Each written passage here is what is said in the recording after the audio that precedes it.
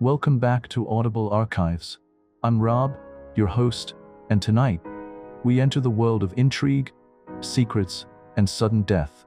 At the Grand Styles Court, a shocking murder disrupts the quiet English countryside, and suspicion falls on everyone. Hidden motives, clever deceptions, and the sharp mind of Hercule Poirot will guide us through this web of mystery. This is The Mysterious Affair at Styles by Agatha Christie, the first case of the world's greatest detective, where every detail, every glance, and every word could hold the key. Don't forget to like, comment, and subscribe, because the game is afoot. Chapter 1. I Go to Styles. The world once whispered of the Styles case, a name that carried both fascination and fear. Newspapers screamed of it, parlors buzzed, and in every corner of England, people speculated about what truly happened behind those ivy-clad walls. But time, as it always does, dulled the noise. The excitement faded into memory, and the truth became buried beneath gossip and half-truths. Even now, fragments of the story twist through conversation, warped by imagination, fed by rumor. And so, at the request of my dear friend Hercule Poirot, and with the consent of the family whose lives were forever changed, I have resolved to tell it all, just as it happened. No embellishment, no invention. Perhaps, when all is laid bare, these words will finally silence the whispers. As for me, I was drawn into the affair almost by accident, though fate, it seems, had other ideas. Allow me, then, to begin at the beginning, and recount the strange series of events that first bound me to the mystery of Styles. I had been invalid home from the front, and, after spending some months in a rather depressing convalescent home, was given a month's sick leave. Having no near relations or friends, I was trying to make up my mind what to do, when I ran across John Cavendish. I had seen very little of him for some years. Indeed, I had never known him particularly well. He was a good 15 years my senior, for one thing, though he hardly looked his 45 years. As a boy, though, I had often stayed at Styles, his mother's place in Essex. We had a good yarn about old times, and it ended in his inviting me down to Styles to spend my leave there. "The mater will be delighted to see you again, after all those years," he added. "Your mother keeps well?" I asked. "Oh yes, I suppose you know that she has married again?" I am afraid I showed my surprise rather plainly. Mrs. Cavendish, who had married John's father when he was a widower with 2 sons, had been a handsome woman of middle age as I remembered her. She certainly could not be a day less than 70 now. I recalled her as an energetic, autocratic personality, somewhat inclined to charitable and social notoriety, with a fondness for opening bazaars and playing the Lady Bountiful. She was a most generous woman, and possessed a considerable fortune of her own. Their country place, Styles Court, had been purchased by Mr. Cavendish early in their married life. He had been completely under his wife's ascendancy, so much so that, on dying, he left the place to her for her lifetime, as well as the larger part of his income, an arrangement that was distinctly unfair to his 2 sons. Their step-mother, however, had always been most generous to them. Indeed, they were so young at the time of their father's remarriage that they always thought of her as their own mother. Lawrence, the younger, had been a delicate youth. He had qualified as a doctor but early relinquished the profession of medicine, and lived at home while pursuing literary ambitions, though his verses never had any marked success.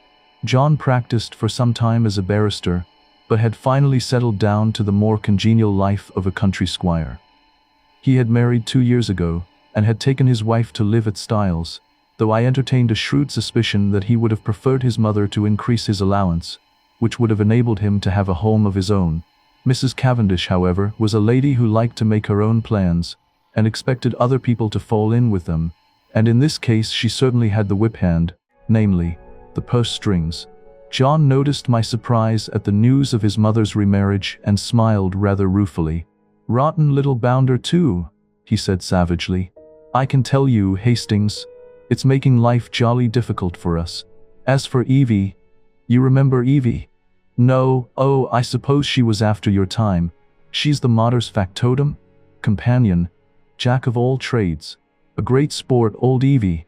Not precisely young and beautiful, but as game as they make them. You were going to say? Oh, this fellow. He turned up from nowhere on the pretext of being a second cousin or something of Evie's, though she didn't seem particularly keen to acknowledge the relationship. The fellow is an absolute outsider. Anyone can see that.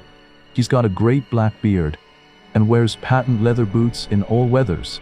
But the mater catoned to him at once. Took him on as secretary. You know how she's always running 100 societies. I nodded. Well, of course the war has turned the hundreds into thousands. No doubt the fellow was very useful to her. But you could have knocked us all down with a feather when, 3 months ago, she suddenly announced that she and Alfred were engaged.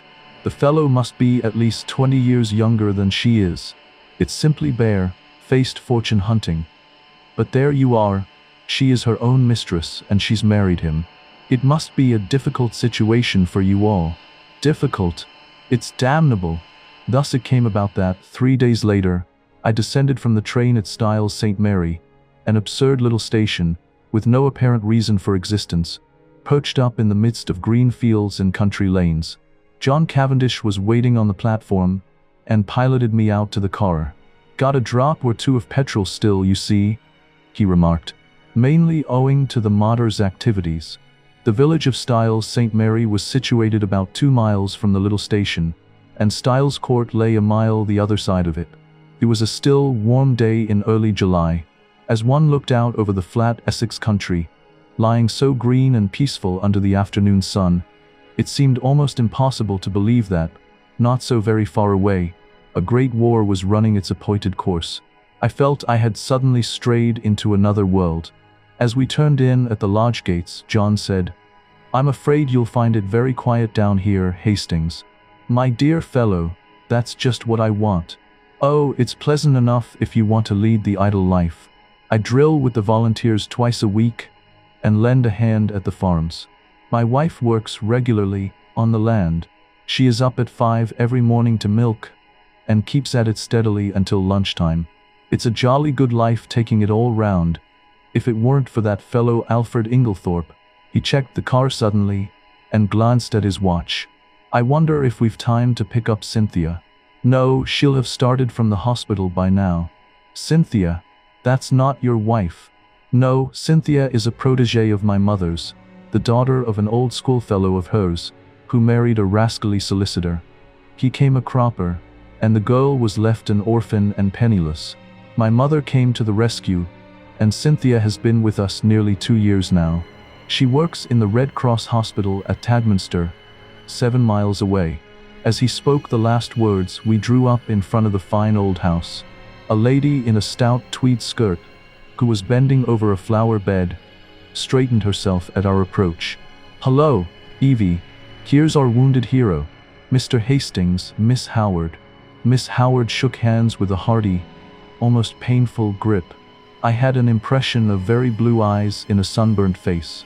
She was a pleasant-looking woman of about 40, with a deep voice, almost manly in its stentorian tones, and had a large, sensible, square body, with feet to match, these last encased in good thick boots. Her conversation, I soon found, was couched in the telegraphic style. "Weeds grow like house afire. Can't keep even with them. Shall press you in. Better be careful." "I'm sure I shall be only too delighted to make myself useful," I responded. "Don't say it. Never does. Wish you hadn't later." "You're a cynic, Evie," said John, laughing. "Where's tea to-day? Inside or out?" "Out. Too fine a day to be cooped up in the house." "Come on then, you've done enough gardening for today. The laborer is worthy of his hire, you know. Come and be refreshed." "Well," said Miss Howard, drawing off her gardening gloves, "I'm inclined to agree with you." She led the way round the house to where tea was spread under the shade of a large sycamore.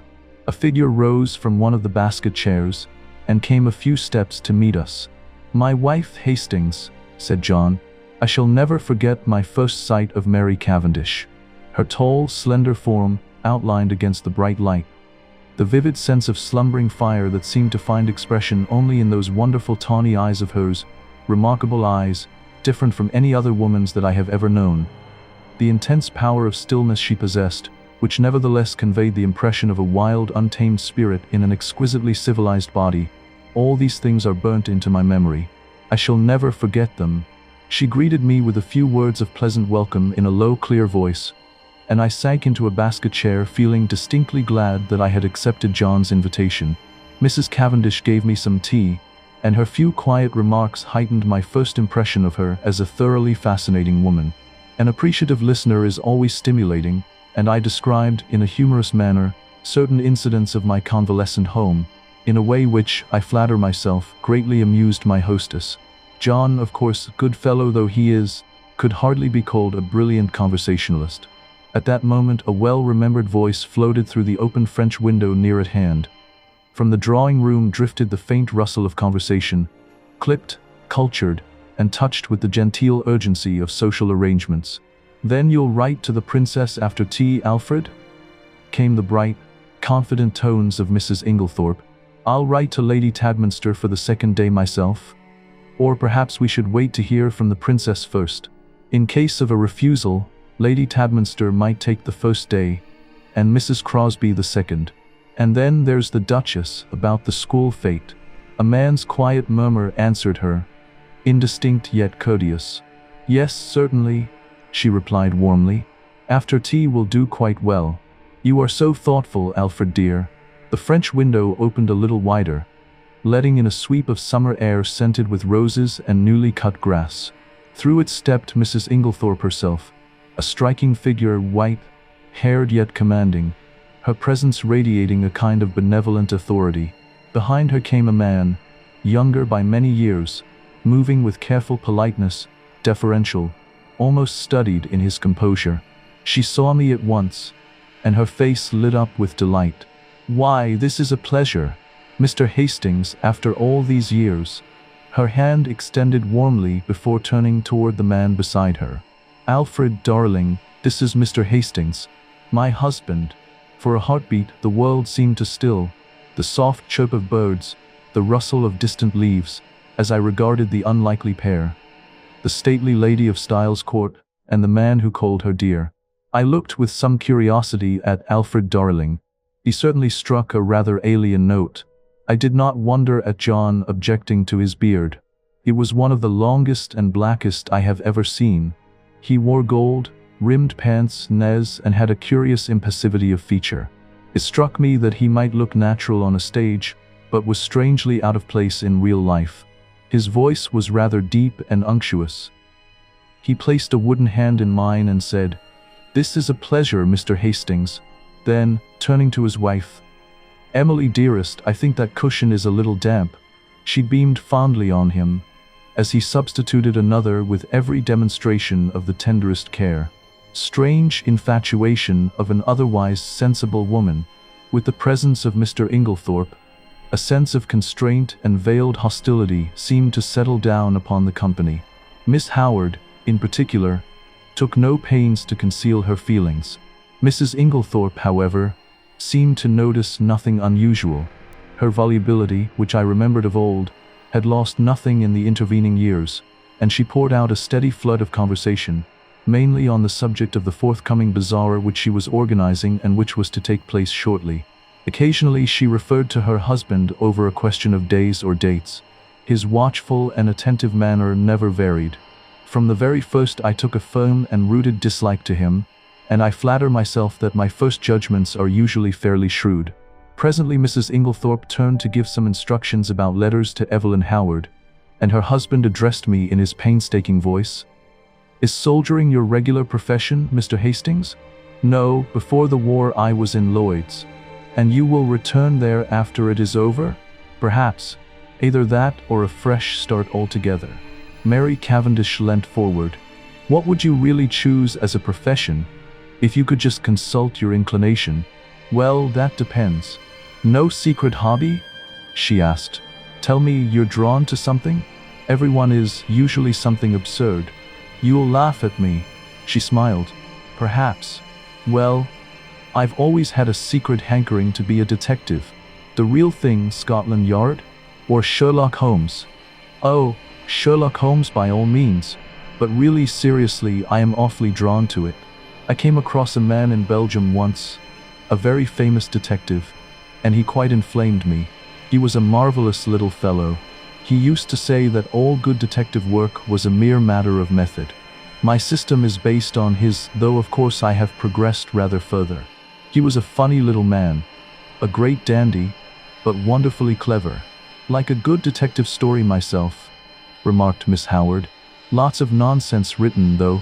Criminal discovered in last chapter. Everyone dumbfounded. Real crime, you'd know at once. There have been a great number of undiscovered crimes. I argued. Don't mean the police, but the people that are right in it. The family. You couldn't really hoodwink them. They'd know. Then, I said, much amused, you think that if you were mixed up in a crime, say a murder, you'd be able to spot the murderer right off? Of course I should. Mightn't be able to prove it to a pack of lawyers, but I'm certain I'd know. I'd feel it in my fingertips if he came near me. It might be a she, I suggested.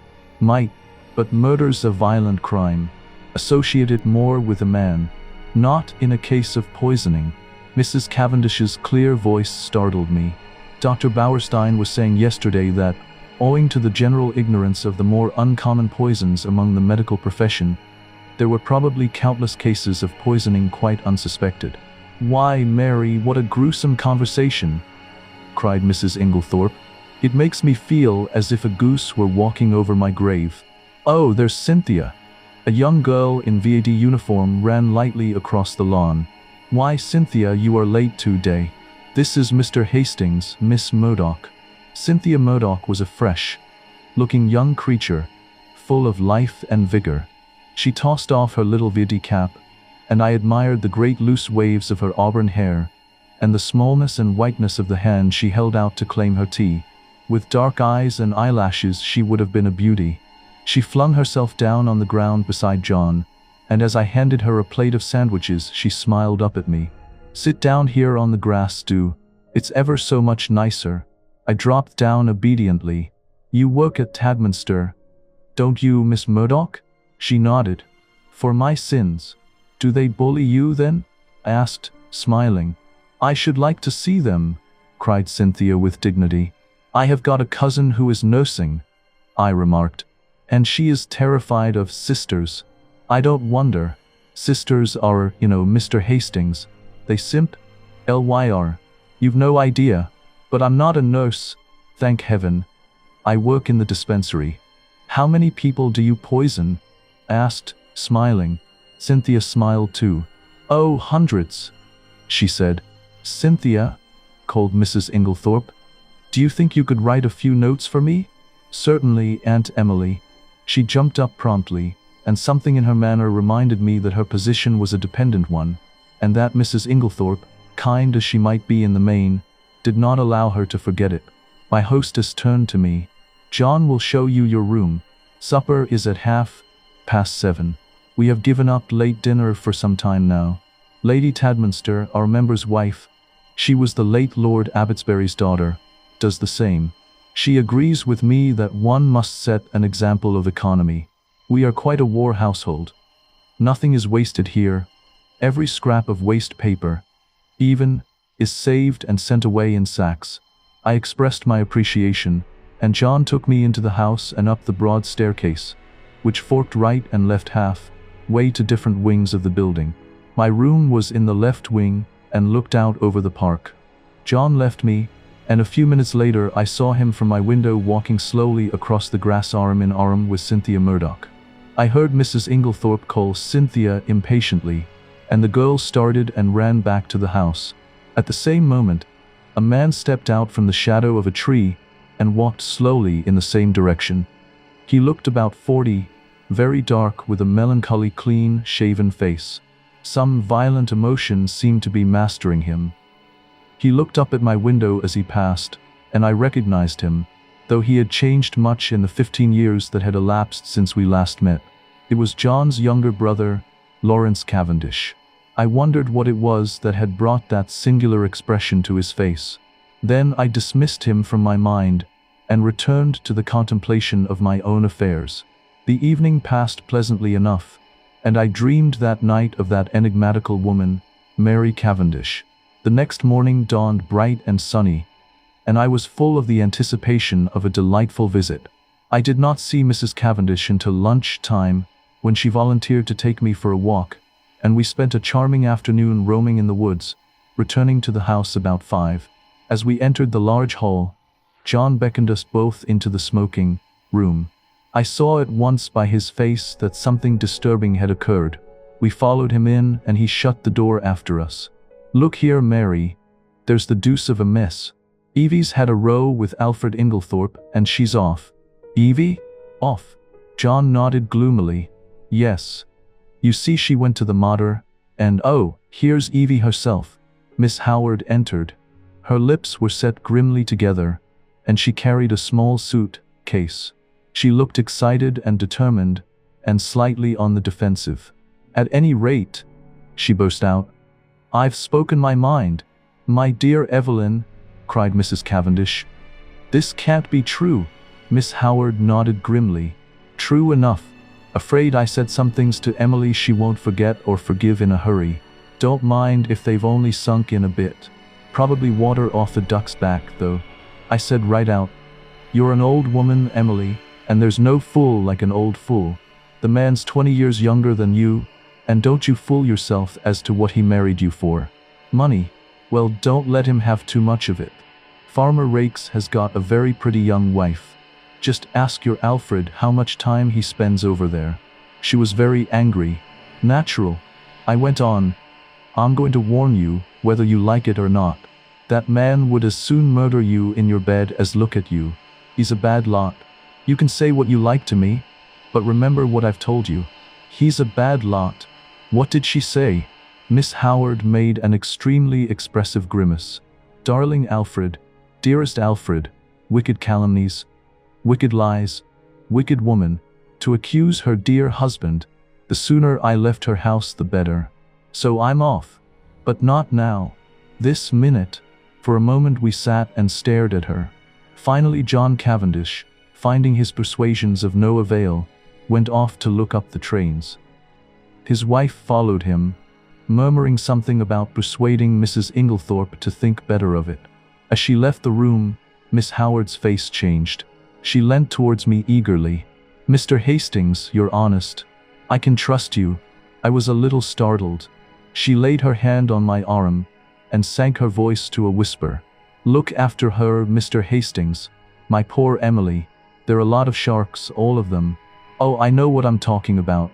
There isn't one of them that's not hard up and trying to get money out of her. I protected her as much as I could. Now I'm out of the way, they'll impose upon her."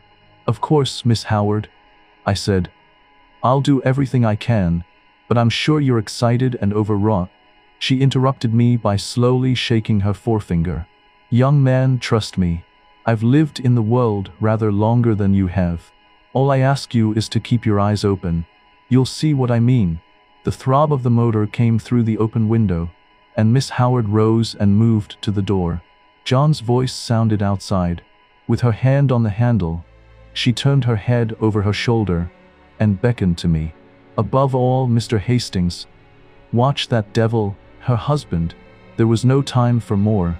Miss Howard was swallowed up in an eager chorus of protests and good-byes. The Inglethorpes did not appear. As the motor drove away, Mrs. Cavendish suddenly detached herself from the group and moved across the drive to the lawn to meet a tall, bearded man who had been evidently making for the house. The color rose in her cheeks as she held out her hand to him. "Who is that?" I asked sharply, for instinctively I distrusted the man. "That's Dr. Bauerstein," said John shortly. "And who is Dr. Bauerstein?" "He's staying in the village doing a rest cure after a bad nervous breakdown. He's a London specialist. A very clever man, one of the greatest living experts on poisons, I believe. And he's a great friend of Mary's," put in Cynthia the irrepressible. John Cavendish frowned and changed the subject. "Come for a stroll, Hastings. This has been a most rotten business." She always had a rough tongue. But there is no stauncher friend in England than Evelyn Howard.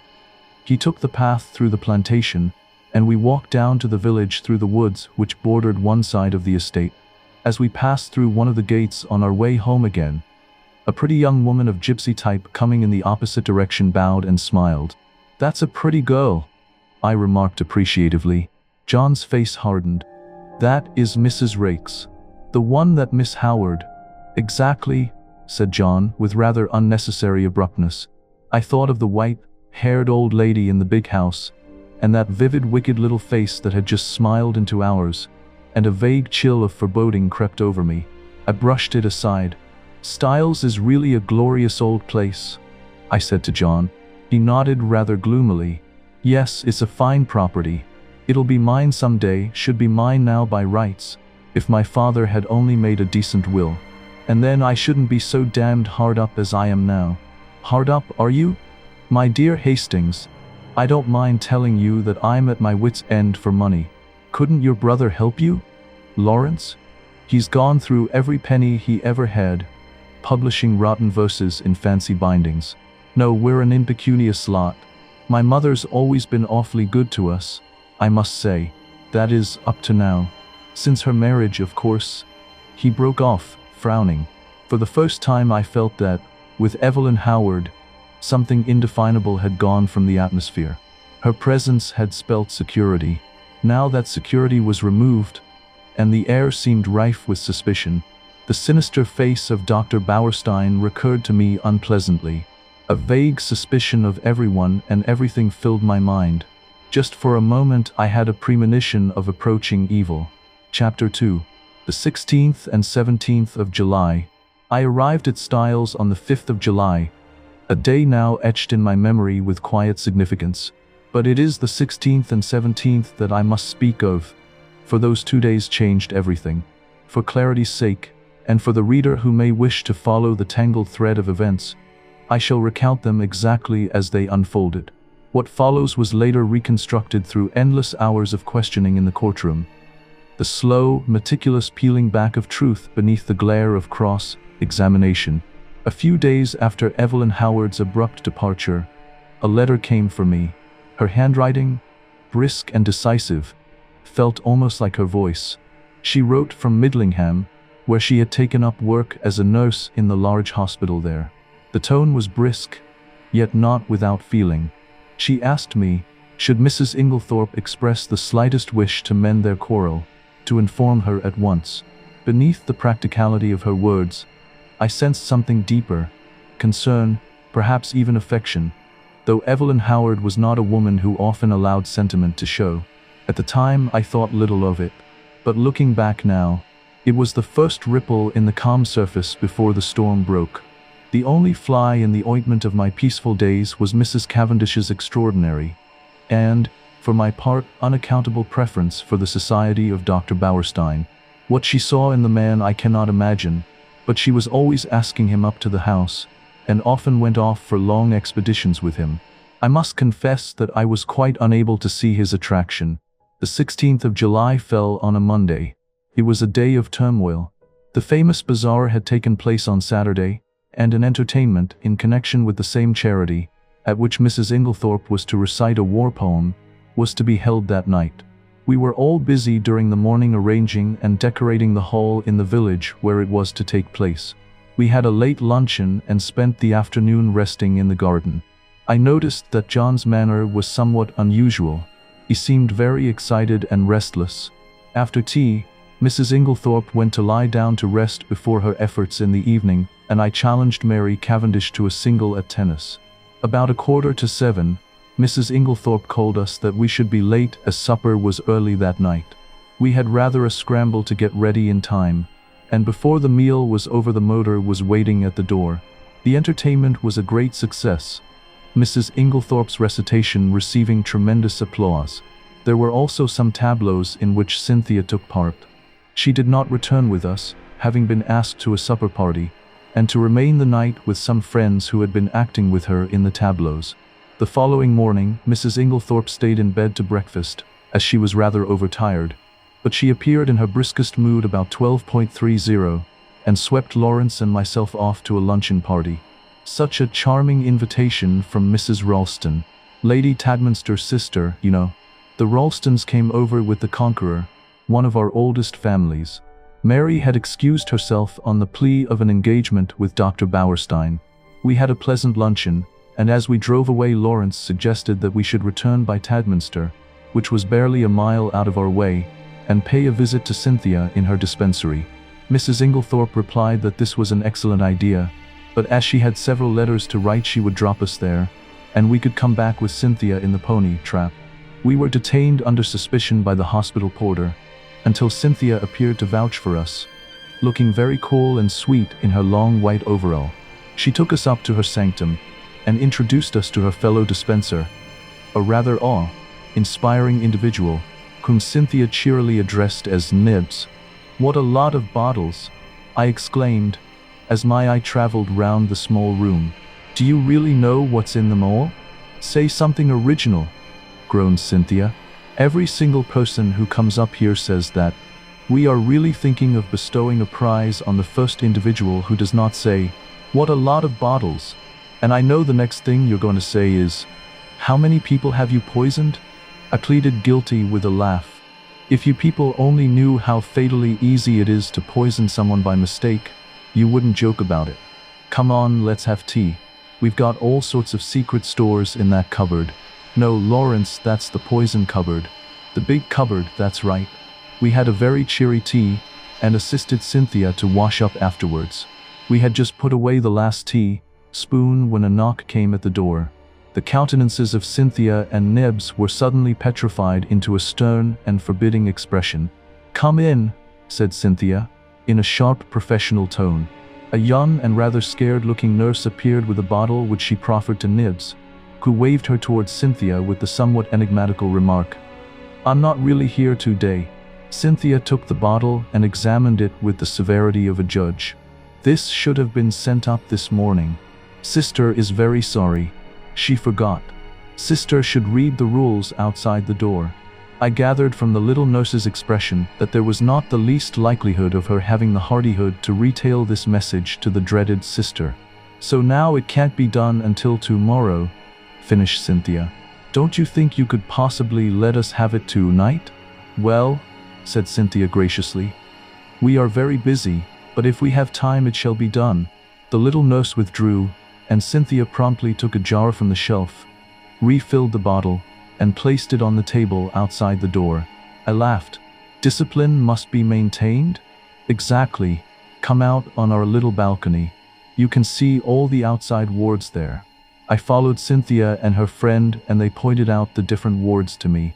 Lawrence remained behind, but after a few moments Cynthia called to him over her shoulder to come and join us. Then she looked at her watch. "Nothing more to do, Nibs?" "No." "All right, then we can lock up and go." I had seen Lawrence in quite a different light that afternoon. Compared to John, he was an astoundingly difficult person to get to know. He was the opposite of his brother in almost every respect, being unusually shy and reserved. Yet he had a certain charm of manner, and I fancied that, if one really knew him well, one could have a deep affection for him. I had always fancied that his manner to Cynthia was rather constrained, and that she on her side was inclined to be shy of him. But they were both gay enough this afternoon, and chatted together like a couple of children. As we drove through the village, I remembered that I wanted some stamps, so accordingly we pulled up at the post office. As I came out again, I cannonied into a little man who was just entering. I drew aside and apologized, when suddenly, with a loud exclamation, he clasped me in his arms and kissed me warmly. "Mon ami Hastings," he cried. "It is indeed mon ami Hastings." "Poirot," I exclaimed. I turned to the pony trap. "This is a very pleasant meeting for me, Miss Cynthia. This is my old friend, Monsieur Poirot, whom I have not seen for years." "Oh, we know Monsieur Poirot," said Cynthia gaily. "But I had no idea he was a friend of yours." "Yes, indeed," said Poirot seriously. "I know Mademoiselle Cynthia. It is by the charity of that good Mrs. Inglethorp that I am here." Then, as I looked at him inquiringly, "Yes, my friend. She had kindly extended hospitality to 7 of my countrypeople who, alas, are refugees from their native land. We Belgians will always remember her with gratitude. Poirot was an extraordinary-looking little man. He was hardly more than 5 feet, 4 inches, but carried himself with great dignity. His head was exactly the shape of an egg, and he always perched it a little on one side. His mustache was very stiff and military. The neatness of his attire was almost incredible. I believe a speck of dust would have caused him more pain than a bullet wound. Yet this quaint dandified little man who, I was sorry to see, now limped badly, had been in his time one of the most celebrated members of the Belgian police. As a detective, his flair had been extraordinary, and he had achieved triumphs by unraveling some of the most baffling cases of the day. He pointed out to me the little house inhabited by him and his fellow Belgians, and I promised to go and see him at an early date. Then he raised his hat with a flourish to Cynthia, and we drove away. "He's a dear little man," said Cynthia. "I'd no idea you knew him. You've been entertaining a celebrity unawares," I replied, and, for the rest of the way home, I recited to them the various exploits and triumphs of Hercule Poirot. We arrived back in a very cheerful mood. As we entered the hall, Mrs. Inglethorp came out of her boudoir. She looked flushed and upset. "Oh, it's you," she said. "Is there anything the matter, Aunt Emily?" asked Cynthia. "Certainly not," said Mrs. Inglethorp sharply. "What should there be?" Then, catching sight of Dorcas, the parlor maid, going into the dining room, she called to her to bring some stamps into the boudoir. "Yes, ma'am." The old servant hesitated, then added diffidently, "Don't you think, you'd better get to bed? You're looking very tired." "Perhaps you're right, Dorcas. Yes, no, not now. I've some letters I must finish by post time. Have you lighted the fire in my room as I told you?" "Yes, ma'am." "Then I'll go to bed directly after supper." She went into the boudoir again, and Cynthia stared after her. "Goodness gracious, I wonder what's up," she said to Lawrence. He did not seem to have heard her, for without a word he turned on his heel and went out of the house. I suggested a quick game of tennis before supper and, Cynthia agreeing, I ran upstairs to fetch my racket. Mrs. Cavendish was coming down the stairs. It may have been my fancy, but she, too, was looking odd and disturbed. "Had a good walk with Dr. Bauerstein?" I asked, trying to appear as indifferent as I could. "I didn't go," she replied abruptly. "Where is Mrs. Inglethorp?" "In the boudoir." Her hand clenched itself on the banisters. Then she seemed to nerve herself for some encounter, and went rapidly past me down the stairs across the hall to the boudoir, the door of which she shut behind her. As I ran out to the tennis court a few moments later, I had to pass the open boudoir window, and was unable to help overhearing the following scrap of dialogue. Mary Cavendish was saying in the voice of a woman desperately controlling herself. The air inside Styles Court felt strained that afternoon, charged with something unspoken, something sharp enough to cut through the stillness of the summer day. From the corridor, I caught the sound of voices behind a closed door, low at first, then suddenly sharp. "Then you won't show it to me?" Mary Cavendish's voice, steady, but edged with quiet anger. Mrs. Inglethorpe's reply came, cool and dismissive. "My dear Mary, it has nothing to do with that matter." "Then show it to me." "I tell you it is not what you imagine," came the answer, firmer now. "It does not concern you in the least."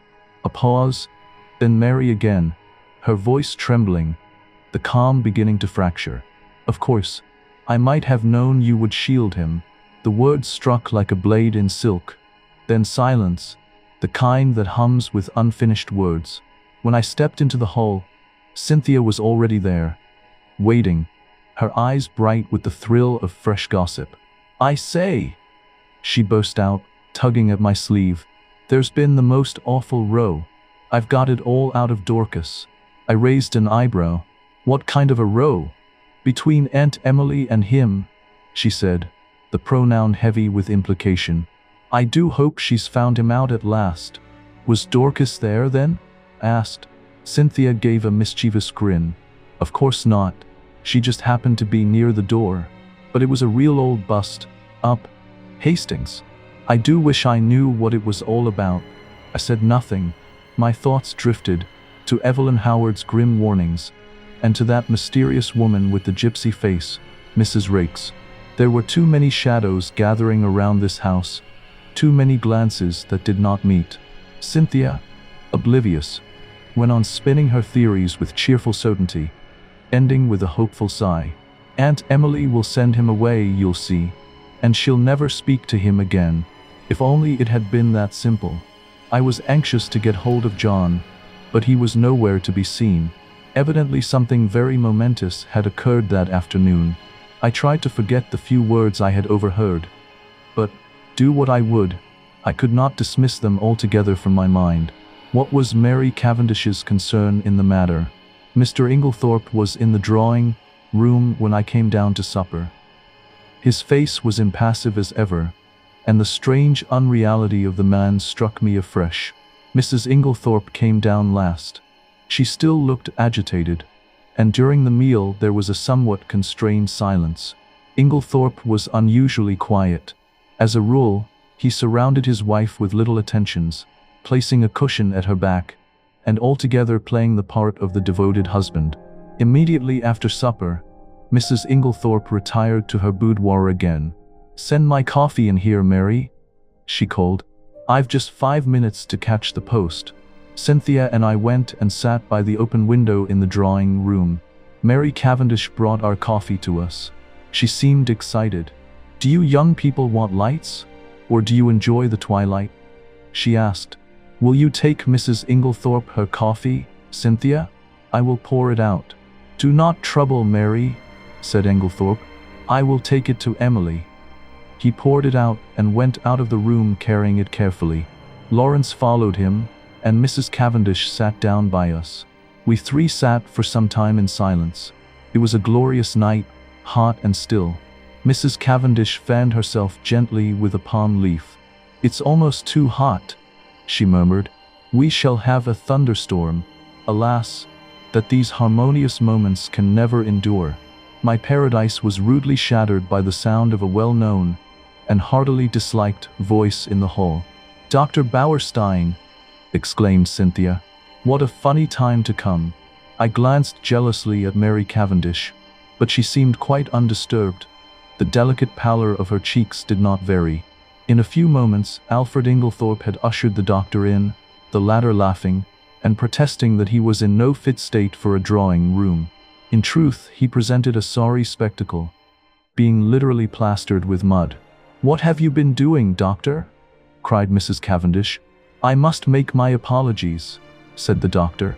"I did not really mean to come in, but Mr. Inglethorp insisted."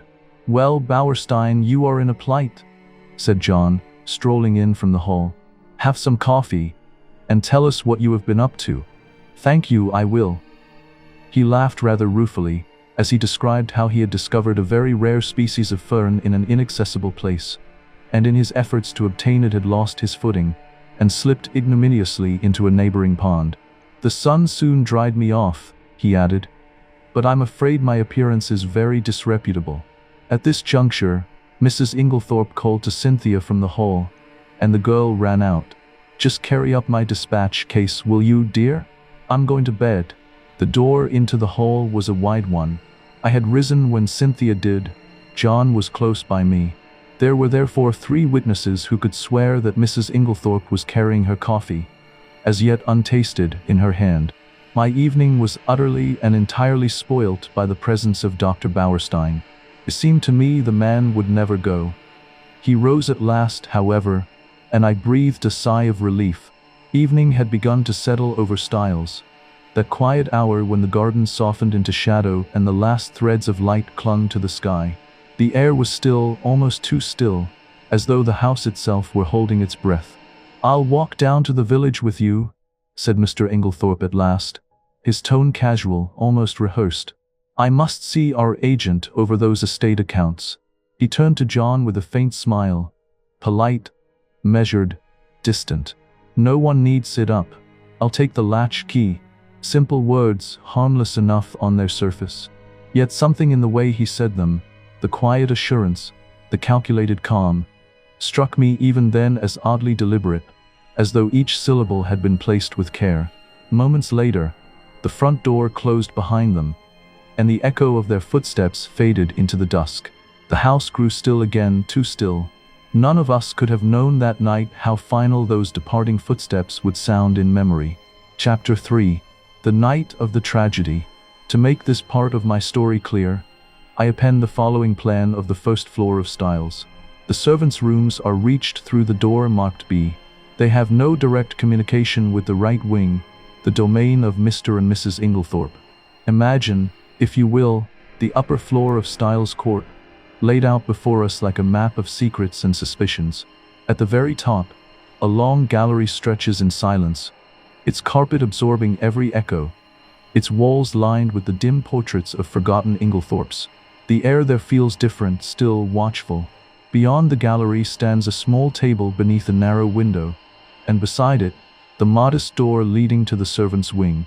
Through that door lies another world, the quiet clatter of basins, the faint scent of soap, the hushed laughter of maids far removed from the affairs of their masters. But turn instead to the right, and you enter the private sanctum of the Inglethorpes, the corridor narrowing, the walls closing in as if to guard their secrets. Here each door conceals a story. Mrs. Inglethorpe's room, richly furnished and faintly perfumed with lavender. The dressing room connecting it to her husband's chamber. And beyond that, the small study where Alfred Inglethorpe so often withdrew under the guise of business. It was within these walls, in this maze of locked doors and narrow passages, that the night's tragedy would unfold. And as I trace the path now, in memory, I can almost feel again that oppressive hush, as though the house itself were listening, waiting. From this gallery, the layout branches symmetrically, like the wings of some grand, brooding bird. To the left, we find John Cavendish's room, followed by Mrs. Cavendish's chamber, her sanctuary, perhaps, or her prison. Below that, a spare room lies empty, waiting for unexpected guests. And then Lawrence Cavendish's quarters, thoughtful and reserved. At the bottom left, the narrator's own room, my room, completes the wing, close enough to hear the whispers of the night. In the heart of it all, a staircase descends gracefully to the courtyard below, flanked by two more spare rooms, one on each side, like silent sentinels. Tucked beside the staircase is a modest bathroom, a place for ablutions amid the intrigue. Now, mirroring the left on the right side, Alfred Inglethorpe's room claims the upper position, exuding an air of calculated calm. Beneath it, Mrs. Inglethorpe's room, poor Emily, at the center of the storm. Another spare room follows, and at the bottom right, Cynthia Murdoch's room, youthful and vibrant, yet touched by the shadows of the house. This, dear listener, is the stage upon which our drama unfolds. A labyrinth of bedrooms and corridors where footsteps echo, doors creak, and alibis are forged in the dead of night. It seemed to be the middle of the night when I was awakened by Lawrence Cavendish. He had a candle in his hand, and the agitation of his face told me at once that something was seriously wrong. "What's the matter?" I asked, sitting up in bed and trying to collect my scattered thoughts. "We are afraid my mother is very ill. She seems to be having some kind of fit. Unfortunately, she has locked herself in. I'll come at once." I sprang out of bed, and, pulling on a dressing gown, followed Lawrence along the passage and the gallery to the right wing of the house. John Cavendish joined us, and one or two of the servants were standing round in a state of awe-stricken excitement. Lawrence turned to his brother. "What do you think we had better do?" Never, I thought, had his indecision of character been more apparent. John rattled the handle of Mrs. Inglethorpe's door violently, but with no effect. It was obviously locked or bolted on the inside. The whole household was aroused by now. The most alarming sounds were audible from the interior of the room. Clearly something must be done. "Try going through Mr. Inglethorpe's room, sir," cried Dorcas. "Oh, the poor mistress." Suddenly I realized that Alfred Inglethorpe was not with us, that he alone had given no sign of his presence. John opened the door of his room. It was pitch dark, but Lawrence was following with the candle, and by its feeble light we saw that the bed had not been slept in, and that there was no sign of the room having been occupied. We went straight to the connecting door. That too was locked or bolted on the inside. What was to be done? "Oh dear, sir," cried Dorcas, wringing her hands. "Whatever shall we do? We must try and break the door in, I suppose. It'll be a tough job, though. Here, let one of the maids go down and wake Bailey and tell him to go for Dr. Wilkins at once. Now then, we'll have a try at the door. Half a moment, though. Isn't there a door into Miss Cynthia's rooms?" "Yes, sir, but that's always bolted. It's never been undone." "Well, we might just see." He ran rapidly down the corridor to Cynthia's room. Mary Cavendish was there, shaking the girl, who must have been an unusually sound sleeper, and trying to wake her. In a moment or two he was back. "No good. That's bolted too. We must break in the door. I think this one is a shade less solid than the one in the passage." We strained and heaved together. The framework of the door was solid, and for a long time it resisted our efforts, but at last we felt it give beneath our weight, and finally, with a resounding crash, it was burst open. We stumbled in together, Lawrence still holding his candle. Mrs. Inglethorp was lying on the bed, her whole form agitated by violent convulsions, in one of which she must have overturned the table beside her. As we entered, however, her limbs relaxed, and she fell back upon the pillows. John strode across the room and lit the gas. Turning to Annie, one of the housemaids, he sent her downstairs to the dining room for brandy. Then he went across to his mother whilst I unbolted the door that gave on the corridor. I turned to Lawrence, meaning to tell him that my help was no longer required, that the worst had passed and I would take my leave. But the words never found their way past my lips. He stood before me like a man struck dead on his feet. Every trace of color had fled from his face. He was as white as carved marble, his mouth half open, yet soundless. The candle in his trembling hands spat wax onto the carpet, each droplet falling like a heartbeat in the silence. His eyes, wide, unblinking, were fixed not on me, but on something beyond, something just over my shoulder. There was a horror in them I shall never forget, the kind that does not shout, but freezes the soul in silence. I turned instinctively, my breath held, expecting, I scarcely knew what, but there was nothing, only the pale embers glowing faintly in the grate, a dying pulse of orange and gray. The mantelpiece stood neat and unremarkable, the row of prim ornaments perfectly in place, unthreatening in their stillness. And yet, the room felt wrong. The air seemed thicker somehow, as though the horror Lawrence had seen still lingered there, invisible, but heavy, pressing down on us both. The violence of Mrs. Inglethorpe's attack seemed to be passing. She was able to speak in short gasps. "Better now, very sudden, stupid of me to lock myself in." A shadow fell on the bed and, looking up, I saw Mary Cavendish standing near the door with her arm around Cynthia. She seemed to be supporting the girl, who looked utterly dazed and unlike herself. Her face was heavily flushed, and she yawned repeatedly. "Poor Cynthia is quite frightened," said Mrs. Cavendish in a low, clear voice. She herself, I noticed, was dressed in her white lawn smock. Then it must be later than I thought. I saw that a faint streak of daylight was showing through the curtains of the windows, and that the clock on the mantelpiece pointed to close upon 5 o'clock. A strangled cry from the bed startled me. A fresh access of pain seized the unfortunate old lady. The convulsions were of a violence terrible to behold. Everything was confusion. We thronged round her, powerless to help or alleviate. A final convulsion lifted her from the bed, until she appeared to rest upon her head and her heels, with her body arched in an extraordinary manner. In vain Mary and John tried to administer more brandy. The moments flew. Again the body arched itself in that peculiar fashion.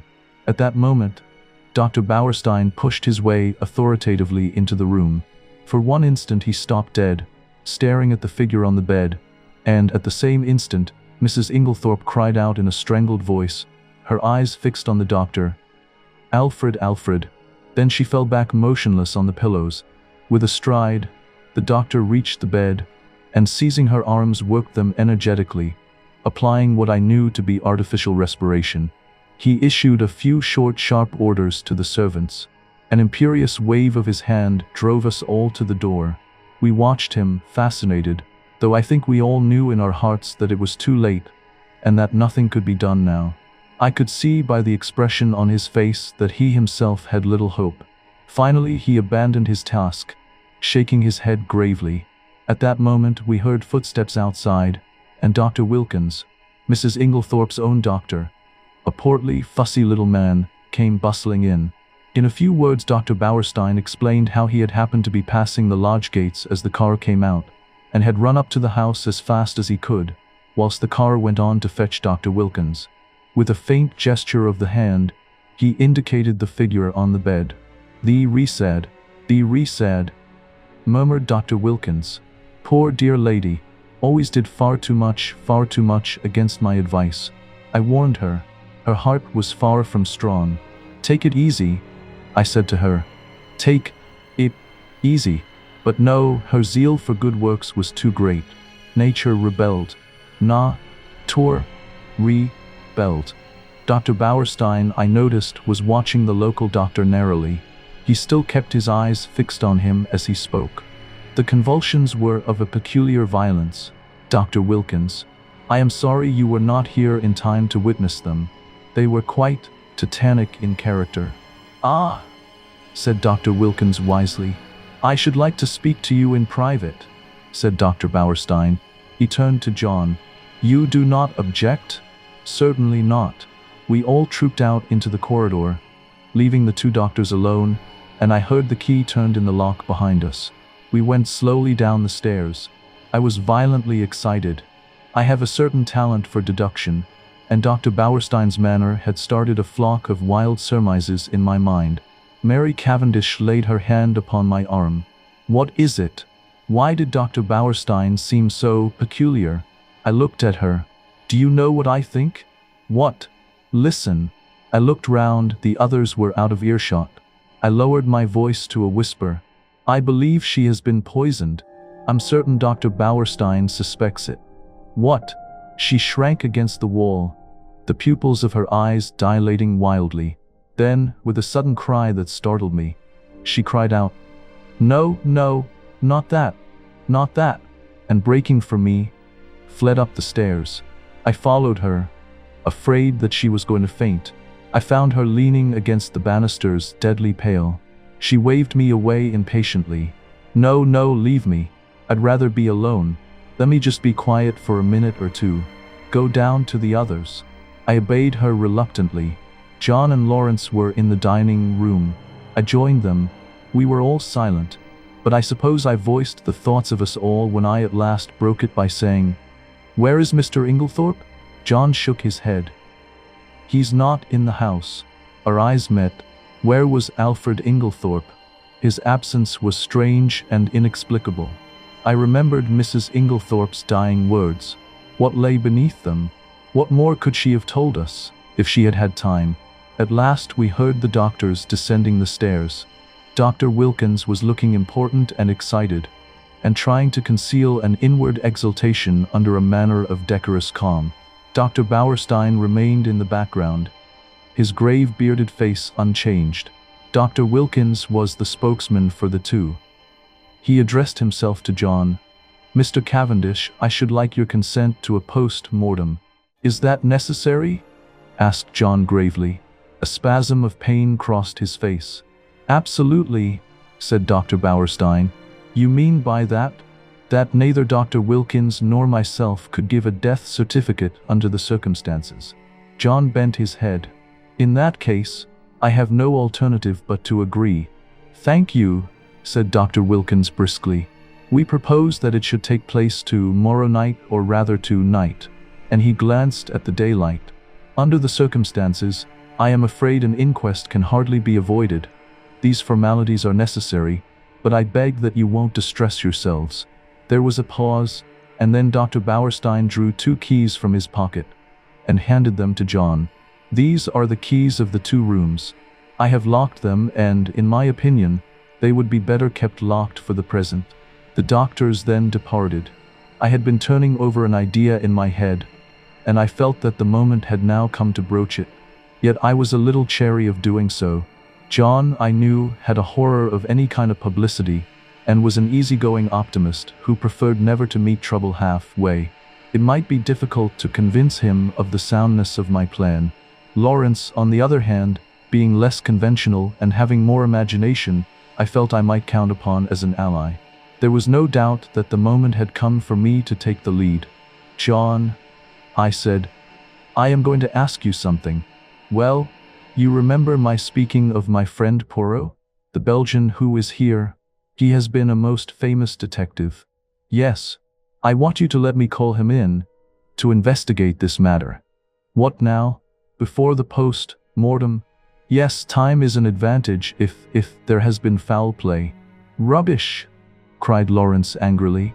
"In my opinion, the whole thing is a mare's nest of Bauerstein's. Wilkins hadn't an idea of such a thing until Bauerstein put it into his head. But, like all specialists, Bauerstein's got a bee in his bonnet. Poisons are his hobby, so of course he sees them everywhere."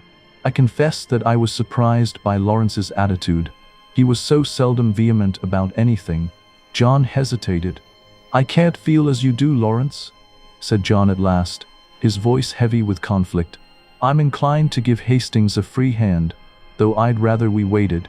We don't want any unnecessary scandal." "No, no," I interrupted, perhaps too quickly. "You need have no fear of that. Poirot is discretion itself." For a moment, John said nothing, his eyes clouded with doubt. Then, with a slow exhale, he nodded. "Very well then, have it your own way. I leave it in your hands." He paused, the next words seemed torn from him. "Though if it is as we suspect, it seems a clear enough case. God forgive me if I am wronging him." The room fell into a heavy silence. Even the ticking of the clock on the mantelpiece seemed unnaturally loud. I glanced at my watch. 6 o'clock. The world outside was just beginning to stir, the first pale light of dawn creeping through the curtains. There was no time to waste. Every minute mattered now. Yet before I left, curiosity, or perhaps grim necessity, held me back. I turned toward the library, its shadows deep and still, and began searching among the rows of books.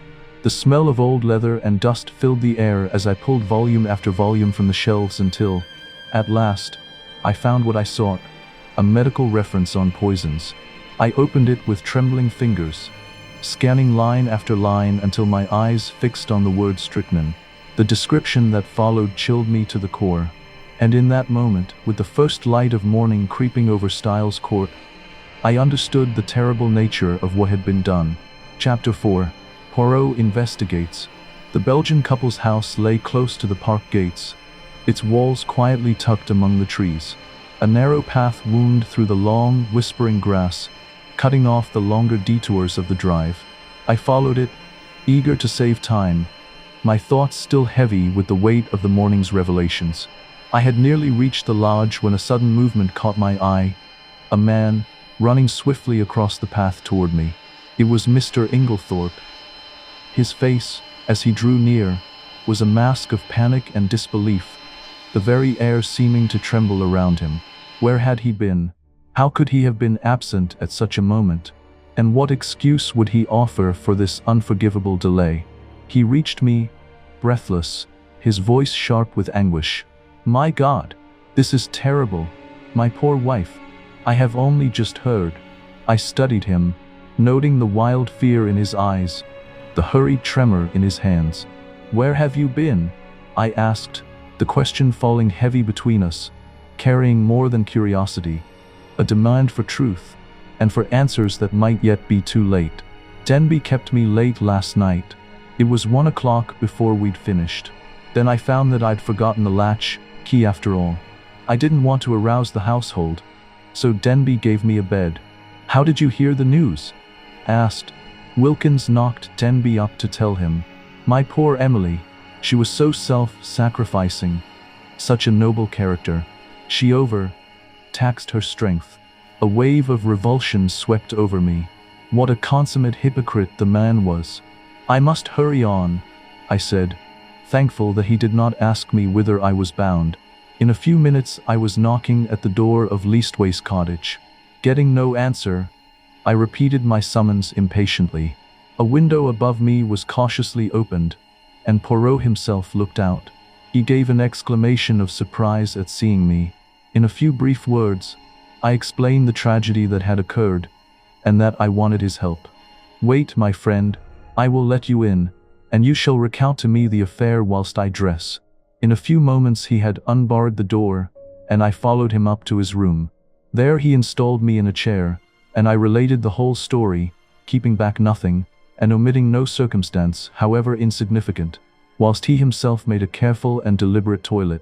I told him of my awakening, of Mrs. Inglethorp's dying words, of her husband's absence, of the quarrel the day before, of the scrap of conversation between Mary and her mother-in-law that I had overheard, of the former quarrel between Mrs. Inglethorp and Evelyn Howard, and of the latter's innuendos. I was hardly as clear as I could wish. I repeated myself several times, and occasionally had to go back to some detail that I had forgotten. Poirot smiled kindly on me. "The mind is confused? Is it not so? Take time, mon ami. You are agitated, you are excited, it is but natural. Presently, when we are calmer, we will arrange the facts neatly, each in his proper place. We will examine and reject. Those of importance we will put on one side, those of no importance poof." He screwed up his cherub-like face and puffed comically enough. "Blow them away. That's all very well," I objected. "But how are you going to decide what is important and what isn't? That always seems the difficulty to me." Poirot shook his head energetically. He was now arranging his mustache with exquisite care. Poirot's eyes sparkled with that peculiar light that made him seem part conductor, part conjurer, as he leaned forward and began his analysis. "Not so," he said sharply, almost pouncing on the invisible threads of thought. "Voyons, one fact leads to another, and so we continue." He moved with precision, hands cutting through the air as though tracing lines no one else could see. "Does the next fit in with that? A merveille. Good. We can proceed." His voice quickened with excitement. "This next little fact, no.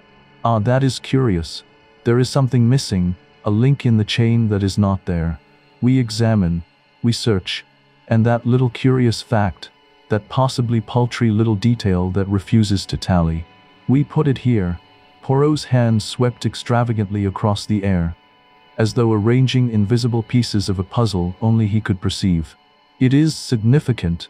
It is tremendous." I nodded, uncertain, caught between admiration and bewilderment. "Why, yes." "Ah," Poirot snapped, shaking his forefinger at me so fiercely that I recoiled. "Beware. Peril awaits the detective who says, 'It is so small it does not matter. It will not agree. I will forget it.' That way lies confusion. Everything matters. Everything." And in that moment I understood, in Poirot's mind no detail was ever trivial. Every shadow, every pause, every seemingly insignificant gesture could be the spark that revealed the truth. "I know. You always told me that. That's why I have gone into all the details of this thing, whether they seem to me relevant or not. And I am pleased with you. You have a good memory, and you have given me the facts faithfully. Of the order in which you present them, I say nothing. Truly, it is deplorable. But I make allowances. You are upset. To that I attribute the circumstance that you have omitted one fact of paramount importance." "What is that?" I asked. "You have not told me if Mrs. Inglethorp ate well last night." I stared at him. Surely the war had affected the little man's brain. He was carefully engaged in brushing his coat before putting it on, and seemed wholly engrossed in the task. "I don't remember," I said. "And, anyway, I don't see." "You do not see? But it is of the first importance."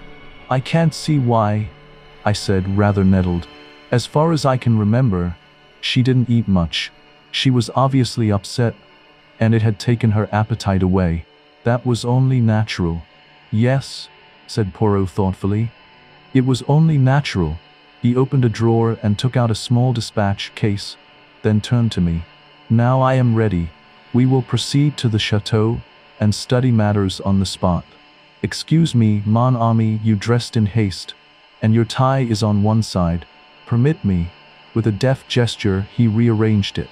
"Est. Now, shall we start?" We hurried up the village and turned in at the lodge gates. Poirot stopped for a moment and gazed sorrowfully over the beautiful expanse of park, still glittering with morning dew. So beautiful, so beautiful. And yet, the poor family, plunged in sorrow, prostrated with grief. He looked at me keenly as he spoke, and I was aware that I reddened under his prolonged gaze. Was the family prostrated by grief? Was the sorrow at Mrs. Inglethorpe's death so great? I realized that there was an emotional lack in the atmosphere. The dead woman had not the gift of commanding love. Her death was a shock and a distress, but she would not be passionately regretted. Poirot seemed to follow my thoughts. He nodded his head gravely. "No, you are right," he said. "It is not as though there was a blood tie. She has been kind and generous to these Cavendishes, but she was not their own mother. Blood tells. Always remember that. Blood tells." "Poirot," I said, "I wish you would tell me why you wanted to know if Mrs. Inglethorpe ate well last night.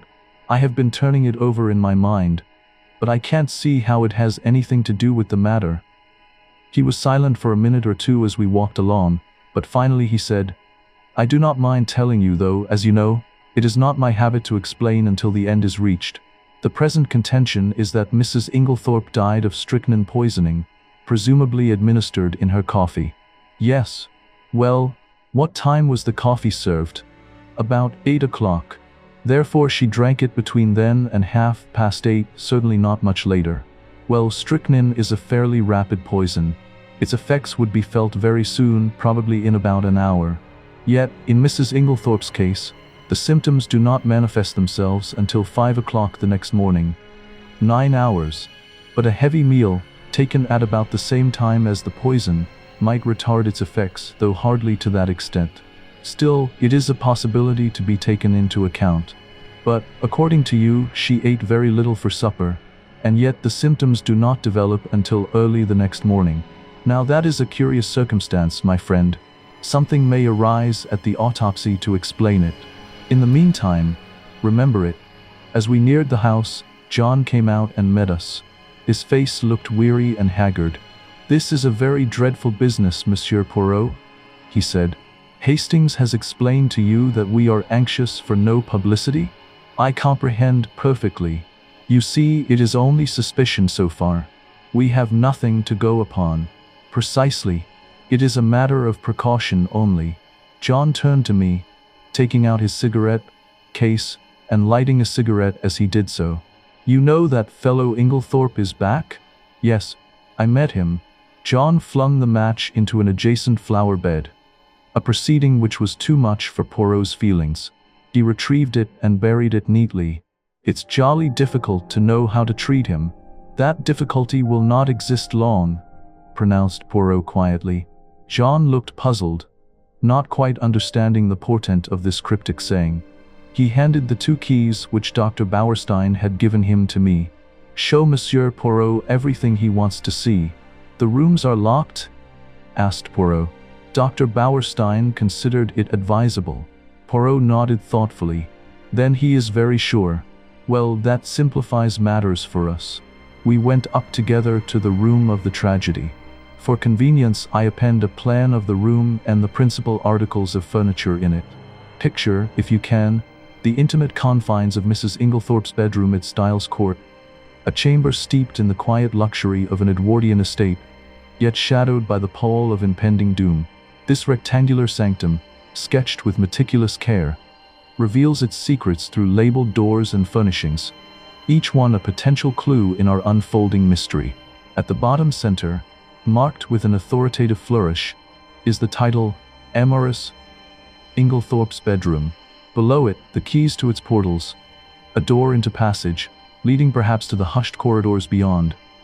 B. Door into Mr. Inglethorpe's room, a threshold of marital alliance or hidden discord. And C. Door into Cynthia's room, connecting to the young ward's domain, innocent or implicated. Entering from the bottom, where door beckons from the passage, we step into a space oriented lengthwise. To the left wall, near the entrance, stands a sturdy chest of drawers, practical and unassuming, guarding its contents like unspoken secrets. Above it, a window gazes out upon the world, admitting the pale light of dawn or the insidious creep of moonlight. Moving inward along the left side, a wardrobe looms, tall and capacious, its doors concealing gowns and garments that whisper of status and style. Beyond it, the room opens to the bed itself, a grand centerpiece, positioned centrally against the back wall, its headboard facing us, promising rest or restless intrigue. Flanking the bed on its left is a washstand, equipped for morning ablutions, and nearby, a small table overturned. Wait, no, labeled as table, overturned. A detail that hints at chaos, a struggle, or a careless mishap in the dead of night. To the right of the bed, a writing desk angles outward, papers and ink perhaps scattered in haste.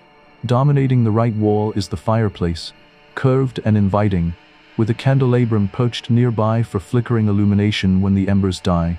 Above the bed, a dressing table holds court, adorned with the vanities of the era, mirrors, brushes, and powders, while a simple table stands sentinel to its left.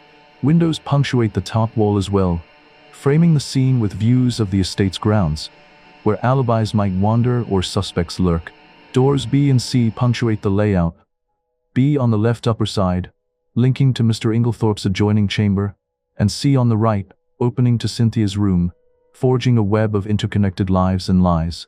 This, dear listener, is no mere bedroom. It is the very epicenter of our tale, where poisons are administered, doors are locked or left ajar, and the air thickens with suspicion under the watchful eyes of Hercule Poirot himself. Poirot locked the door on the inside and proceeded to a minute inspection of the room. He darted from one object to the other with the agility of a grasshopper. I remained by the door, fearing to obliterate any clues. Poirot, however, did not seem grateful to me for my forbearance. "What have you, my friend?" he cried. "That you remain there like, how do you say it?" "Ah yes, the stuck pig." I explained that I was afraid of obliterating any foot marks. Foot marks? But what an idea!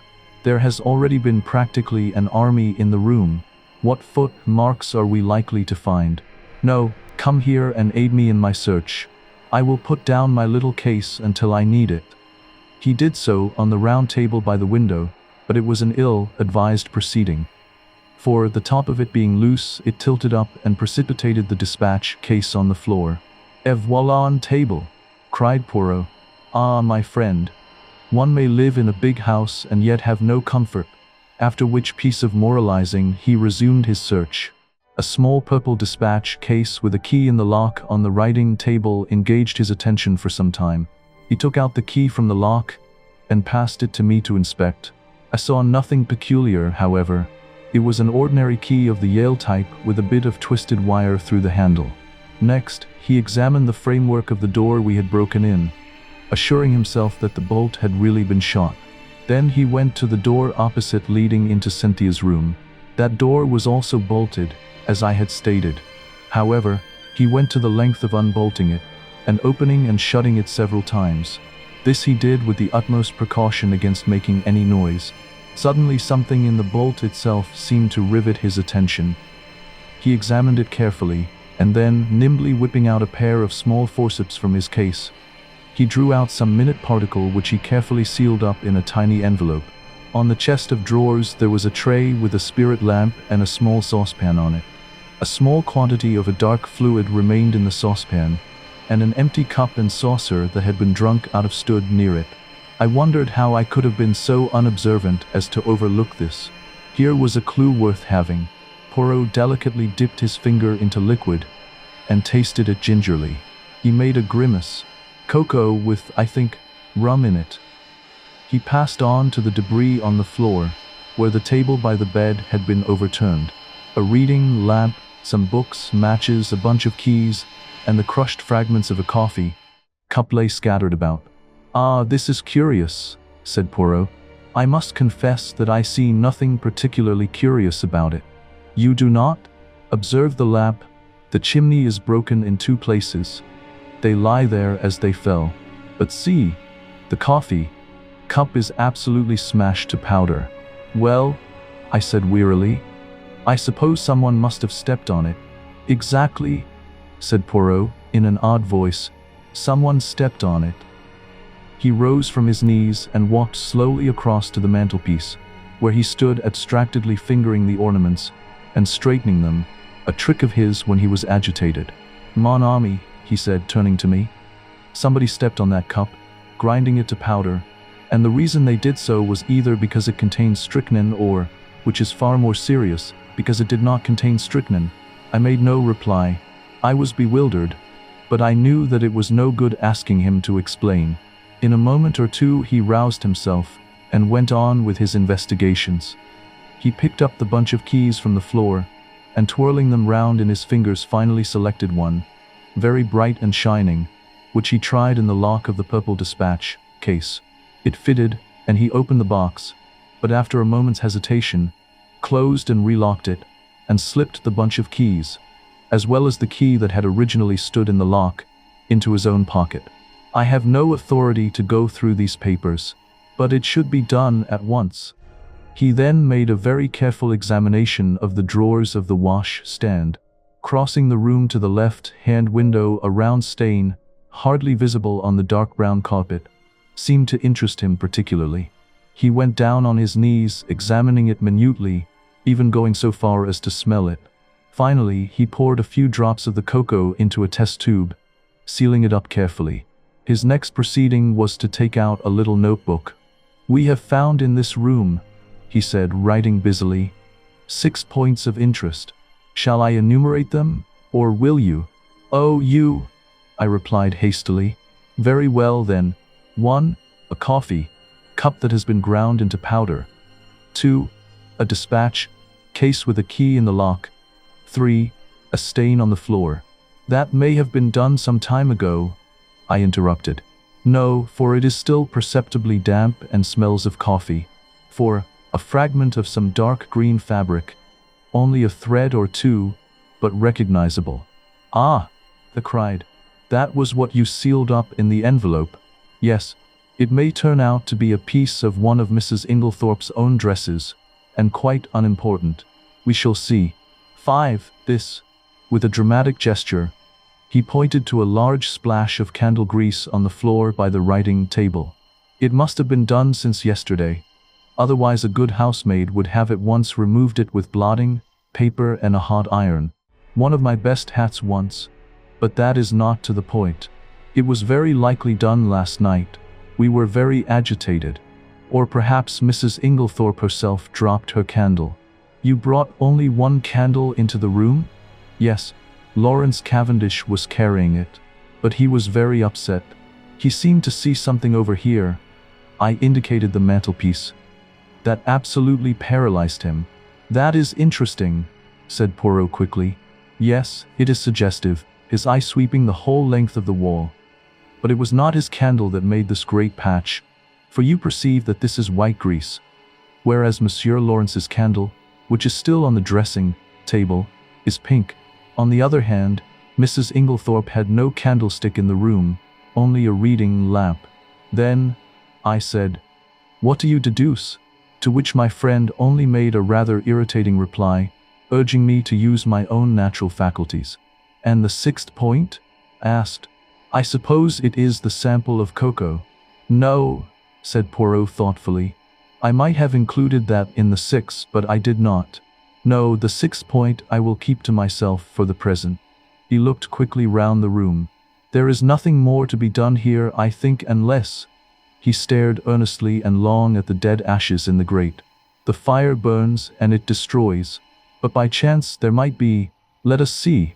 Deftly, on hands and knees, he began to sort the ashes from the grate into the fender, handling them with the greatest caution.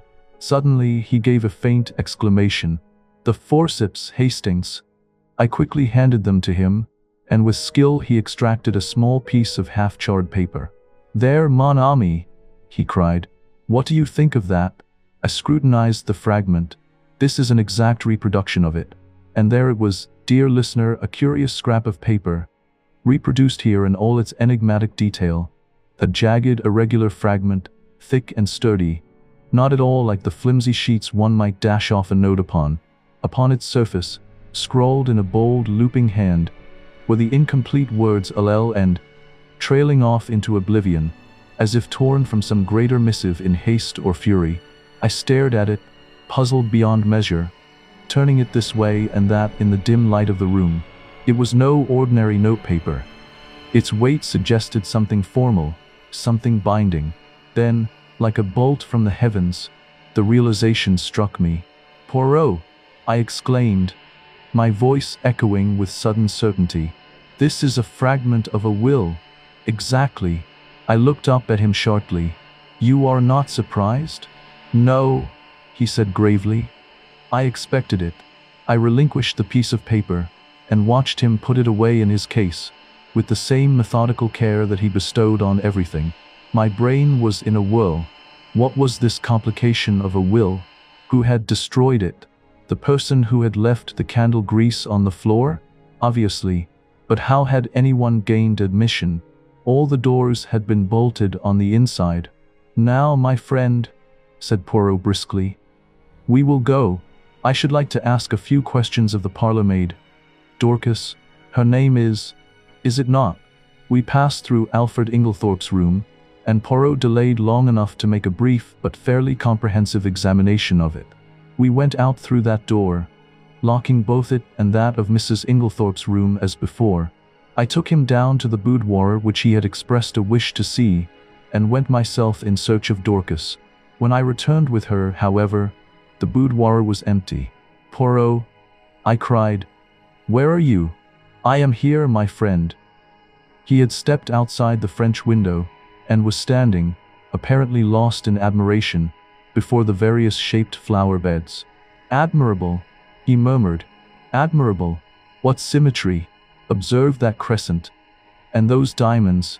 Their neatness rejoices the eye. The spacing of the plants also is perfect. It has been recently done. Is it not so?" "Yes, I believe they were added yesterday afternoon. But come in, Dorcas is here." "Eh bien, eh bien. Do not grudge me a moment's satisfaction of the eye." "Yes, but this affair is more important." "And how do you know that these fine begonias are not of equal importance?" I shrugged my shoulders. There was really no arguing with him if he chose to take that line. "You do not agree? But such things have been. Well, we will come in and interview the brave Dorcas." Dorcas was standing in the boudoir, her hands folded in front of her, and her gray hair rose in stiff waves under her white cap. She was the very model and picture of a good old-fashioned servant. In her attitude towards Poirot, she was inclined to be suspicious, but he soon broke down her defenses. He drew forward a chair. "Pray be seated, mademoiselle." "Thank you, sir. You have been with your mistress many years, is it not so?" 10 years, sir." "That is a long time and very faithful service. You were much attached to her, were you not?" "She was a very good mistress to me, sir." "Then you will not object to answering a few questions. I put them to you with Mr. Cavendish's full approval." "Oh, certainly, sir. Then I will begin by asking you about the events of yesterday afternoon. Your mistress had a quarrel." "Yes, sir. But I don't know that I ought." Dorcas hesitated. Poirot looked at her keenly. "My good Dorcas, it is necessary that I should know every detail of that quarrel as fully as possible. Do not think that you are betraying your mistress's secrets. Your mistress lies dead, and it is necessary that we should know all, if we are to avenge her. Nothing can bring her back to life, but we do hope, if there has been foul play, to bring the murderer to justice." "Amen to that," said Dorcas fiercely, "and naming no names. There's one in this house that none of us could ever abide, and an ill day it was when first he darkened the threshold." Poirot waited for her indignation to subside, and then, resuming his business-like tone, he asked, "Now, as to this quarrel, what is the first you heard of it?" "Well, sir, I happened to be going along the hall outside yesterday." "What time was that?" "I couldn't say exactly, sir, but it wasn't tea time by a long way. Perhaps 4 o'clock, or it may have been a bit later." "Well, sir, as I said, I happened to be passing along, when I heard voices very loud and angry in here. I didn't exactly mean to listen, but, well, there it is." I stopped. The door was shut, but the mistress was speaking very sharp and clear, and I heard what she said quite plainly. "You have lied to me and deceived me," she said. I didn't hear what Mr. Inglethorp replied. He spoke a good bit lower than she did, but she answered, "How dare you? I have kept you and clothed you and fed you. You owe everything to me, and this is how you repay me, by bringing disgrace upon our name." Again, I didn't hear what he said, but she went on. "Nothing that you can say will make any difference. I see my duty clearly. My mind is made up. You need not think that any fear of publicity or scandal between husband and wife will deter me." Then I thought I heard them coming out, so I went off quickly. "You are sure it was Mr. Inglethorp's voice you heard?" "Oh, yes, sir. Whose else's could it be?" "Well, what happened next?" "Later, I came back to the hall, but it was all quiet. At 5 o'clock, Mrs. Inglethorp rang the bell and told me to bring her a cup of tea, nothing to eat, to the boudoir. She was looking dreadful, so white and upset. "Dorcas," she says, "I've had a great shock." "I'm sorry for that, I says. "You'll feel better after a nice hot cup of tea, She had something in her hand. I don't know if it was a letter or just a piece of paper, but it had writing on it, and she kept staring at it, almost as if she couldn't believe what was written there. She whispered to herself, as though she had forgotten I was there. These few words, and everything's changed. And then she says to me, "Never trust a man, Dorcas. They're not worth it." I hurried off and got her a good strong cup of tea, and she thanked me and said she'd feel better when she drunk it. "I don't know what to do," she says. "Scandal between husband and wife is a dreadful thing, Dorcas. I'd rather hush it up if I could." Mrs. Cavendish came in just then, so she didn't say any more.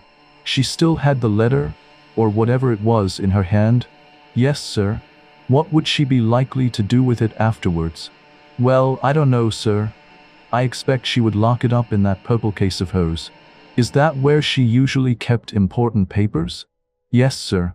She brought it down with her every morning, and took it up every night." "When did she lose the key of it?" "She missed it yesterday at lunch time, sir, and told me to look carefully for it. She was very much put out about it." "But she had a duplicate key?" "Oh, yes, sir." Dorcas was looking very curiously at him, and, to tell the truth, so was I. What was all this about a lost key? Poirot smiled. "Never mind, Dorcas. It is my business to know things. Is this the key that was lost?" He drew from his pocket the key that he had found in the lock of the dispatch case upstairs. Dorcas's eyes looked as though they would pop out of her head. "That's it, sir, right enough. But where did you find it?" "I looked everywhere for it." "Ah, but you see it was not in the same place yesterday as it was today. Now, to pass to another subject. Had your mistress a dark green dress in her wardrobe?" Dorcas was rather startled by the unexpected question. "No, sir." "Are you quite sure?" "Oh, yes, sir." "Has anyone else in the house got a green dress?" Dorcas reflected. "Miss Cynthia has a green evening dress." "Light or dark green?" "A light green, sir. A sort of chiffon, they call it." "Ah, that is not what I want. And nobody else has anything green?" "No, sir, not that I know of." Poirot's face did not betray a trace of whether he was disappointed or otherwise. He merely remarked, "Good, we will leave that and pass on. Have you any reason to believe that your mistress was likely to take a sleeping powder last night?" "Not last night, sir. I know she didn't." "Why do you know so positively?" "Because the box was empty. She took the last one 2 days ago, and she didn't have any more made up." "You are quite sure of that?" "Positive, sir." "Then that is cleared up. By the way, your mistress didn't ask you to sign any paper yesterday." "To sign a paper?" "No, sir. When Mr. Hastings and Mr. Lawrence came in yesterday evening, they found your mistress busy writing letters. I suppose you can give me no idea to whom these letters were addressed." "I'm afraid I couldn't, sir. I was out in the evening. Perhaps Annie could tell you, though she's a careless girl. Never cleared the coffee cups away last night. That's what happens when I'm not here to look after things." Poirot lifted his hand. "Since they have been left, Dorcas, leave them a little longer, I pray you. I should like to examine them." "Very well, sir." What time did you go out last evening? About 6 o'clock, sir. Thank you, Dorcas. That is all I have to ask you. He rose and strolled to the window. I have been admiring these flower beds. How many gardeners are employed here, by the way? Only 3 now, sir. 5 we had before the war, when it was kept as a gentleman's place should be. I wish you could have seen it then, sir. A fair sight it was. But now there's only old Manning and young William, and a new-fashioned woman gardener in breeches and such, like. Ah, these are dreadful times. The good times will come again, Dorcas. At least we hope so. Now, will you send Annie to me here? Yes, sir. Thank you, sir. How did you know that Mrs. Inglethorp took sleeping powders? I asked, in lively curiosity, as Dorcas left the room. And about the lost key and the duplicate? One thing at a time. As to the sleeping powders, I knew by this. He suddenly produced a small cardboard box such as chemists use for powders. Where did you find it? In the wash-stand drawer in Mrs. Inglethorp's bedroom. It was number 6 of my catalogue. But I suppose, as the last powder was taken 2 days ago, it is not of much importance? Probably not. But do you notice anything that strikes you as peculiar about this box? I examined it closely. No, I can't say that I do. Look at the label. I read the label carefully. 1 powder to be taken at bedtime if required. Mrs. Inglethorp. No, I see nothing unusual. Not the fact that there is no chemist's name? Ah, I exclaimed. To be sure, that is odd. Have you ever known a chemist to send out a box like that, without his printed name? No, I can't say that I have. I was becoming quite excited, but Poirot damped my ardor by remarking, "Yet the explanation is quite simple, so do not intrigue yourself, my friend." An audible creaking proclaimed the approach of Annie, so I had no time to reply. Annie was a fine, strapping girl, and was evidently laboring under intense excitement, mingled with a certain ghoulish enjoyment of the tragedy. Poirot came to the point at once with a business-like briskness. "I sent for you, Annie, because I thought you might be able to tell me something about the letters Mrs. Inglethorp wrote last night. How many were there? And can you tell me any of the names and addresses?" Annie considered. "There were 4 letters, sir. 1 was to Miss Howard, and 1 was to Mr. Wells, the lawyer, and the other 2 I don't think I remember, sir. Oh yes, 1 was to Ross's, the caterers in Tadminster. The other one I don't remember." "Think," urged Poirot. Annie racked her brains in vain. "I'm sorry, sir, but it's clean gone. I don't think I can have noticed it." "It does not matter," said Poirot, not betraying any sign of disappointment. "Now I want to ask you about something else. There is a saucepan in Mrs. Inglethorp's room with some cocoa in it. Did she have that every night?" "Yes, sir. It was put in her room every evening, and she warmed it up in the night whenever she fancied it." "What was it? Plain cocoa?" "Yes, sir, made with milk with a teaspoonful of sugar and 2 teaspoonfuls of rum in it." "Who took it to her room?" "I did, sir." "Always?" "Yes, sir." "At what time?" "When I went to draw the curtains, as a rule, sir." "Did you bring it straight up from the kitchen then?" "No, sir. You see there's not much room on the gas stove, so cook used to make it early, before putting the vegetables on for supper. Then I used to bring it up, and put it on the table by the swing door, and take it into her room later." "The swing door is in the left wing, is it not?" "Yes, sir." "And the table, is it on this side of the door, or on the farther servant's side?" "It's this side, sir." "What time did you bring it up last night?" "About 7:15, I should say, sir." "And when did you take it into Mrs. Inglethorp's room?" "When I went to shut up, sir. About 8 o'clock. Mrs. Inglethorp came up to bed before I'd finished. Then, between 7:15 and 8 o'clock, the cocoa was standing on the table in the left wing?" "Yes, sir." Annie had been growing redder and redder in the face, and now she blurted out unexpectedly, "And if there was salt in it, sir, it wasn't me. I never took the salt near it." "What makes you think there was salt in it?" asked Poirot. "Seeing it on the tray, sir." "You saw some salt on the tray?" "Yes, coarse kitchen salt it looked. I never noticed it when I took the tray up, but when I came to take it into the mistress's room I saw it at once. and I suppose I ought to have taken it down again and asked cook to make some fresh. But I was in a hurry because Dorcas was out, and I thought maybe the cocoa itself was all right, and the salt had only gone on the tray. So I dusted it off with my apron and took it in. I had the utmost difficulty in controlling my excitement. Unknown to herself, Annie had provided us with an important piece of evidence. How she would have gaped if she had realized that her coarse kitchen salt was strychnine, one of the most deadly poisons known to mankind. I marveled at Poirot's calm. His self-control was astonishing. I awaited his next question with impatience, but it disappointed me. When you went into Mrs. Inglethorp's room, was the door leading into Miss Cynthia's room bolted? Oh, yes, sir. It always was. It had never been opened. And the door into Mr. Inglethorp's room? Did you notice if that was bolted too? Annie hesitated. I couldn't rightly say, sir. It was shut, but I couldn't say whether it was bolted or not. When you finally left the room, did Mrs. Inglethorp bolt the door after you? No, sir, not then, but I expect she did later. She usually did lock it at night. The door into the passage, that is. Did you notice any candle grease on the floor when you did the room yesterday? Candle grease? Oh no, sir. Mrs. Inglethorp didn't have a candle, only a reading lamp. Then, if there had been a large patch of candle grease on the floor, you think you would have been sure to have seen it? Yes, sir, and I would have taken it out with a piece of blotting paper and a hot iron. Then Poirot repeated the question he had put to Dorcas. Did your mistress ever have a green dress? No, sir, nor a mantle, nor a cape, nor a, how do you call it? A sports coat? Not green, sir, nor anyone else in the house? Annie reflected. No, sir. You are sure of that? Quite sure. Bien, that is all I want to know. Thank you very much. With a nervous giggle, Annie took herself creakingly out of the room.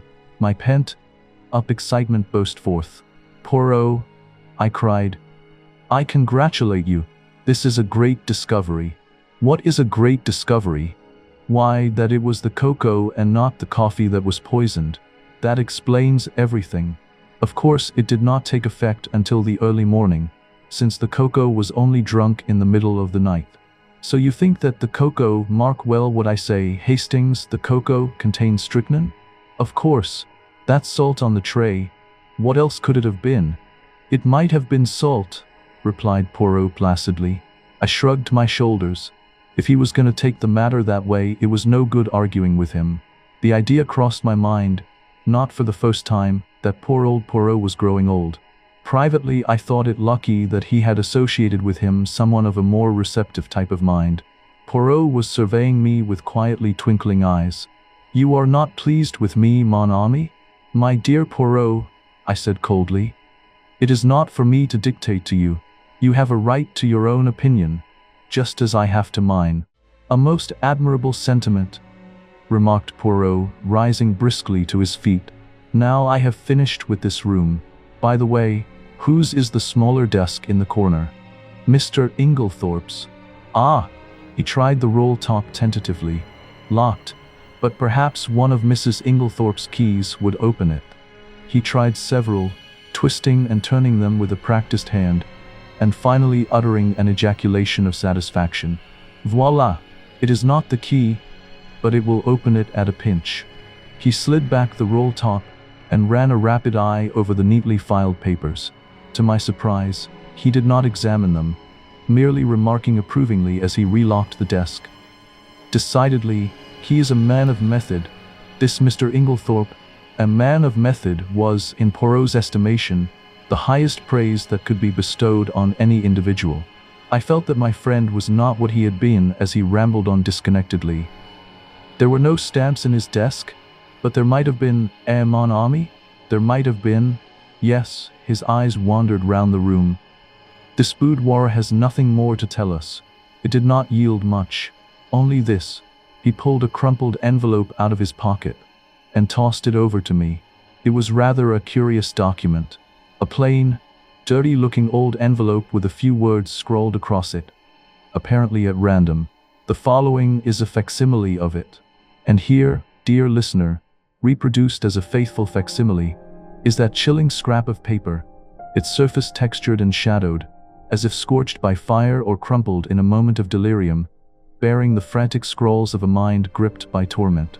The handwriting, cursive and unsteady, slopes across the page in disjointed lines, each one echoing an obsession with a single, haunting word. At the top, isolated and emphatic, possessed. Below it, the plea intensifies. I am possessed. Then, a shift to accusation. He is possessed. Followed once more by the personal cry, I am possessed. And at the bottom, fading into solitude, possessed. The ink seems to tremble on the page, heavy with the weight of unspoken horrors, a testament to the poisoned thoughts that plagued poor Mrs. Inglethorp in her final hours. What devilry inspired such repetition? Ah, the little gray cells, they begin to stir. Chapter 5. It isn't strychnine, is it? Where did you find this? I asked Poirot, curiosity quickening my voice as I held up the crumpled note. In the waste paper basket, he replied smoothly. You recognize the handwriting? Yes, I said, frowning. It is Mrs. Inglethorp's. But what does it mean?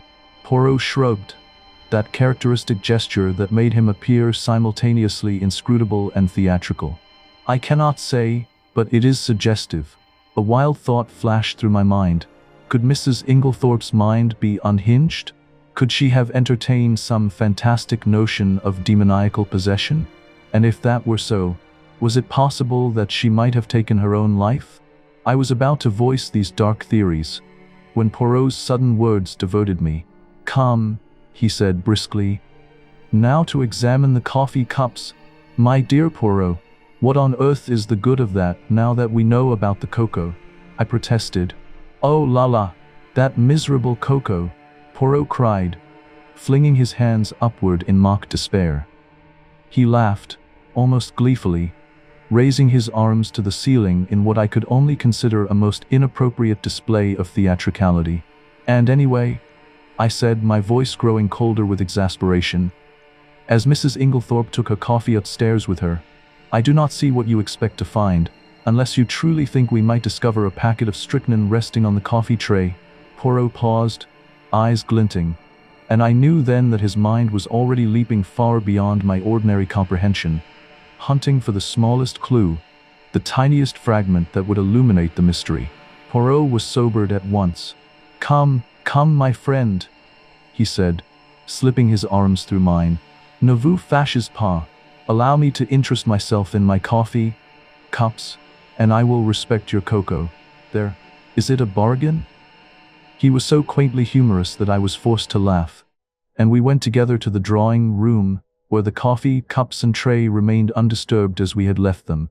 Poirot made me recapitulate the scene of the night before, listening very carefully, and verifying the position of the various cups. So Mrs. Cavendish stood by the tray and poured out. Yes, then she came across to the window where you sat with Mademoiselle Cynthia. Yes, here are the 3 cups, and the cup on the mantelpiece, half drunk, that would be Mr. Lawrence Cavendish's. And the one on the tray, John Cavendish's. I saw him put it down there. Good. 1, 2, 3, 4, 5. But where, then, is the cup of Mr. Inglethorp? He does not take coffee. Then all are accounted for. One moment, my friend. With infinite care, he took a drop or 2 from the grounds in each cup, sealing them up in separate test tubes, tasting each in turn as he did so. His physiognomy underwent a curious change. An expression gathered there that I can only describe as half puzzled and half relieved. Bien, he said at last. It is evident. I had an idea, but clearly I was mistaken. Yes, altogether I was mistaken.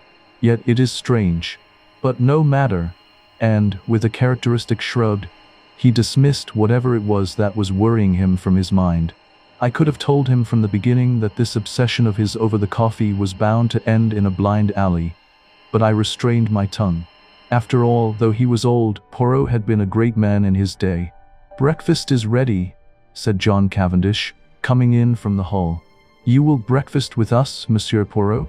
Poirot acquiesced. I observed John.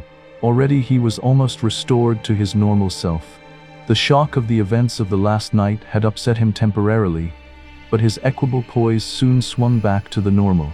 He was a man of very little imagination, in sharp contrast with his brother, who had, perhaps, too much. Ever since the early hours of the morning, John had been hard at work, sending telegrams. One of the first had gone to Evelyn Howard, writing notices for the papers, and generally occupying himself with the melancholy duties that a death entails. "May I ask how things are proceeding?" he said. "Do your investigations point to my mother having died a natural death?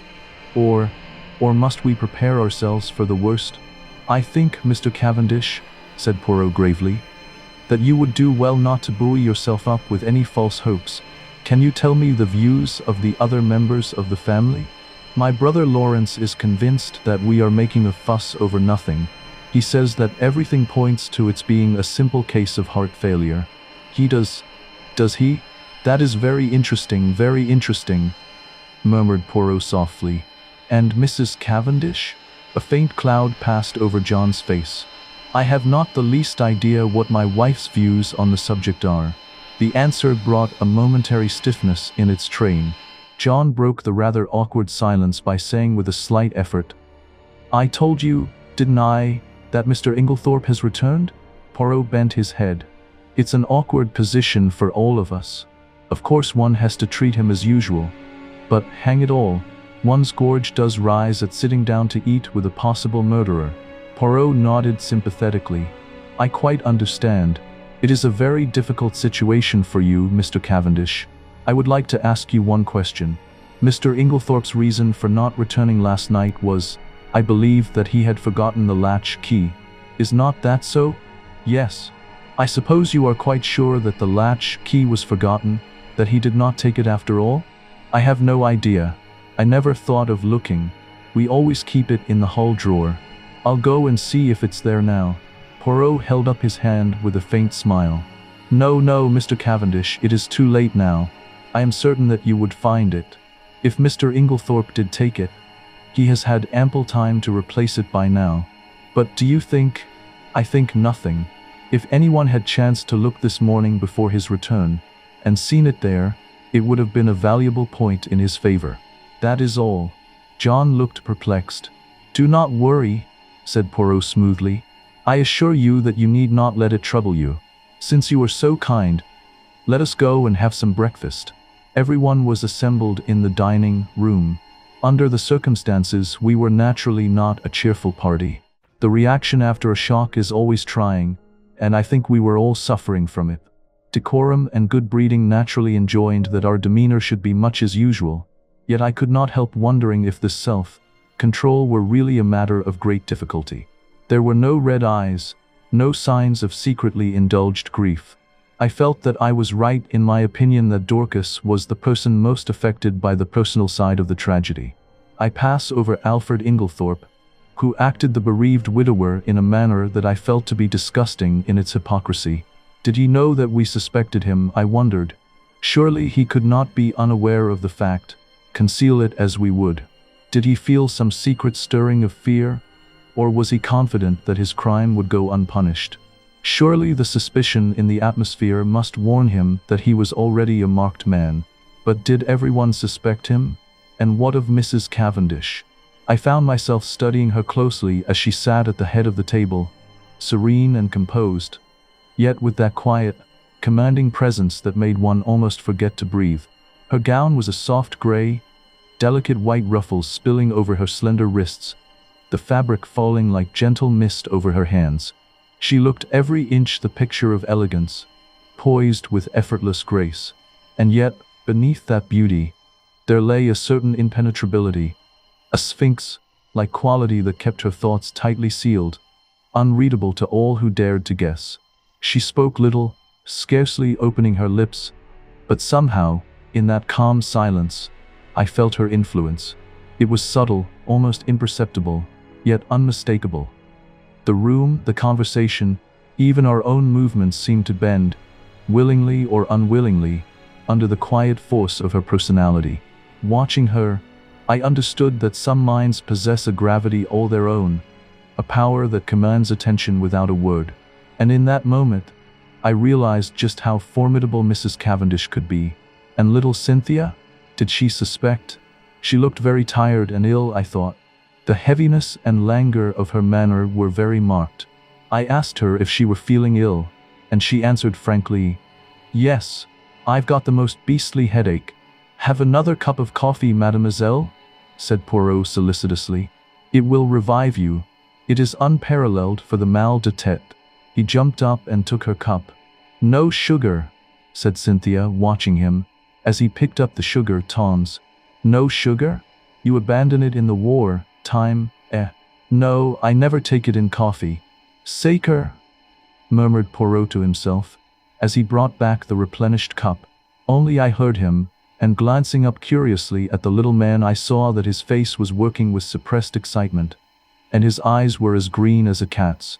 He had heard or seen something that had affected him strongly, but what was it? I do not usually label myself as dense, but I must confess that nothing out of the ordinary had attracted my attention. In another moment, the door opened and Dorcas appeared. "Mr. Wells to see you, sir," she said to John. I remembered the name as being that of the lawyer to whom Mrs. Inglethorp had written the night before. John rose immediately. "Show him into my study." Then he turned to us. "My mother's lawyer," he explained, and in a lower voice. "He is also coroner, you understand. Perhaps you would like to come with me?" We acquiesced and followed him out of the room. John strode on ahead, and I took the opportunity of whispering to Poirot, "There will be an inquest then?" Poirot nodded absently. He seemed absorbed in thought, so much so that my curiosity was aroused. "What is it? You are not attending to what I say." "It is true, my friend. I am much worried." "Why?" "Because Mademoiselle Cynthia does not take sugar in her coffee." "What? You cannot be serious." "But I am most serious. There is something there that I do not understand." My instinct was right. What instinct? The instinct that led me to insist on examining those coffee cups. Chut! No more now. We followed John into his study, and he closed the door behind us. Mr. Wells was a pleasant man of middle age with keen eyes and the typical lawyer's mouth. John introduced us both and explained the reason of our presence. "You will understand, Wells," he added, "that this is all strictly private. We are still hoping that there will turn out to be no need for investigation of any kind." Quite so, said Mr. Wells soothingly. "I wish we could have spared you the pain and publicity of an inquest, but of course it's quite unavoidable in the absence of a doctor's certificate." "Yes, I suppose so. Clever man, Bauerstein. Great authority on toxicology, I believe."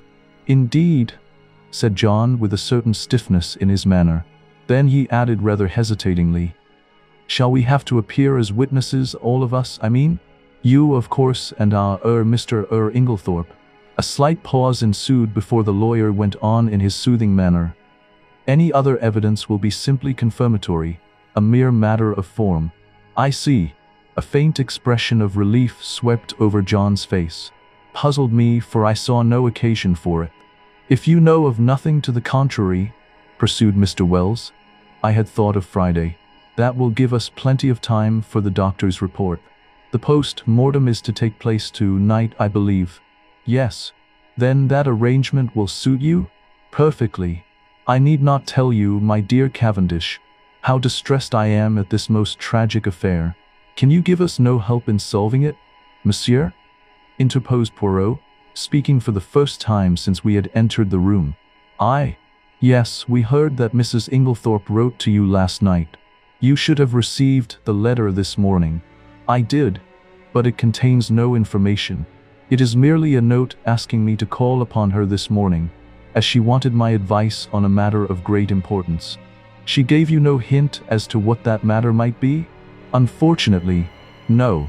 "That is a pity," said John. "A great pity," agreed Poirot gravely. There was silence. Poirot remained lost in thought for a few minutes. Finally, he turned to the lawyer again. "Mr. Wells, there is one thing I should like to ask you, that is, if it is not against professional etiquette. In the event of Mrs. Inglethorp's death, who would inherit her money?"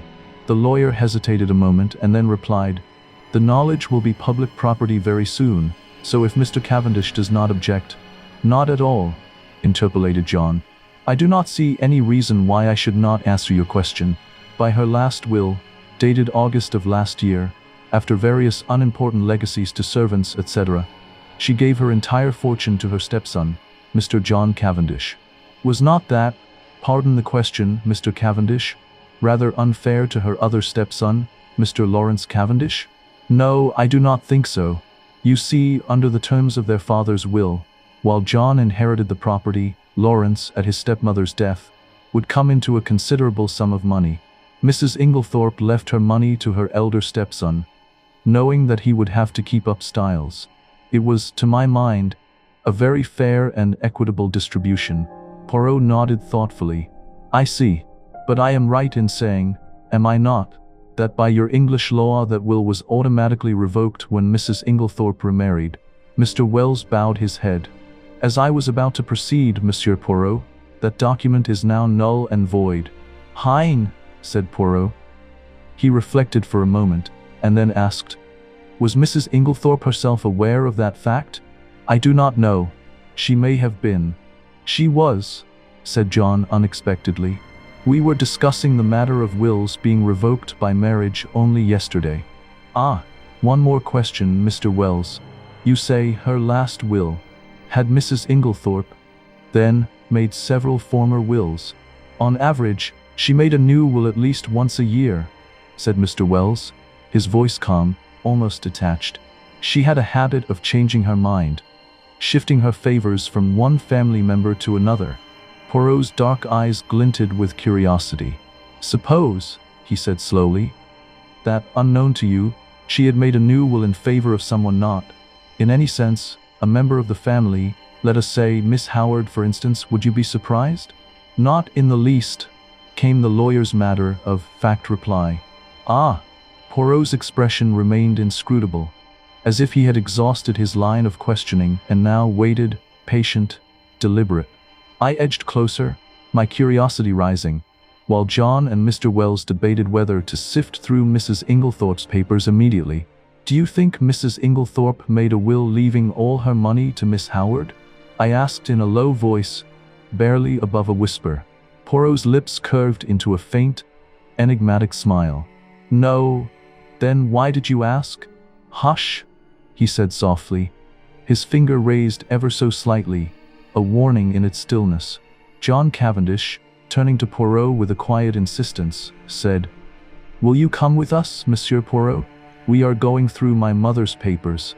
Mr. Inglethorpe is quite willing to leave the matter entirely to Mr. Wells and myself."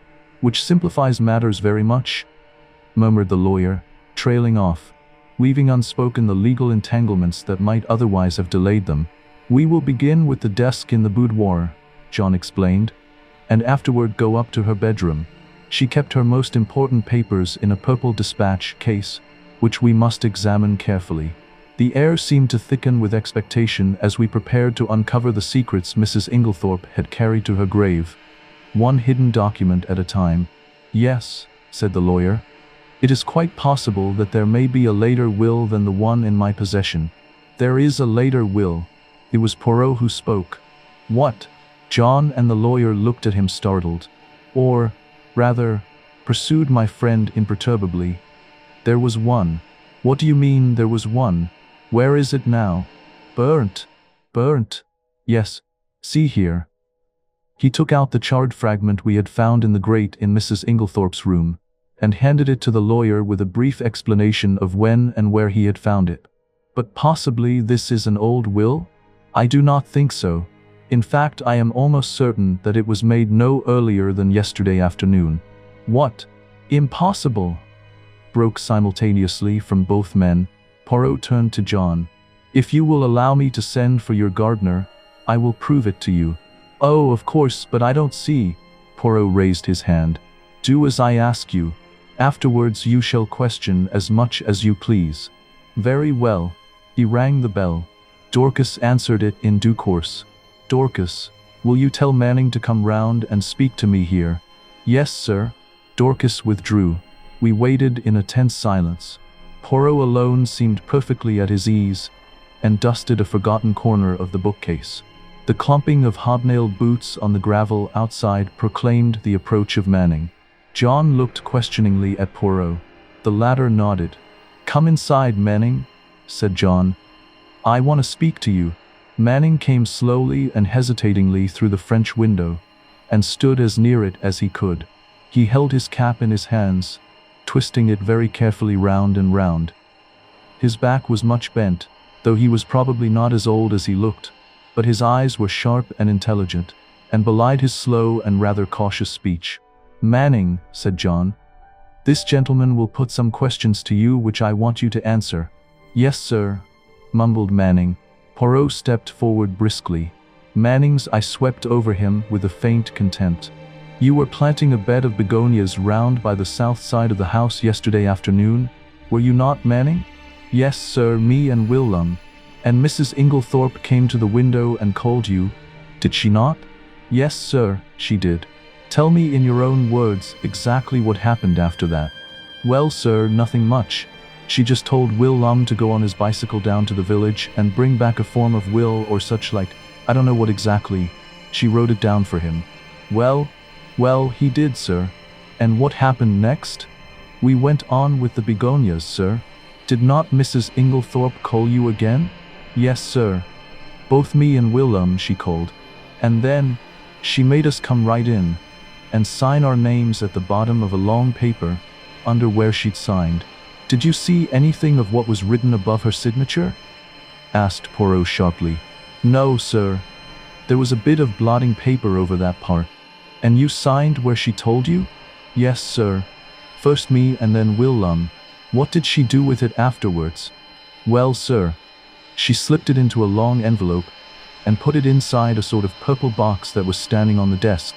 "What time was it when she first called you?" "About 4, I should say, sir." "Not earlier? Couldn't it have been about 3:30? "No, I shouldn't say so, sir. It would be more likely to be a bit after 4, not before it." "Thank you, Manning, that will do," said Poirot pleasantly. The gardener glanced at his master, who nodded, whereupon Manning lifted a finger to his forehead with a low mumble, and backed cautiously out of the window. We all looked at each other. "Good heavens," murmured John. "What an extraordinary coincidence." "How a coincidence?" "That my mother should have made a will on the very day of her death."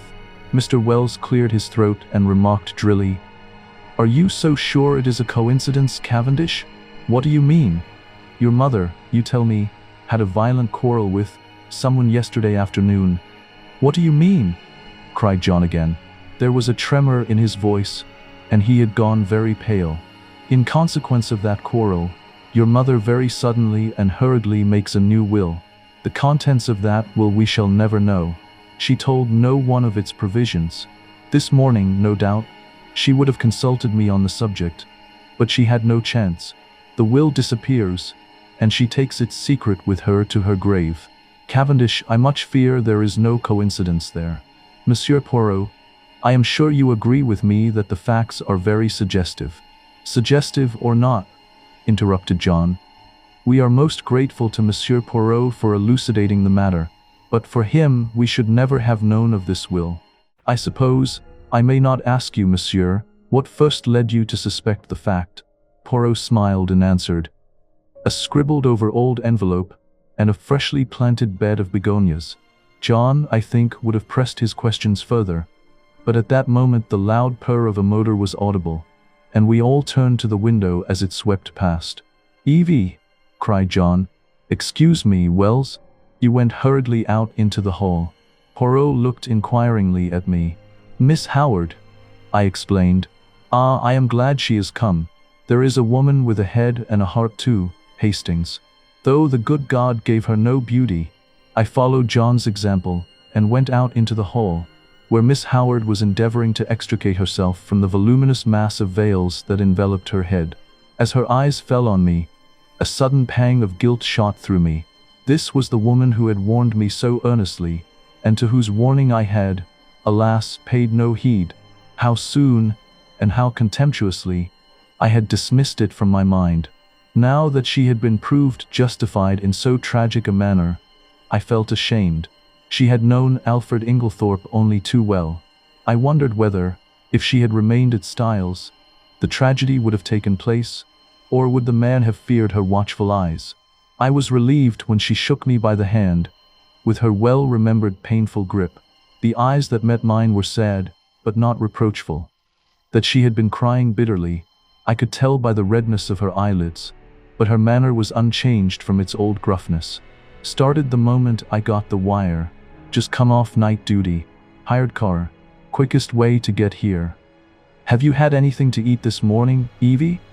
Asked John. No, I thought not. Come along. Breakfast's not cleared away yet, and they'll make you some fresh tea. He turned to me. Look after her, Hastings, will you? Wells is waiting for me. Oh, here's Monsieur Poirot. He's helping us, you know, Evie. Miss Howard shook hands with Poirot, but glanced suspiciously over her shoulder at John. What do you mean, helping us? Helping us to investigate. Nothing to investigate. Have they taken him to prison yet?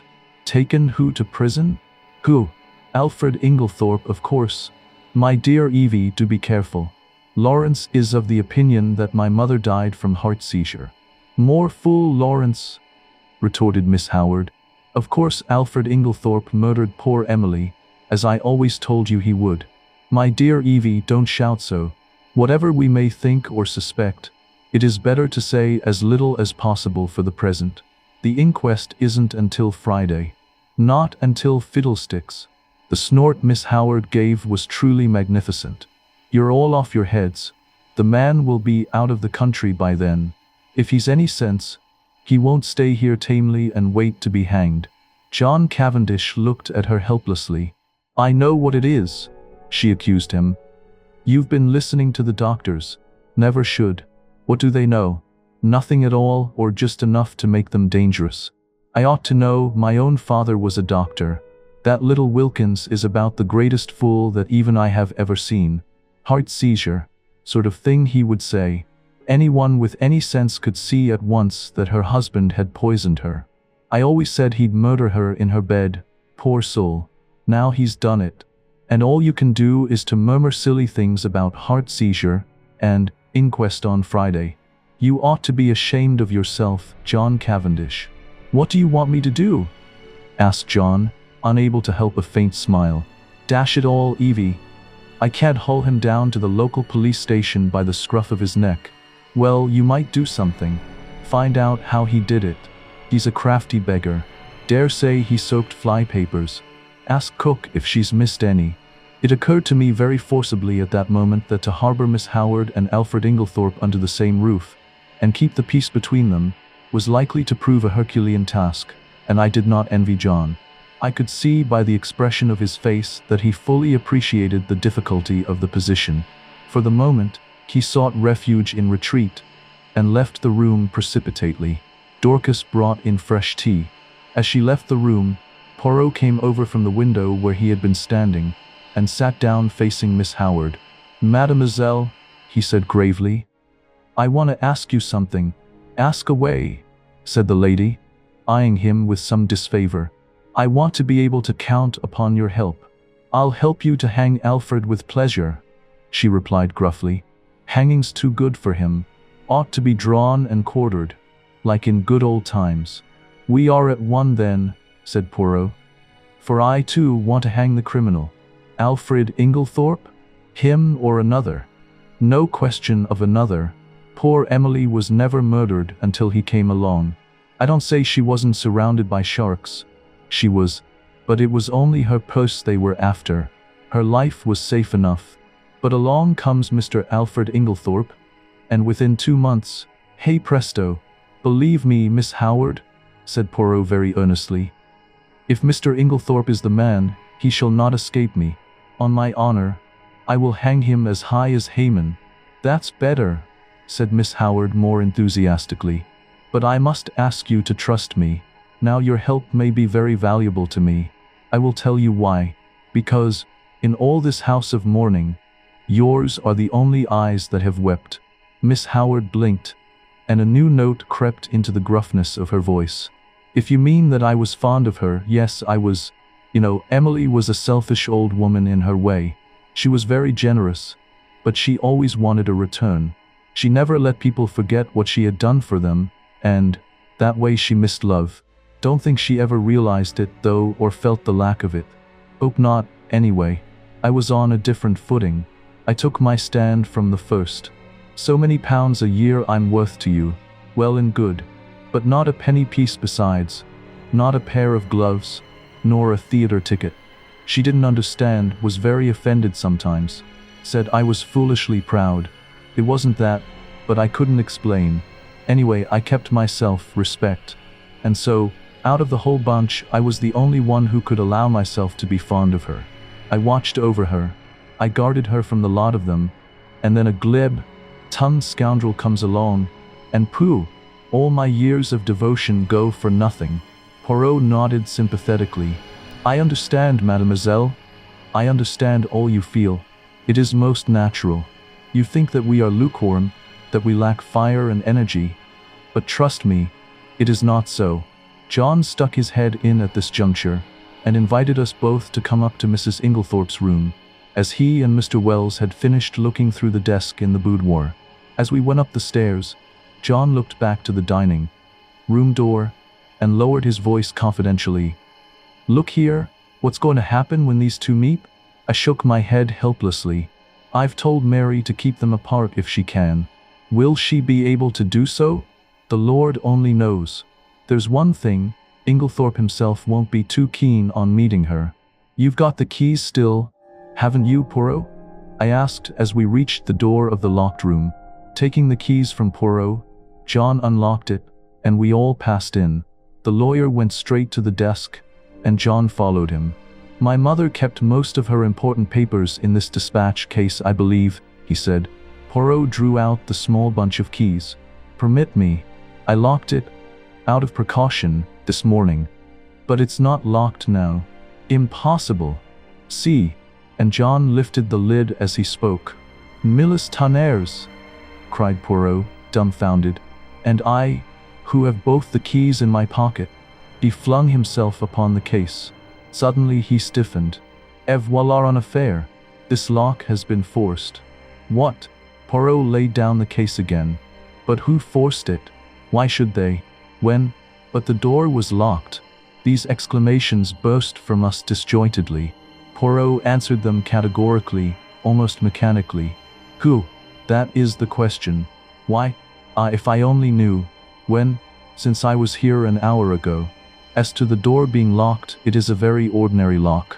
Probably any other of the door keys in this passage would fit it. We stared at one another blankly. Poirot had walked over to the mantelpiece. He was outwardly calm, but I noticed his hands, which from long force of habit were mechanically straightening the spill vases on the mantelpiece, were shaking violently.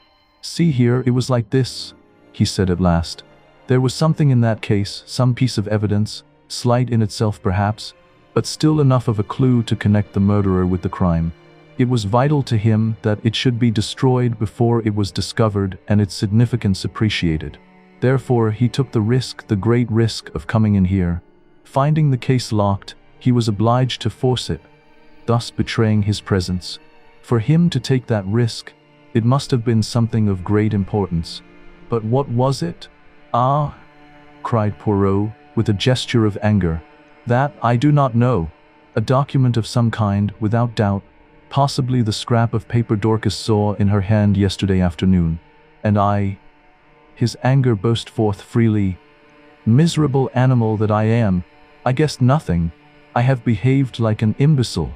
I should never have left that case here. I should have carried it away with me. Ah, triple pig. And now it is gone. It is destroyed, but is it destroyed? Is there not yet a chance? We must leave no stone unturned.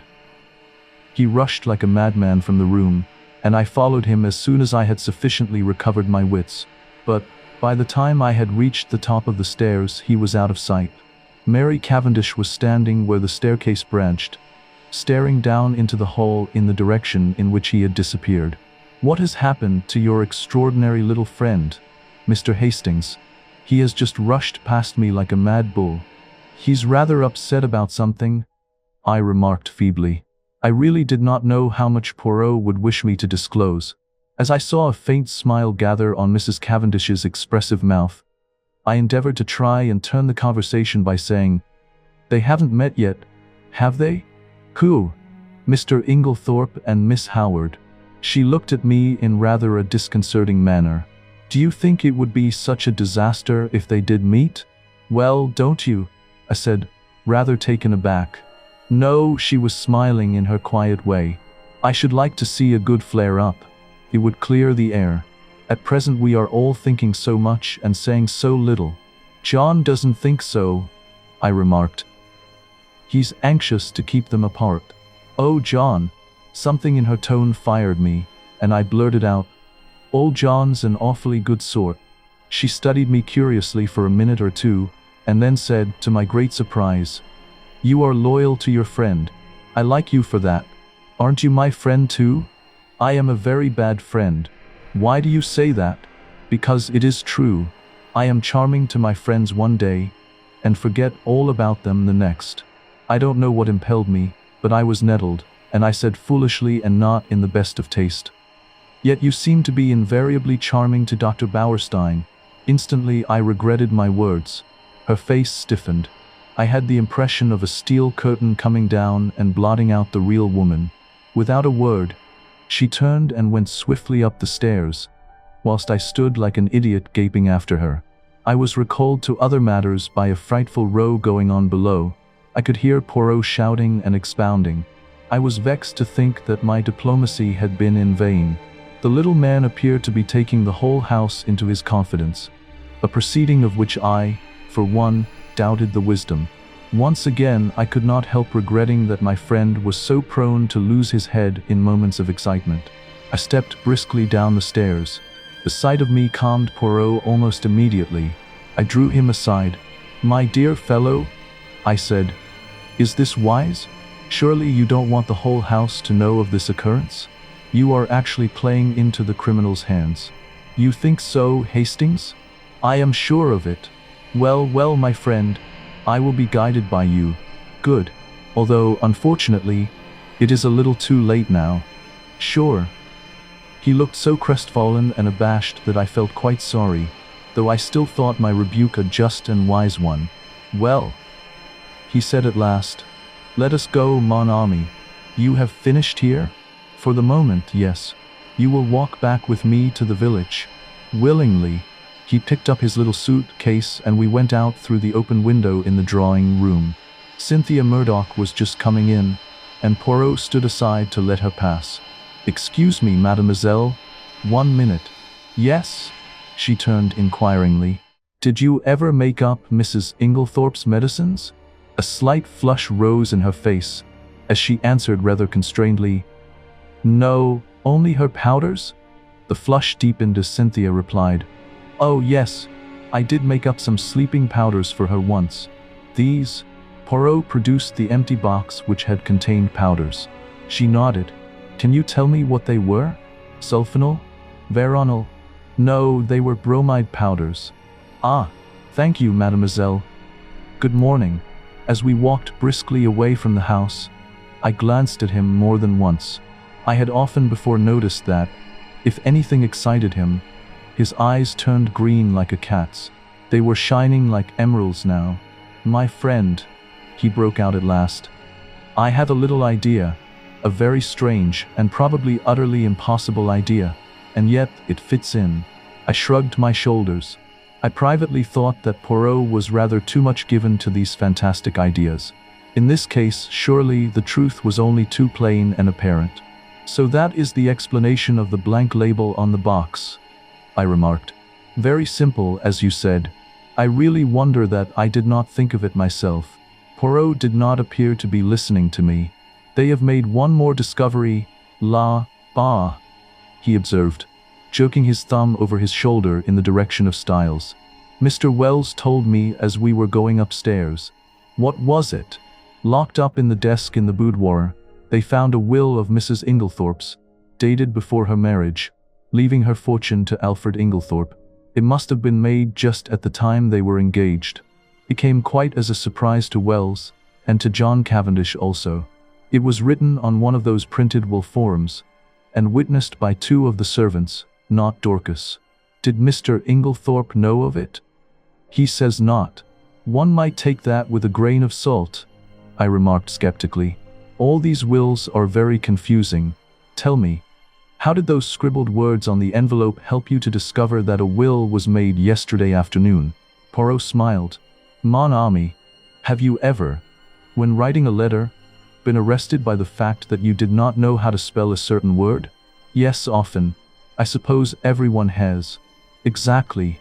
And have you not, in such a case, tried the word once or twice on the edge of the blotting paper or a spare scrap of paper to see if it looked right? Well, that is what Mrs. Inglethorp did. You will notice that the word possessed is spelt first with 1 S and subsequently with 2, correctly.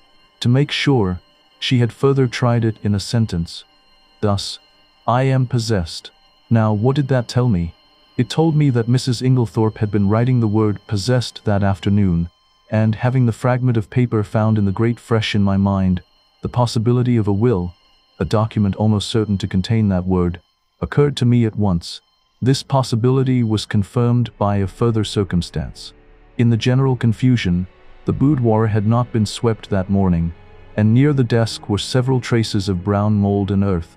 The weather had been perfectly fine for some days, and no ordinary boots would have left such a heavy deposit. I strolled to the window, and saw at once that the begonia beds had been newly planted. The mold in the beds was exactly similar to that on the floor of the boudoir, and also I learned from you that they had been planted yesterday afternoon. I was now sure that one, or possibly both of the gardeners, for there were 2 sets of footprints in the bed, had entered the boudoir, for if Mrs. Inglethorp had merely wished to speak to them, she would in all probability have stood at the window, and they would not have come into the room at all. I was now quite convinced that she had made a fresh will, and had called the 2 gardeners in to witness her signature. Events proved that I was right in my supposition. That was very ingenious. I could not help admitting.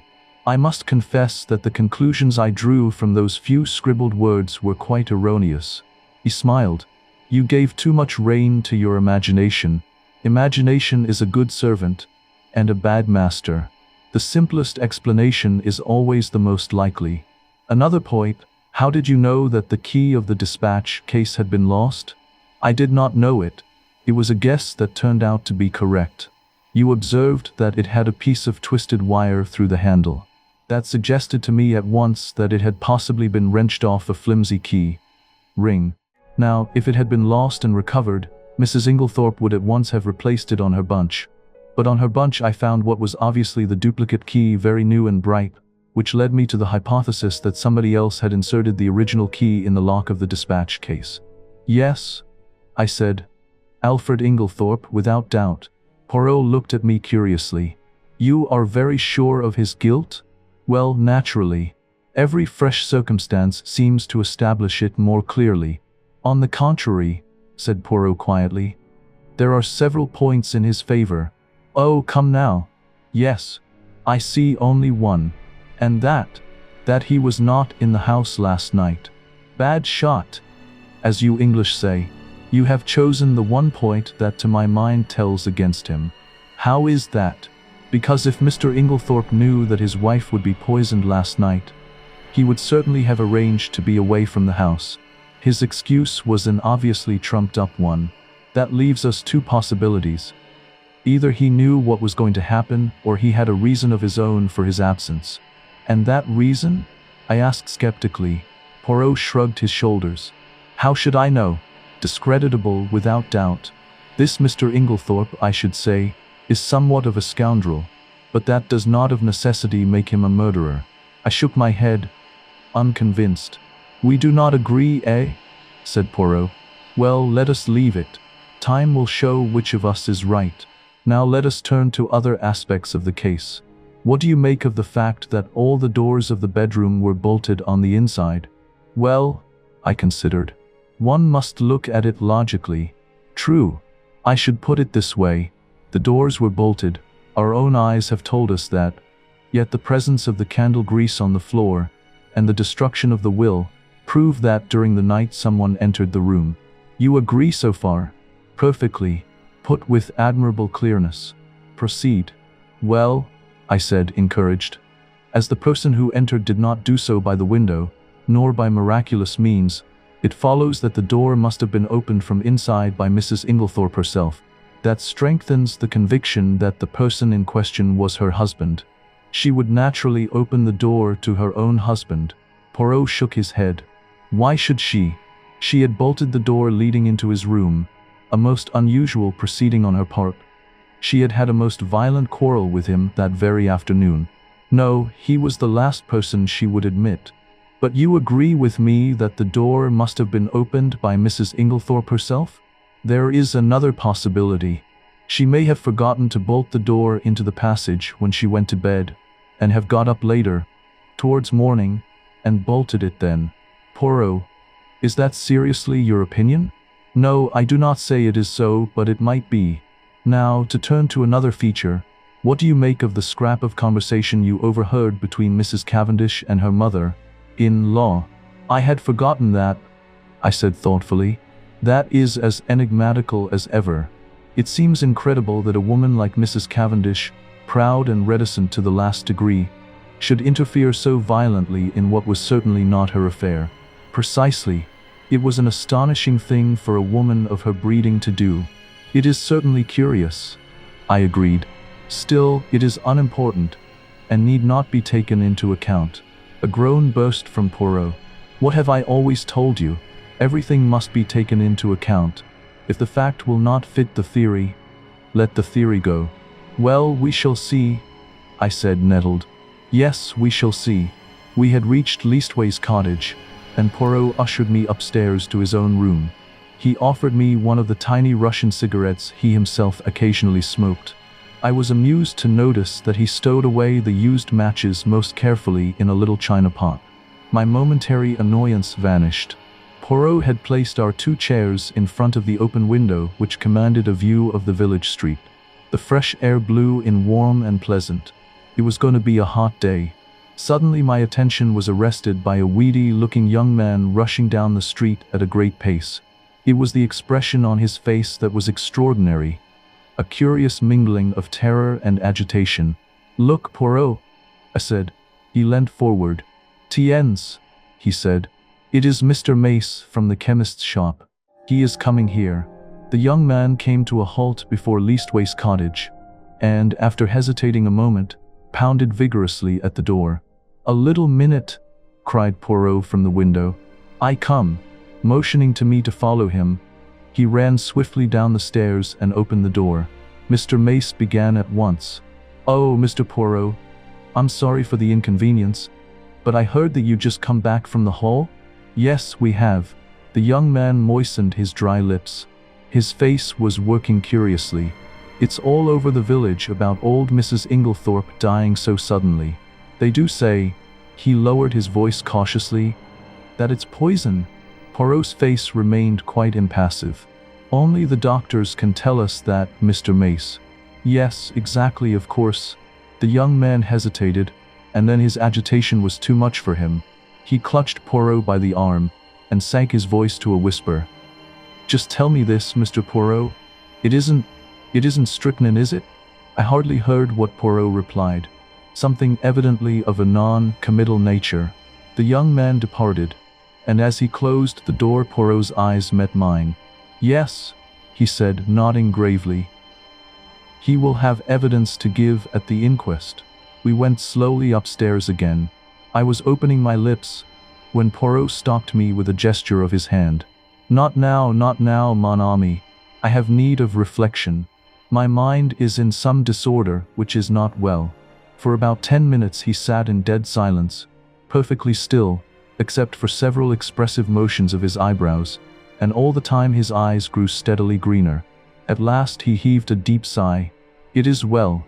The bad moment has passed. Now all is arranged and classified. One must never permit confusion. The case is not clear yet, no, for it is of the most complicated. Puzzles me, Hercule Poirot. There are 2 facts of significance. And what are they? The first is the state of the weather yesterday. That is very important. But it was a glorious day, I interrupted. Poirot, you're pulling my leg. Not at all.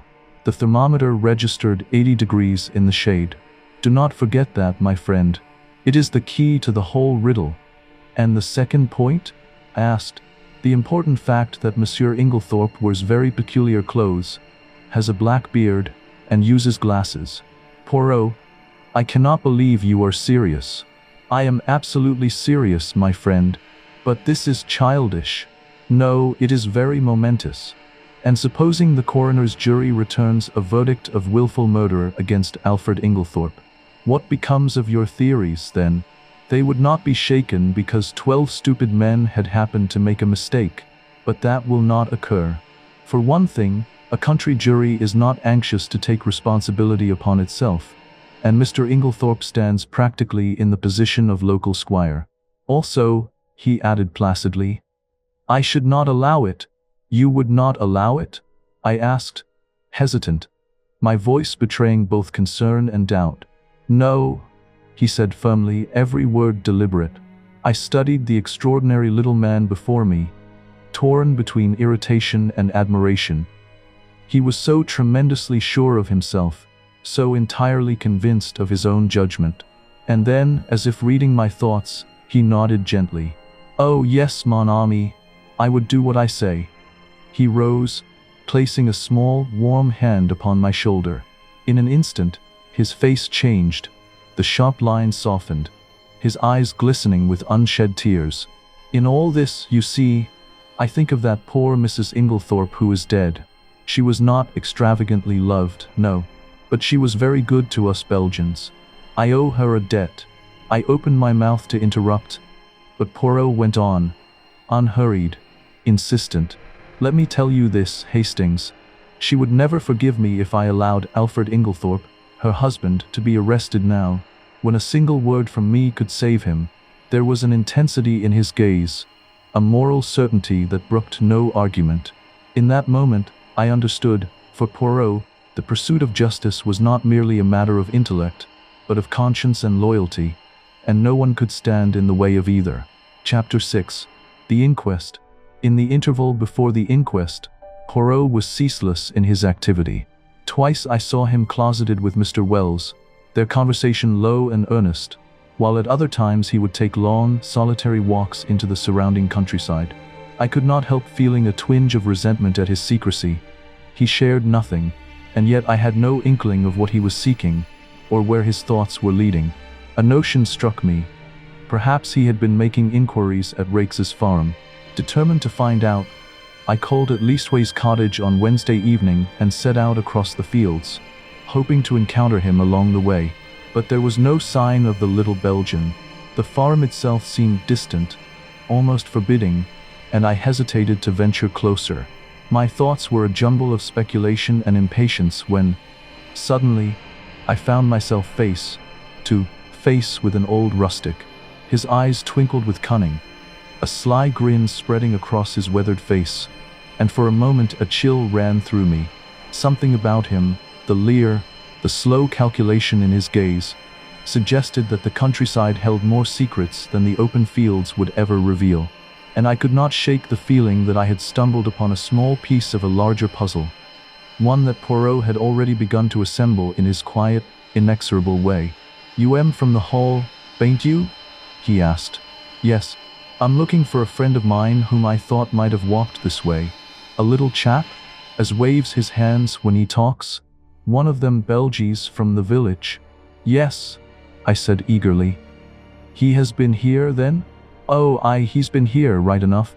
Morin wants to. Friend of yours, is he?" "Ah, you gentlemen from the Hall. You am a pretty lot." And he leered more jocosely than ever. "Why, do the gentlemen from the Hall come here often?" I asked as carelessly as I could. He winked at me knowingly. "One does, mister. Naming no names, mind. And a very liberal gentleman too." "Oh, thank you, sir, I'm sure." I walked on sharply. Evelyn Howard had been right then, and I experienced a sharp twinge of disgust as I thought of Alfred Inglethorpe's liberality with another woman's money. Had that piquant gypsy face been at the bottom of the crime? Or was it the baser mainspring of money? probably a judicious mixture of both. On one point, Poirot seemed to have a curious obsession. He once or twice observed to me that he thought Dorcas must have made an error in fixing the time of the quarrel. He suggested to her repeatedly that it was 4:30 and not 4 o'clock when she had heard the voices. But Dorcas was unshaken. Quite an hour, or even more, had elapsed between the time when she had heard the voices and 5 o'clock, when she had taken tea to her mistress. The inquest was held on Friday at the Stylites Arms in the village. Poirot and I sat together, not being required to give evidence. The preliminaries were gone through, the jury viewed the body, and John Cavendish gave evidence of identification. Further questioned, he described his awakening in the early hours of the morning, and the circumstances of his mother's death. The medical evidence was next taken. There was a breathless hush, and every eye was fixed on the famous London specialist, who was known to be one of the greatest authorities of the day on the subject of toxicology. In a few brief words, he summed up the result of the post-mortem. Shorn of its medical phraseology and technicalities, it amounted to the fact that Mrs. Inglethorp had met her death as the result of strychnine poisoning. Judging from the quantity recovered, she must have taken not less than 3/4 of a grain of strychnine, but probably 1 grain or slightly over. "Is it possible that she could have swallowed the poison by accident?" asked the coroner. "I should consider it very unlikely. Strychnine is not used for domestic purposes, as some poisons are, and there are restrictions placed on its sale. Does anything in your examination lead you to determine how the poison was administered?" "No. You arrived at Styles before Dr. Wilkins, I believe?" "That is so. The motor met me just outside the lodge gates, and I hurried there as fast as I could." "Will you relate to us exactly what happened next?" "I entered Mrs. Inglethorpe's room. She was at that moment in a typical tetanic convulsion. She turned towards me and gasped out, 'Alfred, Alfred.' Could the strychnine have been administered in Mrs. Inglethorpe's after-dinner coffee which was taken to her by her husband? Possibly, but strychnine is a fairly rapid drug in its action. The symptoms appear from 1 to 2 hours after it has been swallowed. It is retarded under certain conditions, none of which, however, appear to have been present in this case. I presume Mrs. Inglethorpe took the coffee after dinner about 8 o'clock, whereas the symptoms did not manifest themselves until the early hours of the morning, which, on the face of it, points to the drug having been taken much later in the evening. Mrs. Inglethorpe was in the habit of drinking a cup of cocoa in the middle of the night. Could the strychnine have been administered in that? No, I myself took a sample of the cocoa remaining in the saucepan and had it analyzed. There was no strychnine present. I heard Poirot chuckle softly beside me. "How did you know?" I whispered. "Listen. I should say," the doctor was continuing, "that I would have been considerably surprised at any other result." "Why?" "Simply because strychnine has an unusually bitter taste," Dr. Bauerstein explained, his voice calm but precise. "It can be detected in a solution of 1 in 70,000, and can only be disguised by some strongly flavored substance. Cocoa would be quite powerless to mask it." One of the jurors, leaning forward with curiosity, asked whether the same objection applied to coffee. "No," the doctor replied. "Coffee has a bitter taste of its own, which would probably cover the taste of strychnine. So you consider it more likely that the drug was administered in the coffee, but that, for some unknown reason, its effect was delayed?" "Yes, but with the cup completely shattered, there is no possibility of analyzing its contents." With that, Dr. Bauerstein concluded his evidence. Dr. Wilkins corroborated every point, and, when questioned as to the possibility of suicide, repudiated it utterly. The deceased, he said, though prone to a weak heart, had enjoyed perfect health otherwise, and was of cheerful, well-balanced temperament. She would have been one of the last people in the world to take her own life. Next to give evidence was Lawrence Cavendish. His testimony added little, merely repeating the account his brother had given. As he prepared to step down, however, he hesitated, frowning slightly, and said, almost in a whisper, "I should like to make a suggestion, if I may?" The courtroom fell silent. Every eye turned toward him, sensing that perhaps, in this hesitant remark, a new thread of the mystery might begin to unravel. He glanced deprecatingly at the coroner, who replied briskly, "Certainly, Mr. Cavendish, we are here to arrive at the truth of this matter, and welcome anything that may lead to further elucidation." "It is just an idea of mine," explained Lawrence. "Of course I may be quite wrong, but it still seems to me that my mother's death might be accounted for by natural means." "How do you make that out, Mr. Cavendish?" "My mother, at the time of her death, and for some time before it, was taking a tonic containing strychnine." "Ah," said the coroner. The jury looked up, interested. "I believe," continued Lawrence, "that there have been cases where the cumulative effect of a drug, administered for some time, has ended by causing death.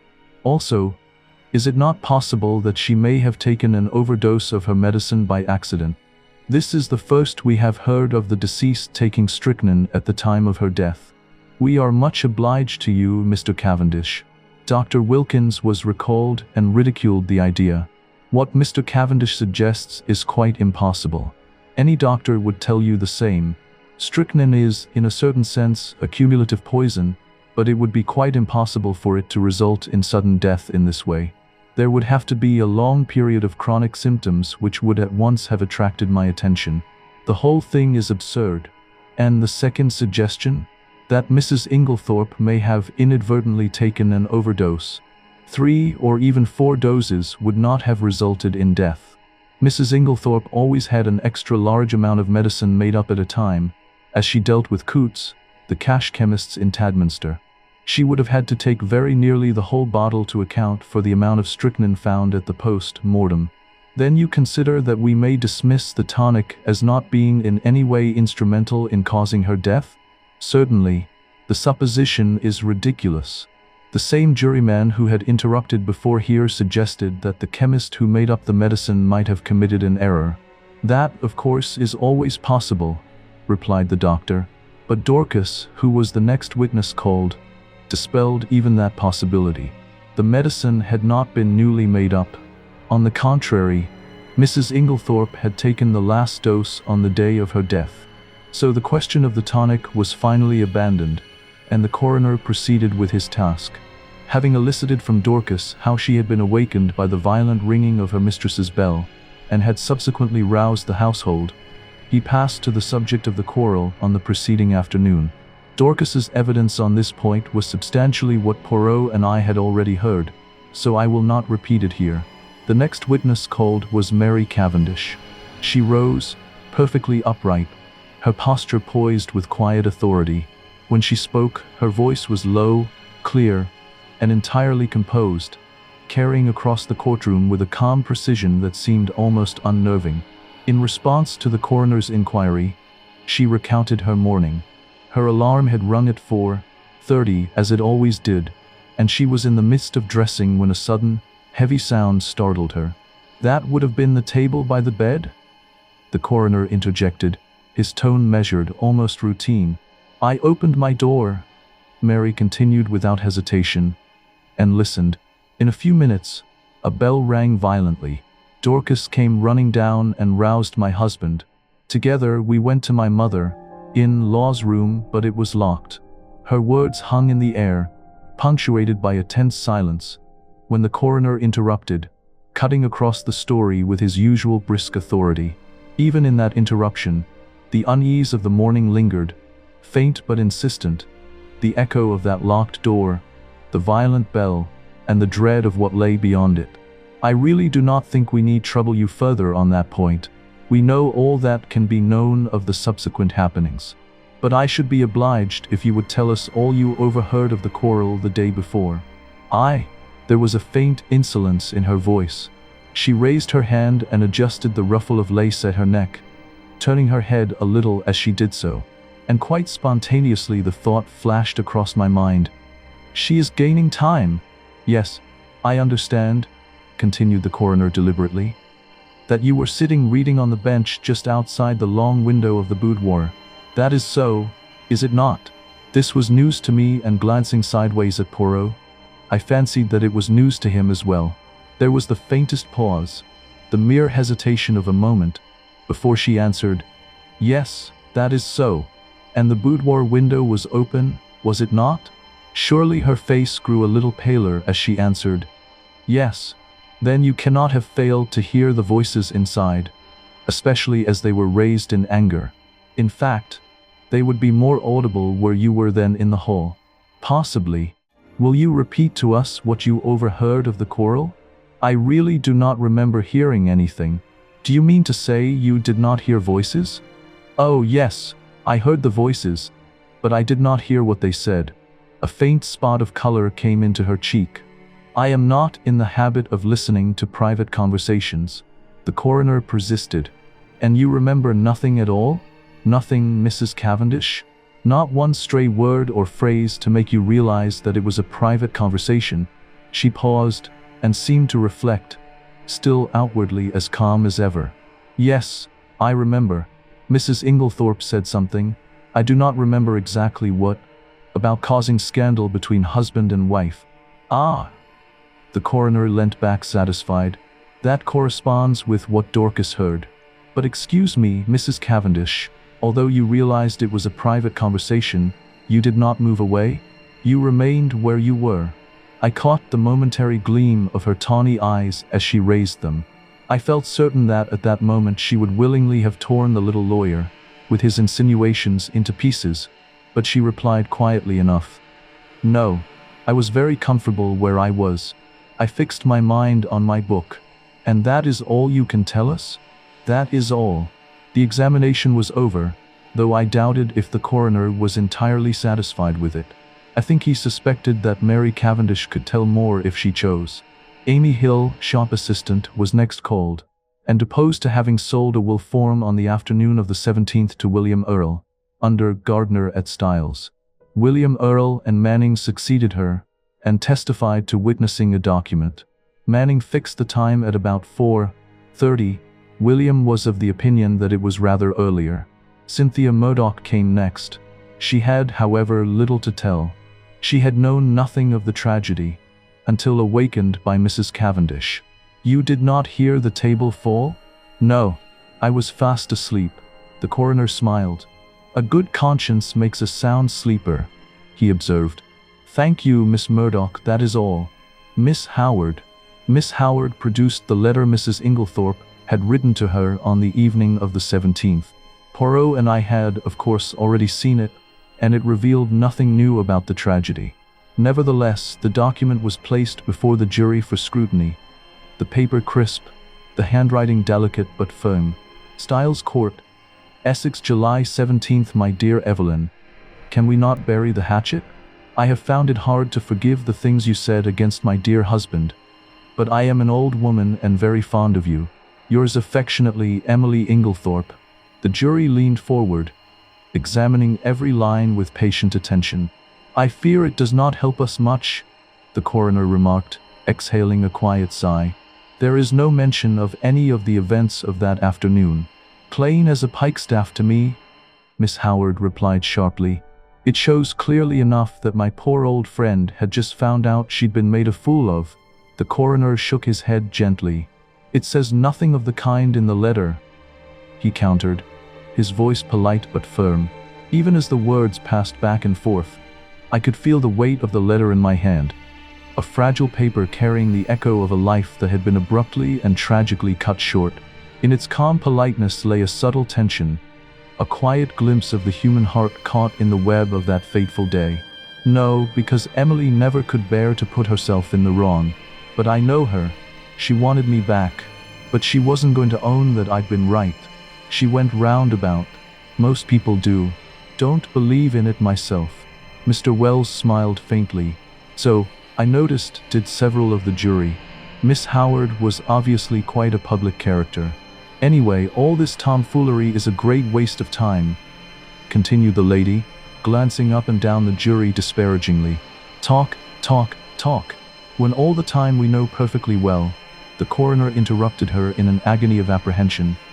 Thank you, Miss Howard, that is all. I fancy he breathed a sigh of relief when she complied. Then came the sensation of the day. The coroner called Albert Mace, chemist's assistant. It was our agitated young man of the pale face. In answer to the coroner's questions, he explained that he was a qualified pharmacist, but had only recently come to this particular shop. As the assistant formerly there had just been called up for the army. These preliminaries completed, the coroner proceeded to business. Mr. Mace, have you lately sold strychnine to any unauthorized person? Yes, sir. When was this? Last Monday night. Monday? Not Tuesday. No, sir, Monday, the 16th. Will you tell us to whom you sold it? You could have heard a pin drop. Yes, sir. It was to Mr. Inglethorp. Every eye turned simultaneously to where Alfred Inglethorp was sitting, impassive and wooden. He started slightly, as the damning words fell from the young man's lips. I half thought he was going to rise from his chair, but he remained seated, although a remarkably well-acted expression of astonishment rose on his face. You are sure of what you say? Asked the coroner sternly. Quite sure, sir. Are you in the habit of selling strychnine indiscriminately over the counter? The wretched young man wilted visibly under the coroner's frown. Oh no, sir, of course not.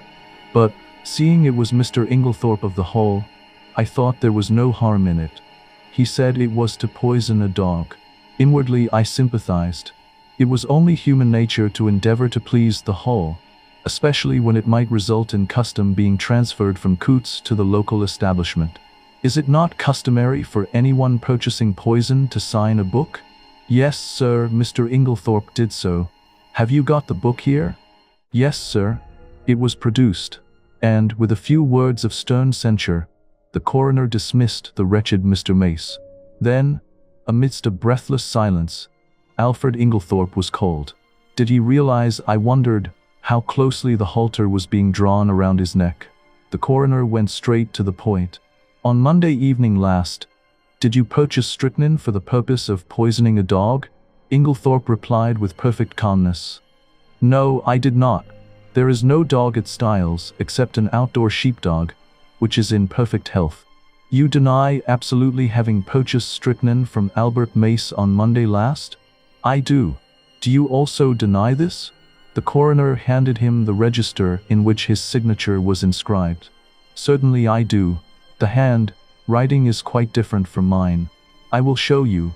He took an old envelope out of his pocket and wrote his name on it, handing it to the jury. It was certainly utterly dissimilar. Then what is your explanation of Mr. Mace's statement? Alfred Inglethorp replied imperturbably. Mr. Mace must have been mistaken. The coroner hesitated for a moment, and then said, Mr. Inglethorp, as a mere matter of form, would you mind telling us where you were on the evening of Monday, July 16th? Really, I cannot remember. That is absurd, Mr. Inglethorp, said the coroner sharply. Think again. Inglethorp shook his head. I cannot tell you. I have an idea that I was out walking. In what direction? I really can't remember. The coroner's face grew graver. Were you in company with anyone? No. Did you meet anyone on your walk? No, that is a pity, said the coroner dryly. I am to take it then that you decline to say where you were at the time that Mr. Mace positively recognized you as entering the shop to purchase strychnine? If you like to take it that way, yes. Be careful, Mr. Inglethorp. Poirot was fidgeting nervously. Saker, he murmured. Does this imbecile of a man want to be arrested? Inglethorp was indeed creating a bad impression. His futile denials would not have convinced a child. The coroner, however, passed briskly to the next point, and Poirot drew a deep breath of relief. You had a discussion with your wife on Tuesday afternoon? Pardon me, interrupted Alfred Inglethorp. You have been misinformed. I had no quarrel with my dear wife. The whole story is absolutely untrue. I was absent from the house the entire afternoon. Have you anyone who can testify to that? You have my word, said Inglethorp haughtily.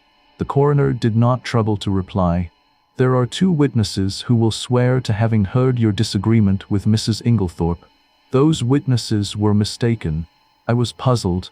The man spoke with such quiet assurance that I was staggered. I looked at Poirot. There was an expression of exultation on his face which I could not understand. Was he at last convinced of Alfred Inglethorp's guilt? Mr. Inglethorp, said the coroner, you have heard your wife's dying words repeated here. Can you explain them in any way? Certainly I can. You can. It seems to me very simple, Alfred Inglethorp said, his voice steady but carrying a weight of sorrow. The room was dimly lighted. Dr. Bauerstein is much of my height and build, and, like me, wears a beard. In that faint light, and suffering as she was, my poor wife mistook him for me. Ah, murmured Poirot under his breath, as if the idea had sparked a quiet thrill of recognition. But it is an idea that… You think it is true? I whispered, leaning closer. I do not say that, Poirot replied softly, his eyes glinting with thought. But it is a truly ingenious supposition, Inglethorp continued, his tone calm yet heavy with emotion. You read my wife's last words as an accusation. They were, on the contrary, an appeal to me. The coroner paused, reflecting with measured authority, and then spoke in a voice that carried through the silent courtroom. I believe, Mr. Inglethorp, that you yourself poured out the coffee and took it to your wife that evening? The question hung in the air, each word resonating like a faint tolling bell. Every eye in the room seemed to hold its breath, waiting for the answer that might explain the tragic events of that fateful evening. I poured it out, yes, but I did not take it to her. I meant to do so, but I was told that a friend was at the hall door, so I laid down the coffee on the hall table. When I came through the hall again a few minutes later, it was gone. This statement might or might not be true, but it did not seem to me to improve matters much for Inglethorp. In any case, he had had ample time to introduce the poison. At that point, Poirot nudged me gently, indicating two men who were sitting together near the door. One was a little sharp, dark, ferret-faced man, the other was tall and fair. I questioned Poirot mutely. He put his lips to my ear. Do you know who that little man is? I shook my head. That is Detective Inspector James Japp of Scotland Yard. Jimmy Japp? Poirot said quietly, nodding toward a tall, unassuming man. The other gentleman is from Scotland Yard as well. Things are moving quickly, my friend. I stared at the two men, my gaze lingering with curiosity. There was nothing in their appearance, no trace of the uniformed authority one might expect. I would never have guessed, from looks alone, that they were official personages entrusted with justice. I remained absorbed in my scrutiny, caught by the quiet contrast between their ordinary demeanor and the gravity of their roles, when the somber words of the inquest suddenly pulled me back. Willful murder against some person or persons unknown. The declaration hung in the air, heavy and irrevocable. A chill ran down my spine. The calm exterior of the courtroom seemed suddenly brittle, as if the weight of those words had cracked the thin veneer of normalcy, leaving only dread and the inescapable reality of the crime. Chapter 7. Poirot pays his debts. As we stepped out of the Stylight's arms, Poirot gently pressed my arm, guiding me aside. I understood immediately. He was waiting for the Scotland Yard men. His small, deliberate movements spoke of patience and purpose, the quiet command of a mind always several steps ahead. Within moments, the detectives emerged, their plain clothes concealing nothing of the authority they wielded. Poirot did not hesitate. With that effortless assurance that made him seem larger than his stature, he stepped forward and addressed the shorter of the two. I fear you do not remember me, Inspector Japp, he said, his voice polite yet edged with that unmistakable note of assertion that left no room for doubt. I watched, fascinated, as the scene unfolded. Poirot's presence alone seemed to bend the atmosphere, drawing attention and commanding respect, while the subtle tension of an imminent investigation hung in the air like a charged wire, ready to spark. Why, if it isn't Mr. Poirot, cried the inspector. He turned to the other man. You've heard me speak of Mr. Poirot? It was in 1904 for he and I worked together, the Abercrombie forgery case, you remember. He was run down in Brussels. Ah, those were great days, monsieur. Then, do you remember Baron Altara? There was a pretty rogue for you. He eluded the clutches of half the police in Europe. But we nailed him in Antwerp, thanks to Mr. Poirot here. As these friendly reminiscences were being indulged in, I drew nearer and was introduced to Detective Inspector Japp, who, in his turn, introduced us both to his companion, Superintendent Summerhay. I need hardly ask what you are doing here, gentlemen, remarked Poirot. Japp closed one eye knowingly. No, indeed. Pretty clear case, I should say. But Poirot answered gravely, there I differ from you. Oh, come, said Summerhay, opening his lips for the first time. Surely the whole thing is clear as daylight. The man's caught red-handed. How he could be such a fool beats me. But Japp was looking attentively at Poirot. Hold your fire, Summerhay, he remarked jocularly. Me and Monsieur here have met before, and there's no man's judgment I'd sooner take than his. If I'm not greatly mistaken, he's got something up his sleeve. Isn't that so, Monsieur? Poirot smiled. I have drawn certain conclusions, yes. Summerhay was still looking rather skeptical, but Japp continued his scrutiny of Poirot. It's this way, he said. So far, we've only seen the case from the outside. That's where the Yard's at a disadvantage in a case of this kind, where the murder's only out, so to speak, after the inquest. A lot depends on being on the spot first thing, and that's where Mr. Poirot's had the start of us. We shouldn't have been here as soon as this even, if it hadn't been for the fact that there was a smart doctor on the spot, who gave us the tip through the coroner. But you've been on the spot from the first, and you may have picked up some little hints. From the evidence at the inquest, Mr. Inglethorp murdered his wife as sure as I stand here, and if anyone but you hinted the contrary, I'd laugh in his face. I must say I was surprised the jury didn't bring it in willful murder against him right off. I think they would have if it hadn't been for the coroner. He seemed to be holding them back. Perhaps, though, you have a warrant for his arrest in your pocket now, suggested Poirot. A kind of wooden shudder of officialdom came down from Japp's expressive countenance. Perhaps I have, and perhaps I haven't, he remarked dryly. Poirot looked at him thoughtfully. I am very anxious, Messrs, that he should not be arrested. I dare say, observed Summerhay sarcastically. Japp was regarding Poirot with comical perplexity. Can't you go a little further, Mr. Poirot? A wink's as good as a nod from you. You've been on the spot, and the Yard doesn't want to make any mistakes, you know. Poirot nodded gravely. That is exactly what I thought. Well, I will tell you this. Use your warrant. Arrest Mr. Inglethorp, but it will bring you no kudos. The case against him will be dismissed at once. Come, CA. And he snapped his fingers expressively. Japp's face grew grave, though Summerhay gave an incredulous snort. As for me, I was literally dumb with astonishment. I could only conclude that Poirot was mad. Japp had taken out a handkerchief and was gently dabbing his brow. I daren't do it, Mr. Poirot. I take your word. But there's others over me who'll be asking what the devil I mean by it. Can't you give me a little more to go on? Poirot reflected a moment. It can be done, he said at last. I admit I do not wish it. It forces my hand. I would have preferred to work in the dark just for the present. But what you say is very just. The word of a Belgian policeman, whose day is past, is not enough. And Alfred Inglethorp must not be arrested. That I have sworn, as my friend Hastings here knows. See, then, my good Japp, you go at once to Styles. Well, in about half an hour. We're seeing the coroner and the doctor first. Good. Call for me in passing the last house in the village. I will go with you. At Styles, Mr. Inglethorp will give you, or if he refuses, as is probable, I will give you such proofs that shall satisfy you that the case against him could not possibly be sustained. Is that a bargain? That's a bargain, said Japp heartily.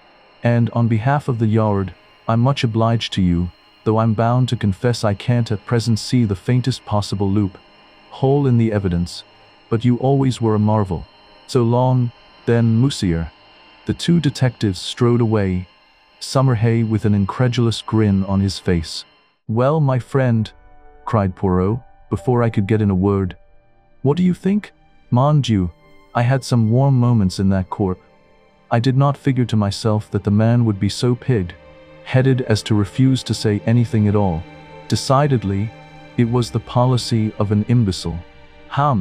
There are other explanations besides that of imbecility, I remarked. For, if the case against him is true, how could he defend himself except by silence?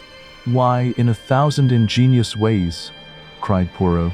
Say that it is I who have committed this murder.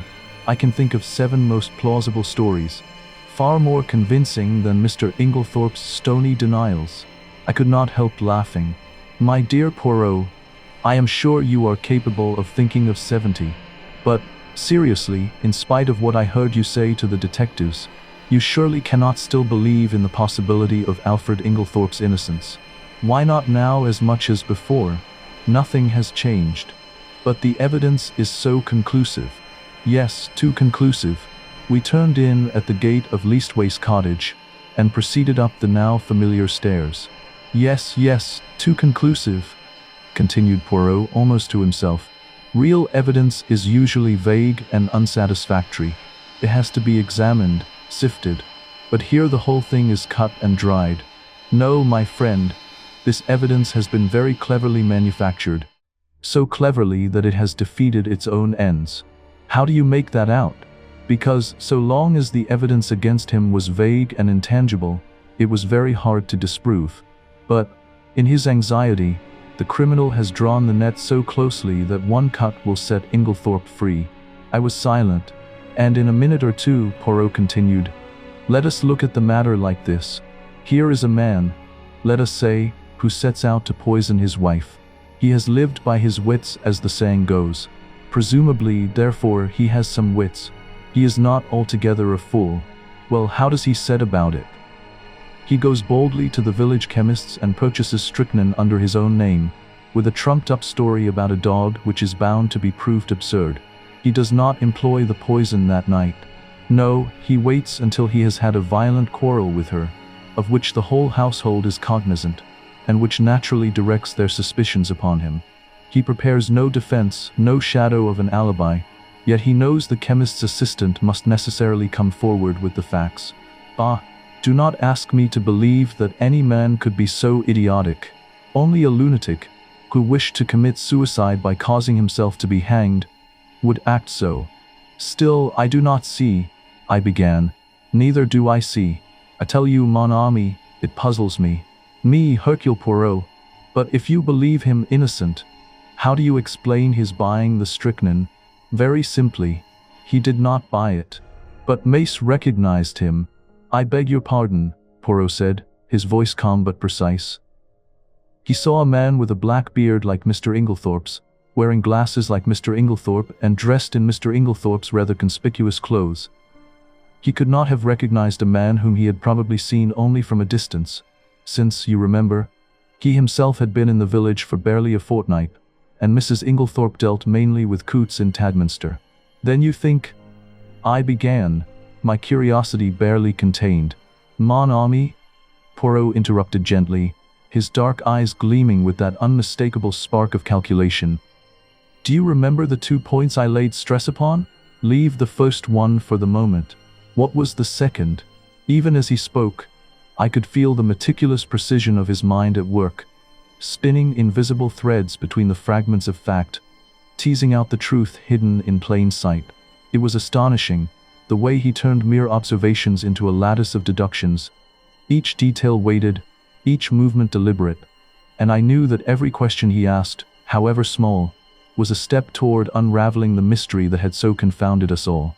The important fact that Alfred Inglethorpe wears peculiar clothes, has a black beard, and uses glasses, I quoted. Exactly. Now suppose anyone wished to pass himself off as John or Lawrence Cavendish. Would it be easy? No, I said thoughtfully. Of course an actor. But Poirot cut me short ruthlessly. And why would it not be easy? I will tell you, my friend. Because they are both clean, shaven men. To make up successfully as one of these two in broad daylight, it would need an actor of genius and a certain initial facial resemblance. But in the case of Alfred Inglethorpe, all that is changed. His clothes, his beard, the glasses which hide his eyes, those are the salient points about his personal appearance. Now, what is the first instinct of the criminal? To divert suspicion from himself, is it not so? And how can he best do that? By throwing it on someone else. In this instance, there was a man ready to his hand. Everybody was predisposed to believe in Mr. Inglethorpe's guilt. It was a foregone conclusion that he would be suspected. But to make it a sure thing, there must be tangible proof, such as the actual buying of the poison. and that, with a man of the peculiar appearance of Mr. Inglethorp, was not difficult. Remember, this young mace had never actually spoken to Mr. Inglethorp. How should he doubt that the man in his clothes, with his beard and his glasses, was not Alfred Inglethorp? "It may be so," I said, fascinated by Poirot's eloquence. "But, if that was the case, why does he not say where he was at 6 o'clock on Monday evening?" "Ah, why indeed?" said Poirot, calming down.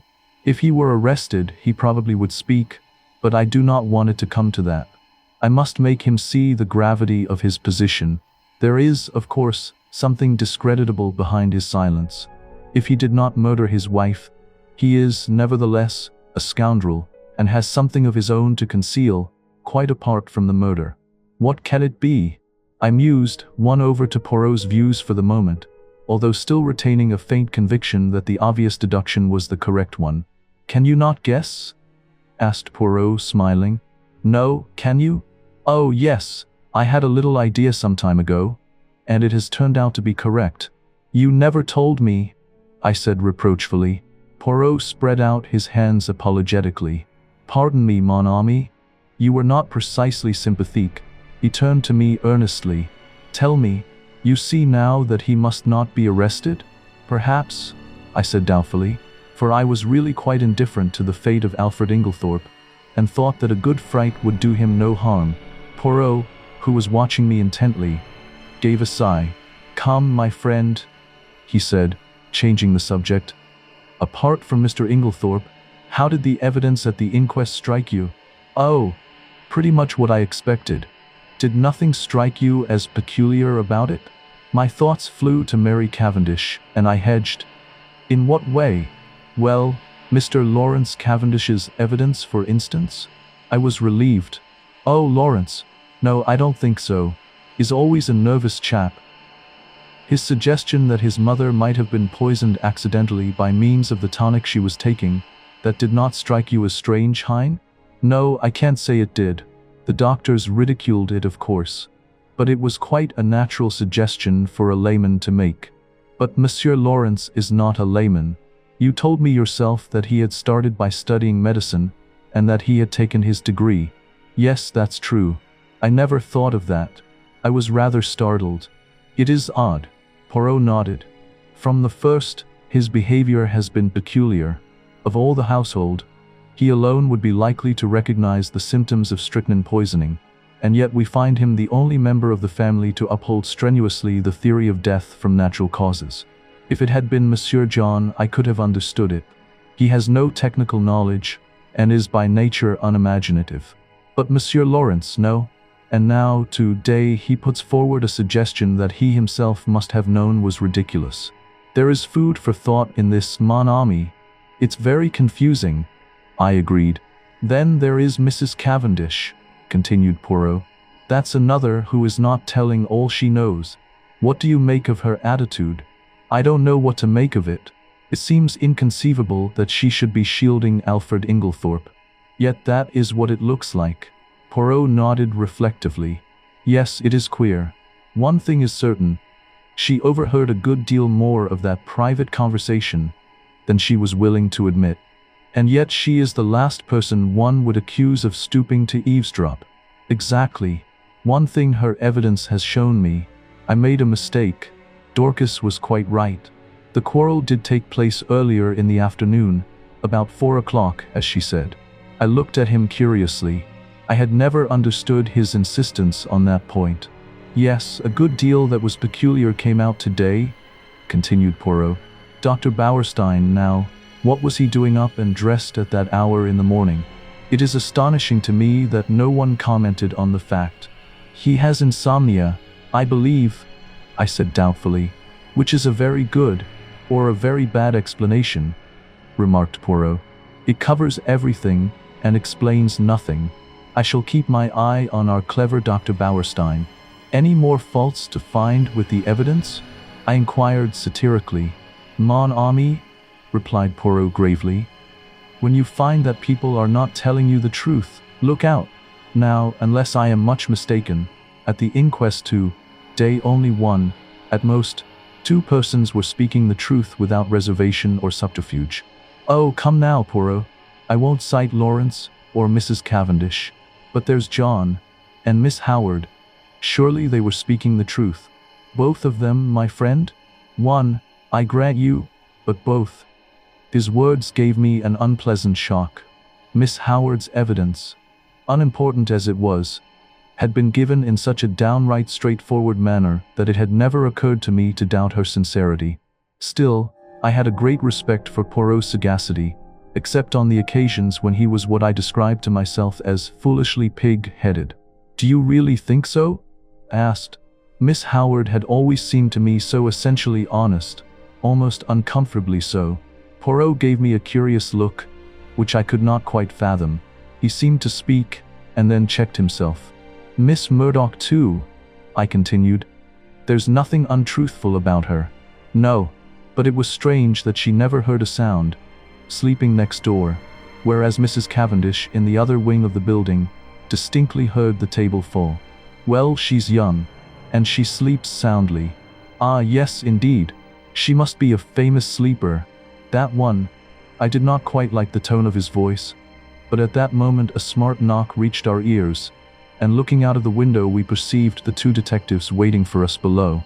Poirot seized his hat, gave a ferocious twist to his mustache, and carefully brushing an imaginary speck of dust from his sleeve, motioned me to precede him down the stairs. There we joined the detectives and set out for Styles. I think the appearance of the two Scotland Yard men was rather a shock, especially to John, though of course after the verdict, he had realized that it was only a matter of time. Still, the presence of the detectives brought the truth home to him more than anything else could have done. Poirot had conferred with Japp in a low tone on the way up, and it was the latter functionary who requested that the household, with the exception of the servants, should be assembled together in the drawing room. I realized the significance of this. It was up to Poirot to make his boast good. Personally, I was not sanguine. Poirot might have excellent reasons for his belief in Inglethorp's innocence, but a man of the type of Summerhay would require tangible proofs, and these I doubted if Poirot could supply. Before very long we had all trooped into the drawing room, the door of which Japp closed. Poirot politely set chairs for everyone. The Scotland Yard men were the cynosure of all eyes. For the first time, I think we truly realized that this was no mere bad dream, no distant tale read in the safety of a book. This was tangible, undeniable reality. We had read of such things in newspapers, in novels, in stories of mysteries solved, but now we were themselves actors in the drama. Tomorrow, the daily papers across England would announce it in glaring headlines.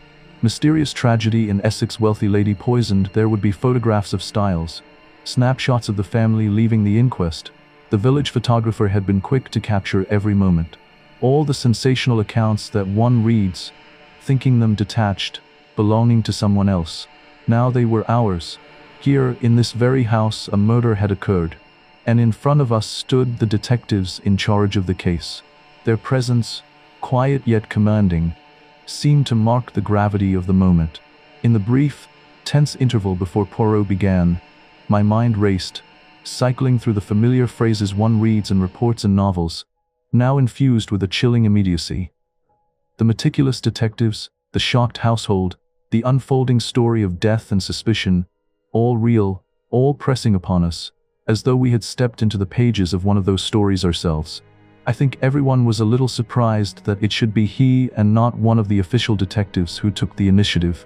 "Mesdames and messieurs," said Poirot, bowing as though he were a celebrity about to deliver a lecture. "I have asked you to come here all together for a certain object. That object, it concerns Mr. Alfred Inglethorp." Inglethorp was sitting a little by himself, I think unconsciously. Everyone had drawn his chair slightly away from him, and he gave a faint start as Poirot pronounced his name. "Mr. Inglethorp?" said Poirot, addressing him directly. "A very dark shadow is resting on this house, the shadow of murder." Inglethorp shook his head sadly. "My poor wife," he murmured. "Poor Emily. It is terrible."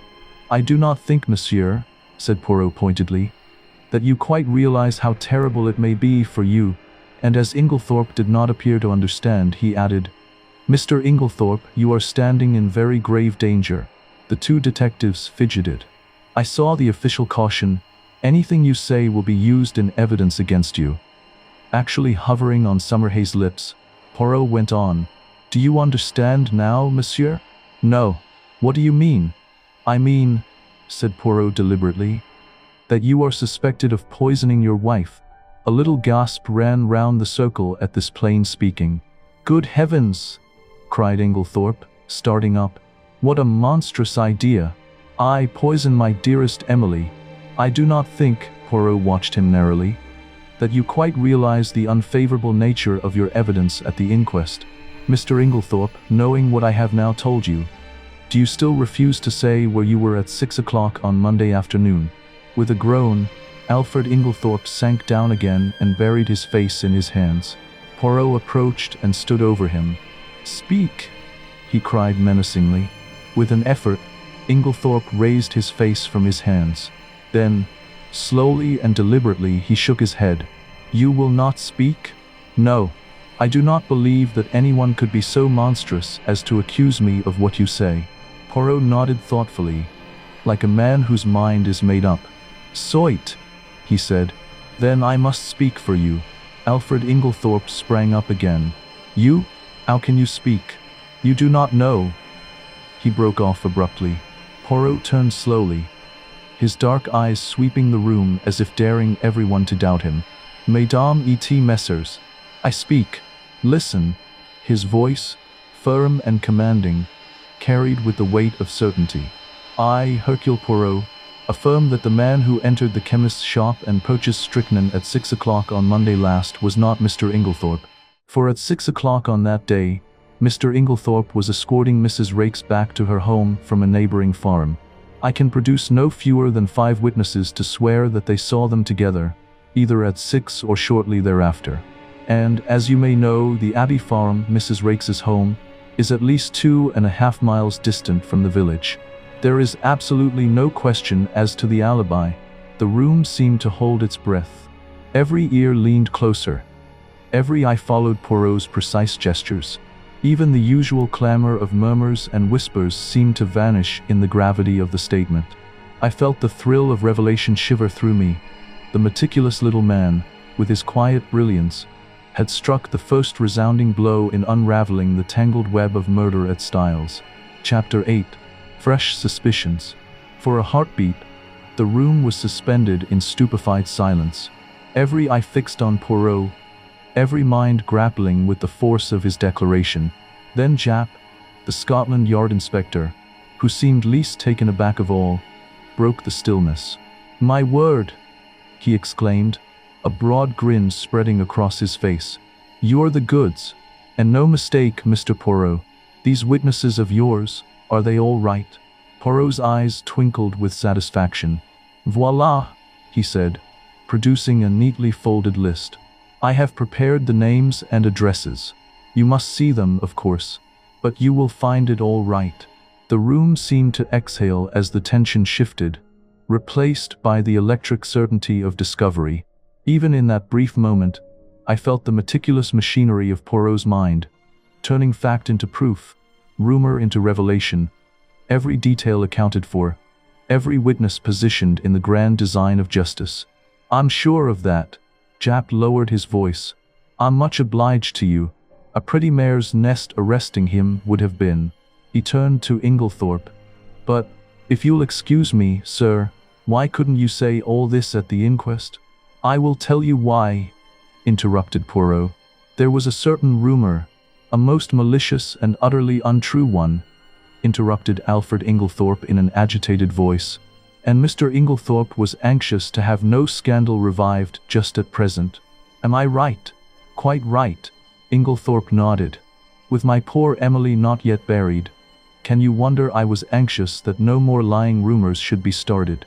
"Between you and me, sir," remarked Japp, "I'd sooner have any amount of rumors than be arrested for murder, and I venture to think your poor lady would have felt the same. And if it hadn't been for Mr. Poirot here, arrested you would have been, as sure as eggs is eggs." "I was foolish, no doubt," murmured Inglethorp, "but you do not know, Inspector, how I have been persecuted and maligned," and he shot a baleful glance at Evelyn Howard. "Now, sir," said Jap, turning briskly to John. "I should like to see the lady's bedroom, please, and after that I'll have a little chat with the servants. Don't you bother about anything. Mr. Poirot here will show me the way."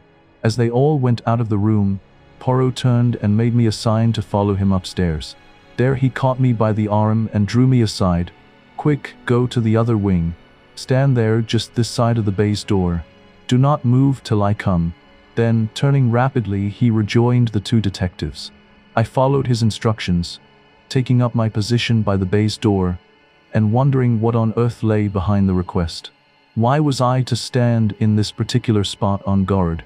I looked thoughtfully down the corridor in front of me. An idea struck me. With the exception of Cynthia Murdoch's, everyone's room was in this left wing. Had that anything to do with it?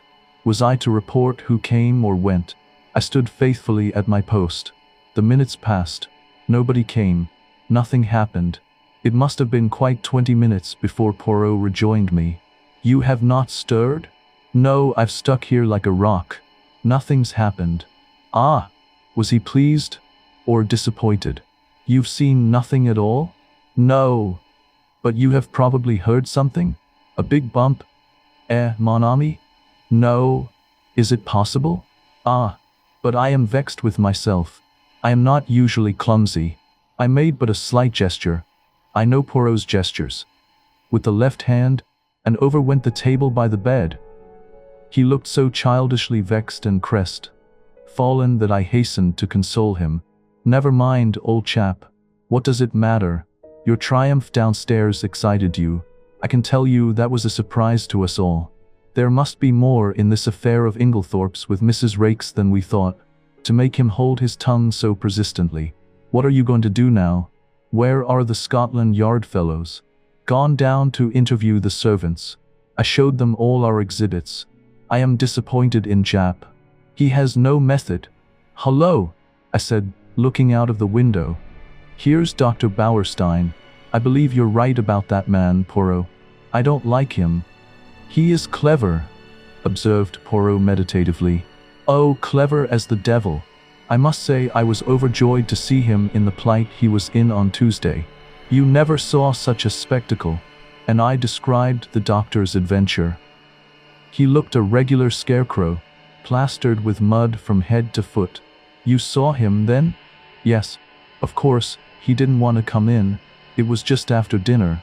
But Mr. Inglethorpe insisted." "What?" Poirot caught me violently by the shoulders. "Was Dr. Bauerstein here on Tuesday evening?" "Here? And you never told me? Why did you not tell me? Why?" He seemed caught in an absolute frenzy, his small frame vibrating with an energy that was almost unnatural. "My dear Poirot," I said, attempting to calm him, "I never thought it would interest you. I didn't know it was of any importance." "Importance?" he exclaimed, eyes wide, voice sharp. "It is of the first importance. So Dr. Bauerstein was here on Tuesday night, the night of the murder. Hastings, do you not see? That alters everything, everything." I had never witnessed him so unsettled. Loosening his hold on me, he moved mechanically, straightening a pair of candlesticks with trembling hands, murmuring under his breath, "Yes, that alters everything, everything." Then, abruptly, the storm of his agitation seemed to focus. His shoulders squared, his eyes narrowed with the sharp clarity of decision. Something had crystallized in that brilliant mind of his. "Allons," he said, "we must act at once. Where is Mr. Cavendish?" John was in the smoking room. Poirot went straight to him. "Mr. Cavendish, I have some important business in Tadminster. A new clue. May I take your motor?" "Why, of course. Do you mean at once?" "If you please." John rang the bell and ordered round the car. In another 10 minutes we were racing down the park and along the high road to Tadminster. "Now, Poirot," I remarked resignedly, "perhaps you will tell me what all this is about?" "Well, mon ami, a good deal you can guess for yourself. Of course you realize that, now Mr. Inglethorpe is out of it, the whole position is greatly changed. We are face to face with an entirely new problem. We know now that there is one person who did not buy the poison. We have cleared away the manufactured clues. Now for the real ones. I have ascertained that anyone in the household, with the exception of Mrs. Cavendish, who was playing tennis with you, could have personated Mr. Inglethorp on Monday evening. In the same way, we have his statement that he put the coffee down in the hall. No one took much notice of that at the inquest, but now it has a very different significance. We must find out who did take that coffee to Mrs. Inglethorp eventually, or who passed through the hall whilst it was standing there. From your account, there are only two people whom we can positively say did not go near the coffee, Mrs. Cavendish and Mademoiselle Cynthia. Yes, that is so. I felt an inexpressible lightening of the heart. Mary Cavendish could certainly not rest under suspicion. In clearing Alfred Inglethorp, continued Poirot, I have been obliged to show my hand sooner than I intended. As long as I might be thought to be pursuing him, the criminal would be off his guard. Now he will be doubly careful. Yes, doubly careful. He turned to me abruptly. Tell me, Hastings, you yourself, have you no suspicions of anybody? I hesitated. To tell the truth, an idea wild and extravagant in itself had once or twice that morning flashed through my brain. I had rejected it as absurd. Nevertheless, it persisted. You couldn't call it a suspicion, I murmured. It's so utterly foolish. Come now, urged Poirot encouragingly. Do not fear. Speak your mind. You should always pay attention to your instincts. Well then, I blurted out. It's absurd, but I suspect Miss Howard of not telling all she knows. Miss Howard? Yes, you'll laugh at me. Not at all. Why should I? I can't help feeling, I continued blunderingly, that we've rather left her out of the possible suspects, simply on the strength of her having been away from the place. But, after all, she was only 15 miles away. Car would do it in half an hour. Can we say positively that she was away from Styles on the night of the murder? Yes, my friend, said Poirot unexpectedly. We can. One of my first actions was to ring up the hospital where she was working. Well, I learned that Miss Howard had been on afternoon duty on Tuesday, and that, a convoy coming in unexpectedly, she had kindly offered to remain on night duty, which offer was gratefully accepted. That disposes of that. Oh, I said, rather nonplussed. Really? I continued. It's her extraordinary vehemence against Inglethorp that started me off suspecting her. I can't help feeling she'd do anything against him, and I had an idea she might know something about the destroying of the will. She might have burnt the new one, mistaking it for the earlier one in his favor. She is so terribly bitter against him. You consider her vehemence unnatural? Why, yes, she is so very violent. I wondered really whether she is quite sane on that point. Poirot shook his head energetically. No, you are on a wrong tack there. There is nothing weak-minded or degenerate about Miss Howard. She is an excellent specimen of well-balanced English beef and brawn. She is sanity itself. Yet her hatred of Inglethorp seems almost a mania. My idea was, a very ridiculous one, no doubt, that she had intended to poison him, and that, in some way, Mrs. Inglethorp got hold of it by mistake. But I don't at all see how it could have been done. The whole thing is absurd and ridiculous to the last degree. Still, you are right in one thing. It is always wise to suspect everybody until you can prove logically, and to your own satisfaction, that they are innocent. Now, what reasons are there against Miss Howard's having deliberately poisoned Mrs. Inglethorp? Why, she was devoted to her, I exclaimed. Cha, cried Poirot irritably. You argue like a child. If Miss Howard were capable of poisoning the old lady, she would be quite equally capable of simulating devotion. No, we must look elsewhere. You are perfectly correct in your assumption that her vehemence against Alfred Inglethorp is too violent to be natural, but you are quite wrong in the deduction you draw from it. I have drawn my own deductions, which I believe to be correct, but I will not speak of them at present. He paused a minute, then went on. Now, to my way of thinking, there is one insuperable objection to Miss Howard's being the murderess, and that is, that in no possible way could Mrs. Inglethorp's death benefit Miss Howard. Now there is no murder without a motive. I reflected. Could not Mrs. Inglethorp have made a will in her favor? Poirot shook his head. But you yourself suggested that possibility to Mr. Wells? Poirot smiled. That was for a reason. I did not want to mention the name of the person who was actually in my mind. Miss Howard occupied very much the same position, so I used her name instead. Still, Mrs. Inglethorp might have done so. Why, that will, made on the afternoon of her death may. But Poirot's shake of the head was so energetic that I stopped. No, my friend. I have certain little ideas of my own about that will. But I can tell you this much, it was not in Miss Howard's favor. I accepted his assurance, though I did not really see how he could be so positive about the matter. Well, I said with a sigh, we will acquit Miss Howard then. It is partly your fault that I ever came to suspect her. It was what you said about her evidence at the inquest that set me off. Poirot's brow creased in puzzlement, his dark eyes narrowing, as if he were piecing together a subtle contradiction in his mind. What did I say about her evidence at the inquest? He asked, the question more to himself than to me. Don't you remember? I prompted gently. When I cited her and John Cavendish as being above suspicion? A flicker of recognition crossed his face. Oh, yes. For a brief moment he seemed confused, as if reconsidering the entire tapestry of events, but the clarity soon returned. By the way, Hastings, he said, turning to me with a deliberate seriousness, there is something I want you to do for me. Certainly. What is it? I replied, leaning forward, aware that whatever came next would be a crucial step in his intricate plan. Next time you happen to be alone with Lawrence Cavendish, I want you to say this to him. I have a message for you, from Poirot.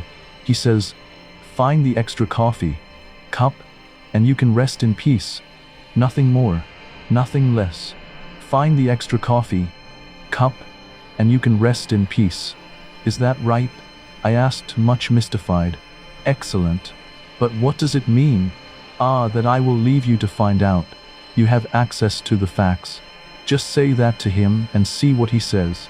Very well, but it's all extremely mysterious. We were running into Tadminster now, and Poirot directed the car to the analytical chemist. Poirot hopped down briskly and went inside. In a few minutes he was back again. There, he said, that is all my business. What were you doing there? I asked in lively curiosity. I left something to be analyzed. Yes, but what? The sample of cocoa I took from the saucepan in the bedroom. But that has already been tested. Cried stupefied. Dr. Bauerstein had it tested, and you yourself laughed at the possibility of there being strychnine in it. I know Dr. Bauerstein had it tested, replied Poirot quietly. Well then, I have a fancy for having it analyzed again, that is all. And not another word on the subject could I drag out of him. This proceeding of Poirot's in respect of the cocoa puzzled me intensely. I could see neither rhyme nor reason in it. However, my confidence in him, which at one time had rather waned, was fully restored since his belief in Alfred Inglethorpe's innocence had been so triumphantly vindicated. The funeral of Mrs. Inglethorpe took place the following day, and on Monday, as I came down to a late breakfast, John drew me aside and informed me that Mr. Inglethorpe was leaving that morning to take up his quarters at the Stylites Arms until he should have completed his plans. And really it's a great relief to think he's going, Hastings, continued my honest friend. It was bad enough before, when we thought he'd done it, but I'm hanged if it isn't worse now, when we all feel guilty for having been so down on the fellow. The fact is, we've treated him abominably. Of course, things did look black against him. I don't see how anyone could blame us for jumping to the conclusions we did. Still, there it is, we were in the wrong, and now there's a beastly feeling that one ought to make amends, which is difficult when one doesn't like the fellow a bit better than one did before. The whole thing's damned awkward, and I'm thankful he's had the tact to take himself off. It's a good thing Styles wasn't the martyrs to leave to him. Couldn't bear to think of the fellow lording it here. He's welcome to her money. You'll be able to keep up the place all right? I asked. Oh yes, there are the death duties of course, but half my father's money goes with the place, and Lawrence will stay with us for the present, so there is his share as well. We shall be pinched at first of course because, as I once told you, I am in a bit of a hole financially myself. Still, the Johnnies will wait now.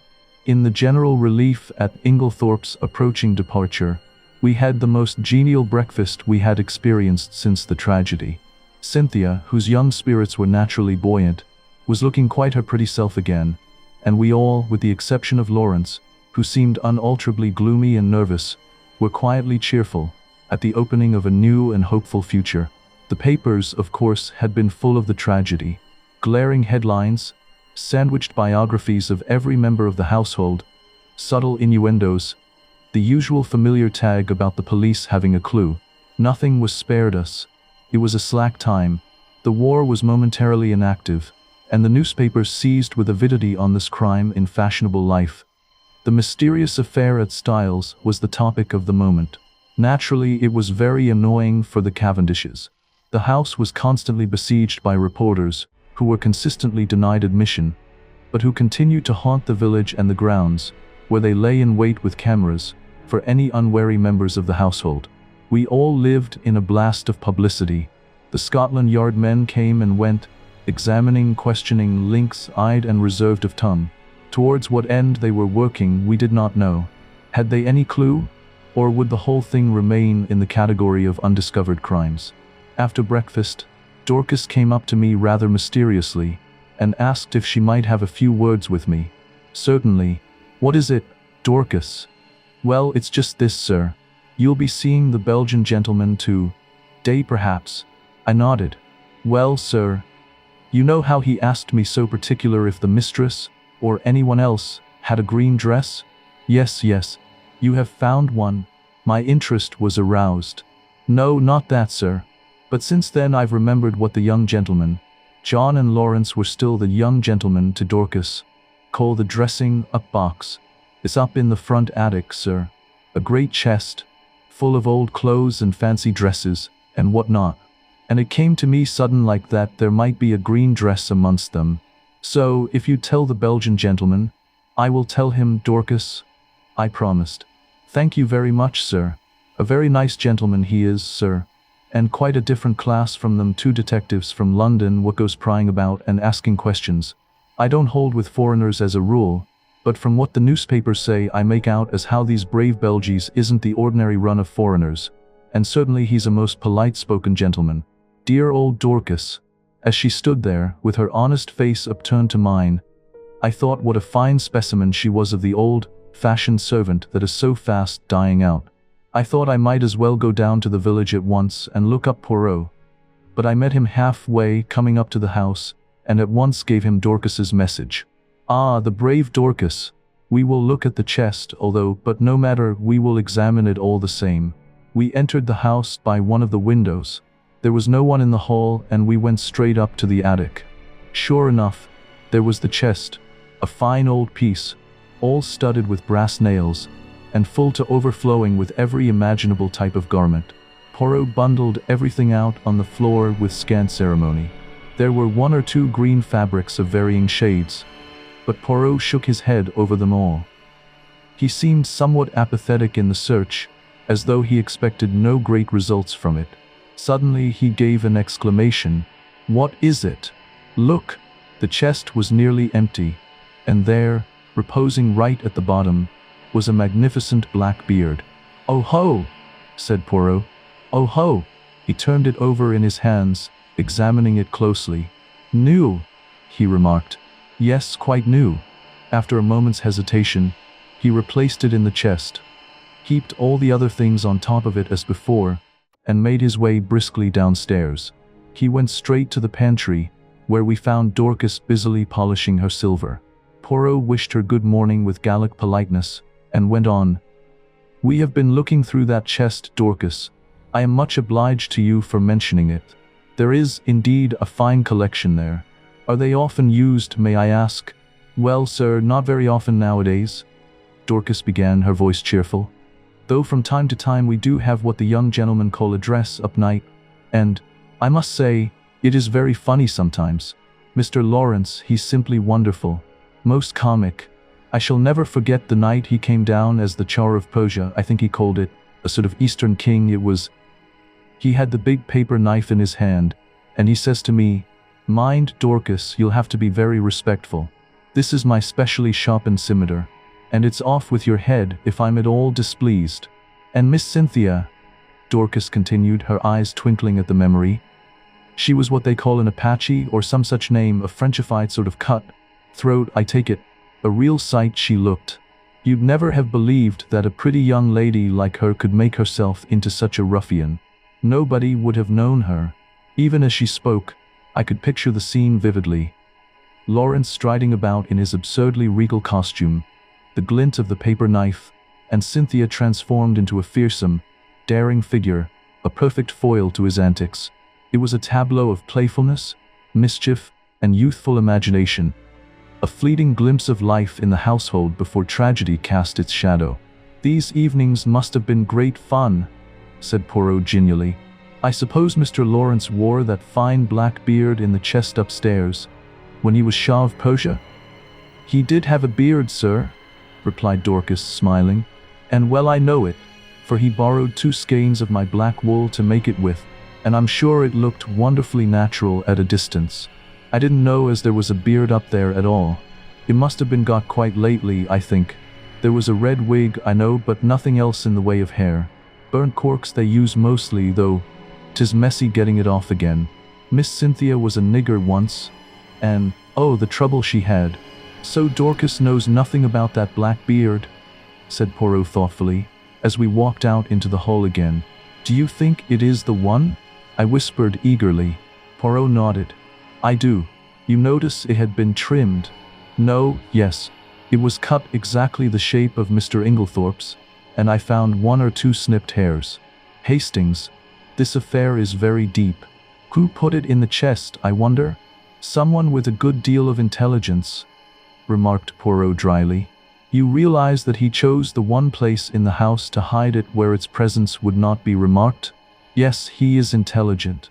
But we must be more intelligent. We must be so intelligent that he does not suspect us of being intelligent at all." Acquiesced. "There, mon ami, you will be of great assistance to me." I was pleased with the compliment. There had been times when I hardly thought that Poirot appreciated me at my true worth. "Yes," he continued, staring at me thoughtfully. "You will be invaluable." This was naturally gratifying, but Poirot's next words were not so welcome. "I must have an ally in the house," he observed reflectively. "You have me," I protested. "True, but you are not sufficient." I was hurt and showed it. Poirot hurried to explain himself. "You do not quite take my meaning. You are known to be working with me. I want somebody who is not associated with us in any way." "Oh, I see. How about John?" "No, I think not. The dear fellow isn't perhaps very bright," I said thoughtfully. "Here comes Miss Howard," said Poirot suddenly. "She is the very person, but I am in her black books, since I cleared Mr. Inglethorp. Still, we can but try." With a nod that was barely civil, Miss Howard assented to Poirot's request for a few minutes' conversation. We went into the little morning room and Poirot closed the door. "Well, Monsieur Poirot," said Miss Howard impatiently. "What is it?" "Out with it." "I'm busy. Do you remember, mademoiselle, that I once asked you to help me?" "Yes, I do." The lady nodded. "And I told you I'd help you with pleasure, to hang Alfred Inglethorp." "Ah!" Poirot studied her seriously. "Miss Howard, I will ask you one question. I beg of you to reply to it truthfully." "Never tell lies," replied Miss Howard. "It is this. Do you still believe that Mrs. Inglethorp was poisoned by her husband?" "What do you mean?" she asked sharply. "You needn't think your pretty explanations influence me in the slightest. I'll admit that it wasn't he who bought strychnine at the chemist's shop. What of that? I dare say he soaked flypaper, as I told you at the beginning." "That is arsenic, not strychnine," said Poirot mildly. "What does that matter? Arsenic would put poor Emily out of the way just as well as strychnine. If I'm convinced he did it, it doesn't matter a jot to me how he did it." "Exactly. If you are convinced he did it," said Poirot quietly, "I will put my question in another form. Did you ever in your heart of hearts believe that Mrs. Inglethorp was poisoned by her husband?" "Good heavens!" cried Miss Howard. "Haven't I always told you the man is a villain? Haven't I always told you he would murder her in her bed?" Haven't I always hated him like poison? Exactly, said Poirot. That bears out my little idea entirely. What little idea? Miss Howard, do you remember a conversation that took place on the day of my friend's arrival here? He repeated it to me, and there is a sentence of yours that has impressed me very much. Do you remember affirming that if a crime had been committed, and anyone you loved had been murdered, you felt certain that you would know by instinct who the criminal was, even if you were quite unable to prove it? Yes, I remember saying that. I believe it too. I suppose you think it nonsense. Not at all. And yet you will pay no attention to my instinct against Alfred Inglethorp. No, said Poirot curtly, because your instinct is not against Mr. Inglethorp. What? No. You wish to believe he committed the crime.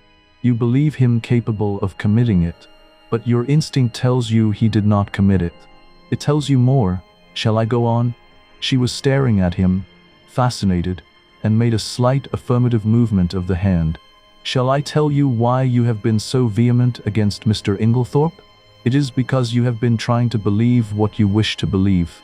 It is because you are trying to drown and stifle your instinct, which tells you another name. No, no, no, cried Miss Howard wildly, flinging up her hands. Don't say it. Oh, don't say it. It isn't true. Can't be true. I don't know what put such a wild, such a dreadful idea into my head. I am right, am I not? Asked Poirot. Yes, yes, you must be a wizard to have guessed. But it can't be so.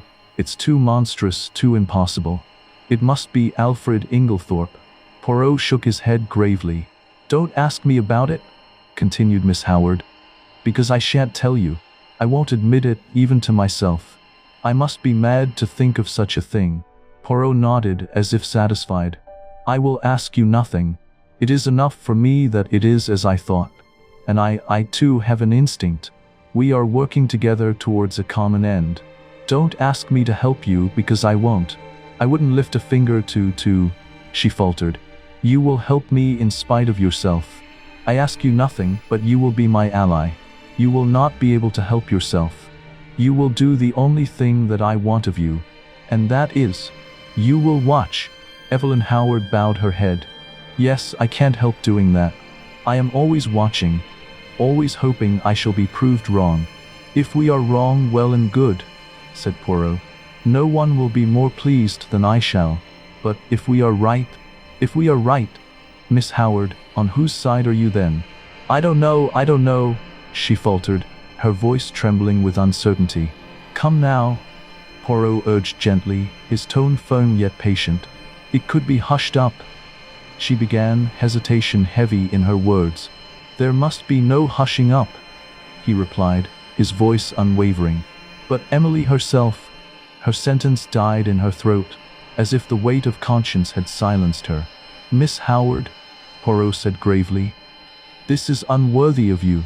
Suddenly, she lifted her face from her hands. Her expression hardened with resolve. Yes, she said quietly. That was not Evelyn Howard who spoke. This is Evelyn Howard, and she is on the side of justice. Let the cost be what it may. With that, she strode firmly from the room, leaving a charged silence in her wake. There, Poirot murmured, his gaze following her departure, goes a very valuable ally. That woman, Hastings, has got brains as well as a heart. I did not reply. The weight of his observation lingered in the room. Instinct is a marvelous thing. Poirot mused, voice soft, almost reverent. It can neither be explained nor ignored. You and Miss Howard seem to know what you are talking about, I said, a touch coldly. Perhaps you don't realize that I am still in the dark. Really? Is that so, mon ami? Poirot's eyes sparkled with the hint of a secret puzzle yet to be revealed. Yes, I admitted. Enlighten me, will you? Poirot studied me attentively for a moment or two. Then, to my intense surprise, he shook his head decidedly. No, my friend. Oh, look here, why not? 2 is enough for a secret. Well, I think it is very unfair to keep back facts from me. I am not keeping back facts. Every fact that I know is in your possession. You can draw your own deductions from them. This time it is a question of ideas. Still, it would be interesting to know. Poirot looked at me very earnestly, and again shook his head. You see, he said sadly, you have no instincts. It was intelligence you were requiring just now, I pointed out. The two often go together, said Poirot enigmatically. The remark seemed so utterly irrelevant that I did not even bother to answer. Yet, a small spark of resolve stirred within me. I decided then, if I stumbled upon any interesting or important discoveries, as I was confident I would keep them close, quietly, and surprise Poirot with the ultimate result. There are moments, I thought, when it is one's duty to assert oneself, to claim, however briefly, a measure of independence in a world dominated by the formidable intellect of Hercule Poirot. And in that quiet determination, I felt the thrill of agency, the delicate pleasure of holding a secret of my own. Chapter 9. Dr. Bauerstein. Until now, I had not found the opportunity to pass on Poirot's message to Lawrence. As I strolled across the lawn, still simmering with a mild grudge at my friend's high-handed ways, I spotted him on the croquet lawn, lazily tapping a couple of ancient balls with an even older mallet. It seemed an ideal moment to deliver the message myself. Otherwise, I knew Poirot would intervene, and that I was determined to prevent. Admittedly, I did not fully grasp the meaning of the message, but I allowed myself a touch of self-confidence. With Lawrence's reply and perhaps a little skillful cross-examination on my part, I would surely divine its significance. With that resolve, I approached him, careful to appear casual, yet inwardly braced for the revelation that might follow. "I've been looking for you," I remarked untruthfully. "Have you?" "Yes. The truth is, I've got a message for you, from Poirot." "Yes." "He told me to wait until I was alone with you," I said, dropping my voice significantly, and watching him intently out of the corner of my eye. I have always been rather good at what is called, I believe, creating an atmosphere. Well, there was no change of expression in the dark, melancholic face. Had he any idea of what I was about to say? "This is the message." I dropped my voice still lower. "Find the extra coffee cup, and you can rest in peace." What on earth does he mean? Lawrence stared at me in quite unaffected astonishment. "Don't you know?" "Not in the least." "Do you?" I was compelled to shake my head. "What extra coffee cup?" "I don't know. He'd better ask Dorcas, or one of the maids, if he wants to know about coffee cups. It's their business, not mine. I don't know anything about the coffee cups, except that we've got some that are never used, which are a perfect dream. Old Worcester. You're not a connoisseur, are you, Hastings?" I shook my head. "You miss a lot. A really perfect bit of old china. It's pure delight to handle it, or even to look at it." Well, what am I to tell Poirot? Tell him I don't know what he's talking about. It's double Dutch to me. All right. I was moving off towards the house again when he suddenly called me back. "I say, what was the end of that message? Say it over again, will you?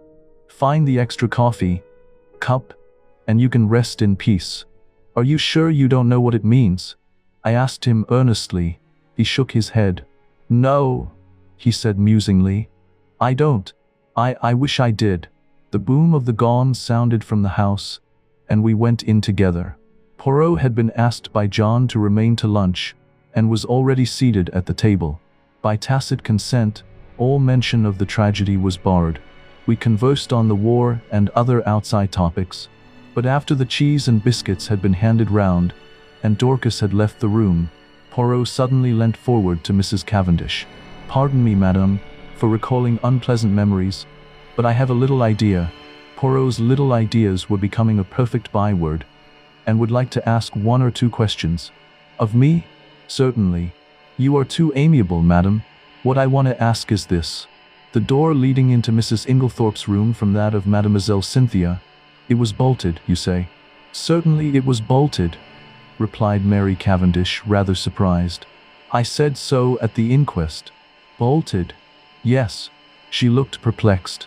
"I mean," explained Poirot, "you are sure it was bolted and not merely locked?" "Oh, I see what you mean. No, I don't know. I said bolted." meaning that it was fastened, and I could not open it, but I believe all the doors were found bolted on the inside. Still, as far as you are concerned, the door might equally well have been locked. Oh yes. You yourself did not happen to notice, madam, when you entered Mrs. Inglethorpe's room, whether that door was bolted or not? I believe it was. But you did not see it? No, I never looked. But I did, interrupted Lawrence suddenly. I happened to notice that it was bolted. Ah, that settles it. And Poirot looked crestfallen. I could not help rejoicing that, for once, one of his little ideas had come to naught. After lunch, Poirot begged me to accompany him home. I consented rather stiffly. You are annoyed, is it not so? He asked anxiously as we walked through the park. Not at all, I said, my tone deliberately cold. That is well. That lifts a great load from my mind. Poirot replied, his voice calm, almost pleased. I realized instantly that this was not quite the effect I had intended. I had hoped that the stiffness of my manner would signal my irritation. Yet, the fervor in his words, the quiet sincerity, went some way towards softening my just displeasure. I felt a small thaw within myself. I gave Lawrence your message, I said, keeping my voice measured. And what did he say? He was entirely puzzled. Yes, I am quite sure he had no idea of what you meant. I had expected a flicker of disappointment in Poirot, perhaps a subtle reproach. But to my surprise, he merely nodded, saying that this was precisely as he had expected, and that he was very glad. My pride forbade me from asking any questions. I kept my thoughts to myself, while inwardly marveling at the quiet precision with which Poirot orchestrated even the smallest interactions, each one a step toward the revelation that he alone seemed to see in its entirety. Poirot switched off on another tack. Mademoiselle Cynthia was not at lunch today? How was that? She is at the hospital again. She resumed work today. Ah, she is an industrious little demoiselle, and pretty too. She is like pictures I have seen in Italy. I would rather like to see that dispensary of hers. Do you think she would show it to me? I am sure she would be delighted. It's an interesting little place. Does she go there every day? She has all Wednesdays off and comes back to lunch on Saturdays. Those are her only times off. I will remember. Women are doing great work nowadays, and Mademoiselle Cynthia is clever. Oh yes, she has brains, that little one. Yes, I believe she has passed quite a stiff exam. Without doubt. After all, it is very responsible work. I suppose they have very strong poisons there? Yes, she showed them to us. They are kept locked up in a little cupboard. I believe they have to be very careful. They always take out the key before leaving the room. Indeed, it is near the window, this cupboard. No, right the other side of the room. Why? Poirot shrugged his shoulders. I wondered. That is all. Will you come in? We had reached the cottage. No, I think I'll be getting back. I shall go round the long way through the woods. The woods round Styles were very beautiful. After the walk across the open park, it was pleasant to saunter lazily through the cool glades. There was hardly a breath of wind. The very chirp of the birds was faint and subdued. I strolled on a little way, and finally flung myself down at the foot of a grand old beech tree. My thoughts of mankind were kindly and charitable. I even forgave Poirot for his absurd secrecy. In fact, I was at peace with the world. Then I yawned. I thought about the crime, and it struck me as being very unreal and far off. I yawned again. Probably I thought it really never happened. Of course, it was all a bad dream. The truth of the matter was that it was Lawrence who had murdered Alfred Inglethorpe with a croquet mallet. But it was absurd of John to make such a fuss about it, and to go shouting out, "I tell you I won't have it." I woke up with a start. At once I realized that I was in a very awkward predicament. For, about 12 feet away from me, John and Mary Cavendish were standing facing each other, and they were evidently quarreling. And, quite as evidently, they were unaware of my vicinity. For before I could move or speak, John repeated the words which had aroused me from my dream.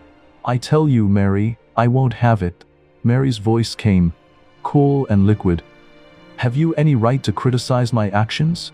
It will be the talk of the village." My mother was only buried on Saturday, and here you are gaddying about with the fellow. Oh! She shrugged her shoulders. If it is only village gossip that you mind. But it isn't. I've had enough of the fellow hanging about. He's a Polish Jew, anyway. A tinge of Jewish blood is not a bad thing. It leavens the... She looked at him. Stolid stupidity of the ordinary Englishman. Fire in her eyes, ice in her voice. I did not wonder that the blood rose to John's face in a crimson tide. Mary, well, her tone did not change. The pleading died out of his voice. Am I to understand that you will continue to see Bauerstein against my express wishes? If I choose. You defy me? No, but I deny your right to criticize my actions. Have you no friends of whom I should disapprove? John fell back a pace. The color ebbed slowly from his face. What do you mean? He said, in an unsteady voice. You see, said Mary quietly. You do see, don't you, that you have no right to dictate to me as to the choice of my friends? John glanced at her pleadingly, a stricken look on his face. No right? Have I no right, Mary? He said unsteadily. He stretched out his hands. Mary. For a moment, I thought she wavered. A softer expression came over her face. Then suddenly she turned almost fiercely away. None. She was walking away when John sprang after her and caught her by the arm. Mary, his voice was very quiet now. Are you in love with this fellow Bauerstein? She hesitated for a moment, and then a strange expression swept across her face, ancient as the hills, yet carrying a spark of something eternally youthful. It was the sort of smile one might imagine on an Egyptian sphinx. Quietly, she freed herself from his arm and spoke over her shoulder. Perhaps, she said, and then, as swiftly as she had appeared, she passed out of the little glade, leaving John standing there as though turned to stone. I stepped forward deliberately, snapping a few dry branches underfoot. The sound drew his attention, though luckily he assumed I had only just arrived. Hello, Hastings, he said, masking surprise with casual ease. Have you seen the little fellow safely back to his cottage? Quaint little chap. Is he any good? Though really? I could sense the tension lingering in the air, the unspoken words hanging between them. And yet, for the moment, the world seemed to hold its breath, the quiet glade offering a fleeting pause before the next movement in this subtle, unfolding drama. He was considered one of the finest detectives of his day. Oh well, I suppose there must be something in it, then. What a rotten world it is, though. You find it so? I asked. Good Lord, yes. There's this terrible business to start with. Scotland Yard men in and out of the house like a jack in the box. Never know where they won't turn up next. Screaming headlines in every paper in the country. Damn all journalists, I say. Do you know there was a whole crowd staring in at the lodge gates this morning? Sort of Madame Tussauds Chamber of Horrors business that can be seen for nothing. Pretty thick, isn't it? Cheer up, John, I said soothingly. It can't last forever. Can't it, though? It can last long enough for us never to be able to hold up our heads again. No, you're getting morbid on the subject. Enough to make a man morbid. To be stalked by beastly journalists and stared at by gaping moon-faced idiots wherever he goes. But there's worse than that. What? John lowered his voice. Have you ever thought, Hastings, it's a nightmare to me, who did it? I can't help feeling sometimes it must have been an accident. Because who could have done it? Now Inglethorp's out of the way, there's no one else. No one, I mean, except one of us. Yes, indeed, that was nightmare enough for any man. One of us? Yes, surely it must be so, unless... A new idea suggested itself to my mind. Rapidly, I considered it. The light increased. Poirot's mysterious doings, his hints, they all fitted in. Fool that I was not to have thought of this possibility before, and what a relief for us all. No, John, I said. It isn't one of us. How could it be? I know, but still, who else is there? Can't you guess? No, I looked cautiously round and lowered my voice. Dr. Bauerstein, I whispered. Impossible. Not at all. But what earthly interest could he have in my mother's death? That I don't see, I confessed. But I'll tell you this, Poirot thinks so. Poirot? Does he? How do you know? I told him of Poirot's intense excitement on hearing that Dr. Bauerstein had been at Styles on the fatal night, and added, he said twice, that alters everything, and I've been thinking, you know, Inglethorp said he had put down the coffee in the hall? Well, it was just then that Bauerstein arrived. Isn't it possible that, as Inglethorp brought him through the hall, the doctor dropped something into the coffee in passing? Said John. It would have been very risky. Yes, but it was possible. And then, how could he know it was her coffee? No, old fellow, I don't think that will wash. But I had remembered something else. You're quite right. That wasn't how it was done. Listen. And I then told him of the cocoa sample which Poirot had taken to be analyzed. John interrupted just as I had done. But, look here, Bauerstein had had it analyzed already? Yes, that's the point. I didn't see it either until now. Don't you understand? Bauerstein had it analyzed, that's just it. If Bauerstein's the murderer, nothing could be simpler than for him to substitute some ordinary cocoa for his sample, and send that to be tested. And of course they would find no strychnine, but no one would dream of suspecting Bauerstein, or think of taking another sample except Poirot. I added, with belated recognition, yes. But what about the bitter taste that cocoa won't disguise? Well, we've only his word for that, and there are other possibilities. He's admittedly one of the world's greatest toxicologists. One of the world's greatest what? Say it again. He knows more about poisons than almost anybody, I explained. Well, my idea is that perhaps he's found some way of making strychnine tasteless. Or it may not have been strychnine at all, but some obscure drug no one has ever heard of, which produces much the same symptoms. Yes, that might be, said John. But look here, how could he have got at the cocoa? That wasn't downstairs. No, it wasn't, I admitted reluctantly, my voice heavier than I intended. Then, suddenly, a dreadful possibility flashed through my mind. I prayed fervently that John had not thought of it too. I stole a sideways glance at him. His brow was furrowed in perplexity, and I drew a quiet, shuddering breath of relief. The terrible thought that had struck me was this, that Dr. Bauerstein might have had an accomplice. Yet surely it could not be. Surely no woman as graceful and beautiful as Mary Cavendish could be a murderess. And yet, history was not without precedent. Beautiful women had been known to poison. My mind recoiled at the very notion, even as it refused to dismiss it entirely.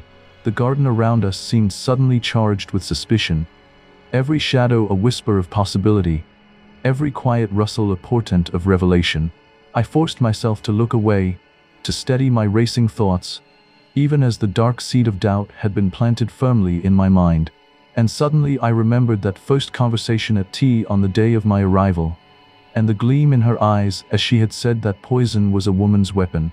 How agitated she had been on that fatal Tuesday evening.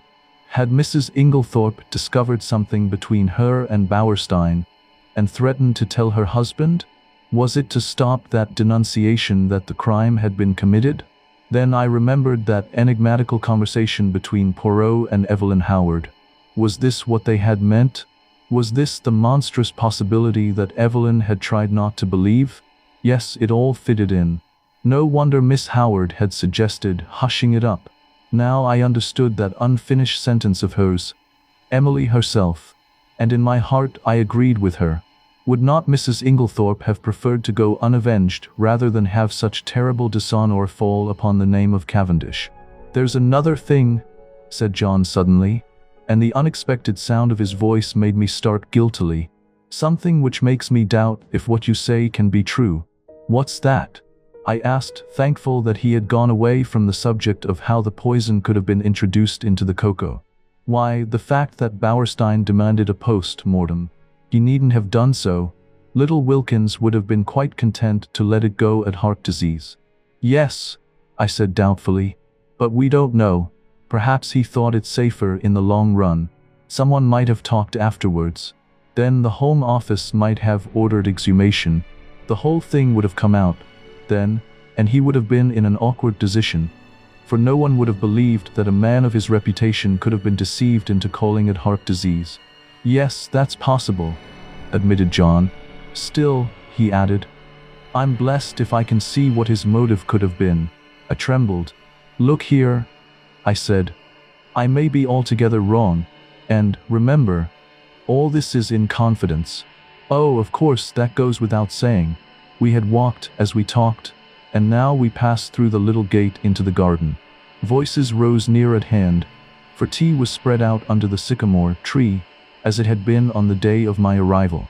Cynthia was back from the hospital, and I placed my chair beside her, and told her of Poirot's wish to visit the dispensary. Of course, I'd love him to see it. He'd better come to tea there one day. I must fix it up with him. He's such a dear little man, but he is funny. He made me take the brooch out of my tie the other day, and put it in again, because he said it wasn't straight. I laughed. It's quite a mania with him. Yes, isn't it? We were silent for a minute or two, and then, glancing in the direction of Mary Cavendish, and dropping her voice, Cynthia said, Mr. Hastings. Yes. After tea, I want to talk to you. Her glance at Mary had set me thinking. I fancied that between these two there existed very little sympathy. For the first time, it occurred to me to wonder about the girl's future. Mrs. Inglethorp had made no provisions of any kind for her, but I imagined that John and Mary would probably insist on her making her home with them, at any rate until the end of the war. John, I knew, was very fond of her, and would be sorry to let her go. John, who had gone into the house, now reappeared. His good-natured face wore an unaccustomed frown of anger. Confound those detectives. I can't think what they're after. They've been in every room in the house, turning things inside out and upside down. It really is too bad. I suppose they took advantage of our all being out. I shall go for that fellow Jap when I next see him. Lot of Paul Priss, grunted Miss Howard. Lawrence opined that they had to make a show of doing something. Mary Cavendish said nothing. After tea, I invited Cynthia for a walk, and we strolled leisurely into the woods, the leafy canopy shielding us from prying eyes. Well, I asked the moment we were alone, my curiosity piqued. With a sigh, Cynthia sank to the ground, tossing off her hat. Sunlight filtered through the branches, catching her auburn hair and turning it to a shimmering halo of gold. Mr. Hastings, you are always so kind, and you know such a lot, she said, her voice soft, tinged with both admiration and a hint of anxiety. I found myself struck, once again, by her charm. There was something disarmingly open about her, a warmth and vivacity that Mary, with all her grace, never displayed. Well, I prompted gently, sensing her hesitation.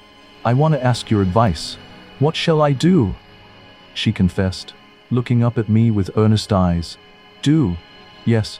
You see, Aunt Emily always told me I should be provided for.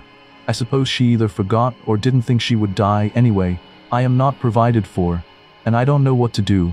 Do you think I ought to leave here at once? Good heavens, no, I replied firmly. They don't want to part with you. I'm sure of it. We sat there in the dappled light, the quiet woods around us, and I could feel the tension in her small, hesitant frame. It was a brief, gentle moment of confidences and trust, a respite in the midst of the shadows cast by the dark events that had enveloped Styles Court. Cynthia hesitated a moment, plucking up the grass with her tiny hands. Then she said, Mrs. Cavendish does. She hates me. Hates you? I cried, astonished. Cynthia nodded. Yes, I don't know why, but she can't bear me, and he can't either. There, I know you're wrong, I said warmly. On the contrary, John is very fond of you. Oh yes, John. I meant Lawrence. Not, of course, that I care whether Lawrence hates me or not. Still, it's rather horrid when no one loves you, isn't it? But they do, Cynthia dear, I said earnestly. I'm sure you are mistaken. Look, there is John and Miss Howard. Cynthia nodded rather gloomily. Yes, John likes me, I think, and of course Evie, for all her gruff ways, wouldn't be unkind to a fly. But Lawrence never speaks to me if he can help it, and Mary can hardly bring herself to be civil to me. She wants Evie to stay on, is begging her to, but she doesn't want me and I don't know what to do. Suddenly the poor child burst out crying. I don't know what possessed me. Her beauty, perhaps, as she sat there, with the sunlight glinting down on her head. Perhaps the sense of relief at encountering someone who so obviously could have no connection with the tragedy. Perhaps honest pity for her youth and loneliness. Anyway, I leant forward, and taking her little hand, I said awkwardly, "Marry me, Cynthia." Unwittingly, I had hit upon a sovereign remedy for her tears. She sat up at once, drew her hand away and said with some asperity, "Don't be silly." I was a little annoyed. "I'm not being silly. I am asking you to do me the honor of becoming my wife." To my intense surprise, Cynthia burst out laughing, and called me a funny dear. "It's perfectly sweet of you," she said.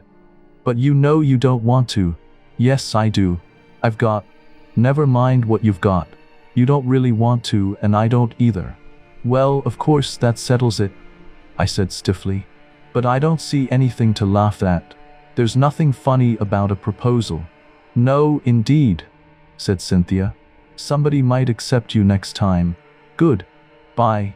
You've cheered me up very much." And, with a final, uncontrollable burst of merriment, she vanished through the trees. Thinking over the interview, it struck me as being profoundly unsatisfactory. It struck me suddenly that I ought to go down to the village and check on Bauerstein. Somebody had to keep an eye on the man.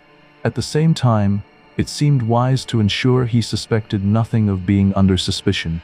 Poirot had placed faith in my diplomacy before, and I resolved to justify it. I made my way to the little house, the one with the apartments card in the window, where I knew he lodged, and rapped briskly on the door. An elderly woman appeared, peering at me with a sharp, suspicious gaze. "Good afternoon," I said pleasantly. "Is Dr. Bauerstein in?" She blinked at me, startled. "Haven't you heard?" she said. "Heard what? About him? What about him?" "He's took." "Took? Dead?" The word slipped out before I could stop it. "No, took by the police." "By the police?" I gasped, the blood rushing to my head. "You mean they've arrested him?" "Yes, that's it," and I did not wait to hear the rest. Heart hammering, I tore through the village streets, intent on finding Poirot, every step carrying the weight of this shocking revelation. Chapter 10. The Arrest.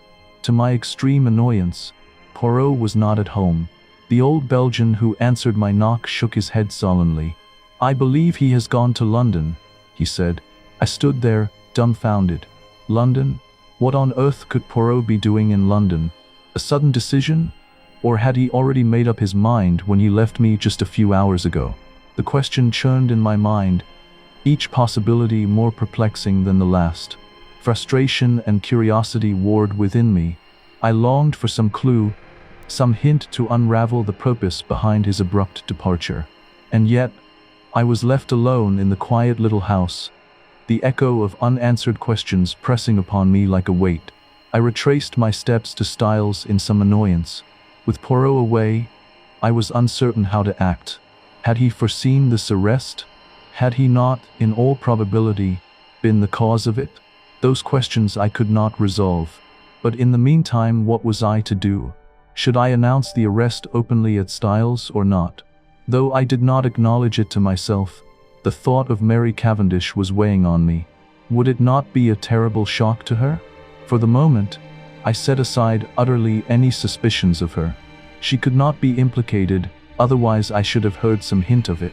Of course, there was no possibility of being able permanently to conceal Dr. Bauerstein's arrest from her. It would be announced in every newspaper on the morrow. Still, I shrank from blurting it out. If only Poirot had been accessible, I could have asked his advice. What possessed him to go posting off to London in this unaccountable way? In spite of myself, my opinion of his sagacity was immeasurably heightened. I would never have dreamt of suspecting the doctor, had not Poirot put it into my head. Yes, decidedly, the little man was clever. After some reflecting, I decided to take John into my confidence, and leave him to make the matter public or not, as he thought fit. He gave vent to a prodigious whistle, as I imparted the news. Great Scott! You were right then. I couldn't believe it at the time.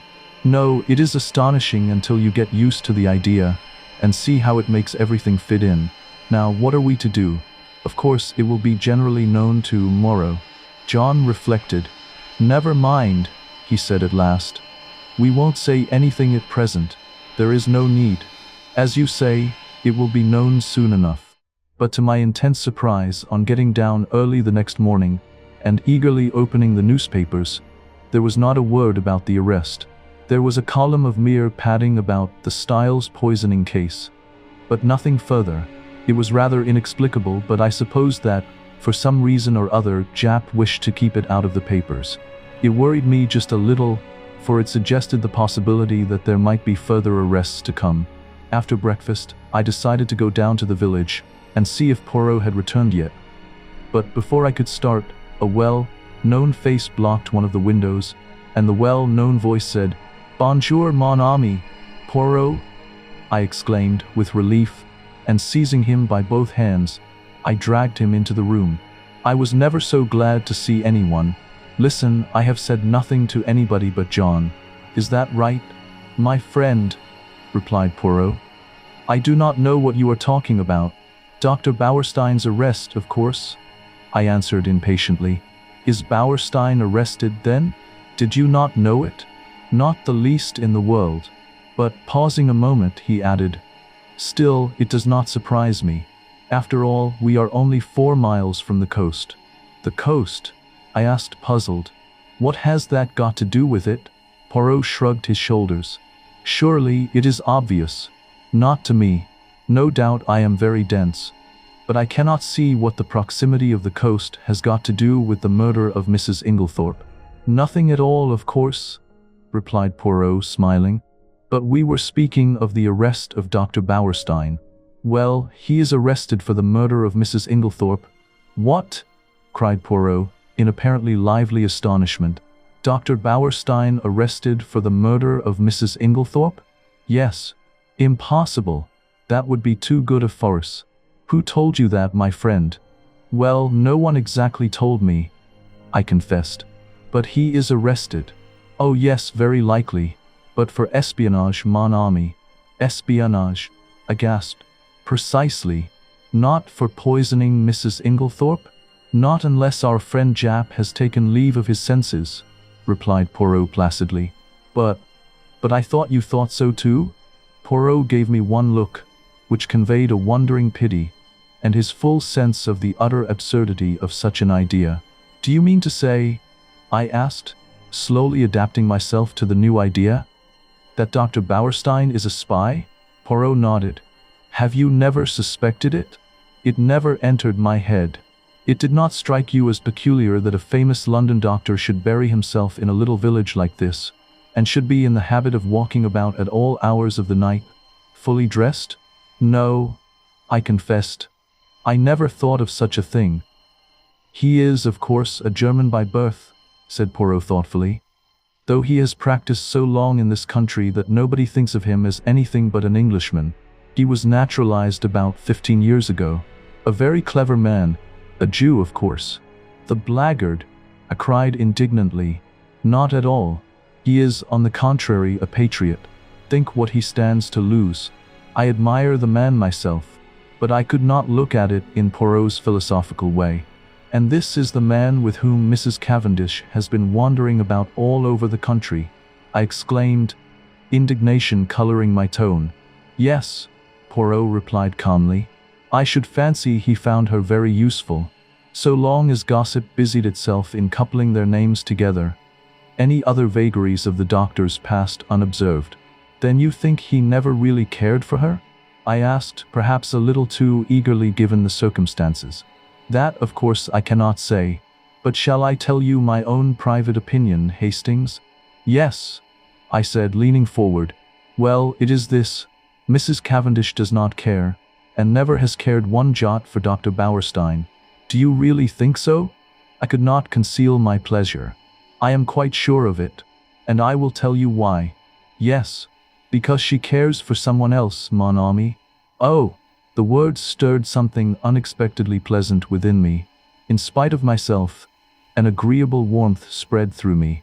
I am not a vain man when it comes to women, yet I could not help recalling certain subtle signs, overlooked perhaps at the time, but which now seemed to hint unmistakably at a hidden truth. The revelation lingered in my mind, like the faint golden light of a sunset, teasing and promising something yet to be discovered. My pleasing thoughts were interrupted by the sudden entrance of Miss Howard. She glanced round hastily to make sure there was no one else in the room, and quickly produced an old sheet of brown paper. This she handed to Poirot, murmuring as she did so the cryptic words, "On top of the wardrobe." Then she hurriedly left the room. Poirot unfolded the sheet of paper eagerly, and uttered an exclamation of satisfaction. He spread it out on the table. "Come here, Hastings. Now tell me, what is that initial, J or L?" It was a medium-sized sheet of paper, rather dusty, as though it had lain by for some time, but it was the label that was attracting Poirot's attention. At the top, it bore the printed stamp of Messrs. Parksons, the well-known theatrical costumiers, and it was addressed to the debatable initial, Cavendish Esq, Styles Court, Styles St. Mary, Essex. "It might be T, or it might be L," I said after studying the thing for a minute or two. "It certainly isn't a J." "Good," replied Poirot, folding up the paper again. "I also am of your way of thinking. It is an L. Depend upon it." "Where did it come from?" I asked curiously. "Is it important?" "Moderately so. Confirms a surmise of mine. Having deduced its existence, I set Miss Howard to search for it, and, as you see, she has been successful." "What did she mean by, on the top of the wardrobe?" "She meant," replied Poirot promptly, "that she found it on top of a wardrobe. A funny place for a piece of brown paper." I mused. "Not at all. The top of a wardrobe is an excellent place for brown paper and cardboard boxes. I have kept them there myself. Neatly arranged. There is nothing to offend the eye." "Poirot," I asked earnestly, "have you made up your mind about this crime?" "Yes, that is to say, I believe I know how it was committed." "Ah! Unfortunately, I have no proof beyond my surmise unless, with sudden energy, he caught me by the arm and whirled me down the hall, calling out in French in his excitement, Mademoiselle Dorcas, Mademoiselle Dorcas, un moment, s'il vous plaît." Dorcas, quite flurried by the noise, came hurrying out of the pantry. "My good Dorcas, I have an idea, a little idea. If it should prove justified, what magnificent chance. Tell me on Monday, not Tuesday, Dorcas, but Monday, the day before the tragedy. Did anything go wrong with Mrs. Inglethorpe's bell?" Dorcas looked very surprised. "Yes, sir, now you mention it, it did. Though I don't know how you came to hear of it. A mouse or some such must have nibbled the wire through. The man came and put it right on Tuesday morning." With a long-drawn exclamation of ecstasy, Poirot led the way back to the morning room. "See one should not ask for outside proof, no, reason should be enough. But the flesh is weak. It is consolation to find that one is on the right track. Ah, my friend, I am like a giant refreshed. I run, I leap, and, in very truth, run and leap he did, gambolling wildly down the stretch of lawn outside the long window." "What is your remarkable little friend doing?" asked a voice behind me, and I turned to find Mary Cavendish at my elbow. She smiled, and so did I. "What is it all about?" "Really, I can't tell you." He asked Dorcas some question about a bell, and appeared so delighted with her answer that he is capering about as you see. Mary laughed. "How ridiculous! He's going out of the gate. Isn't he coming back today?" "I don't know. I've given up trying to guess what he'll do next." "Is he quite mad, Mr. Hastings?"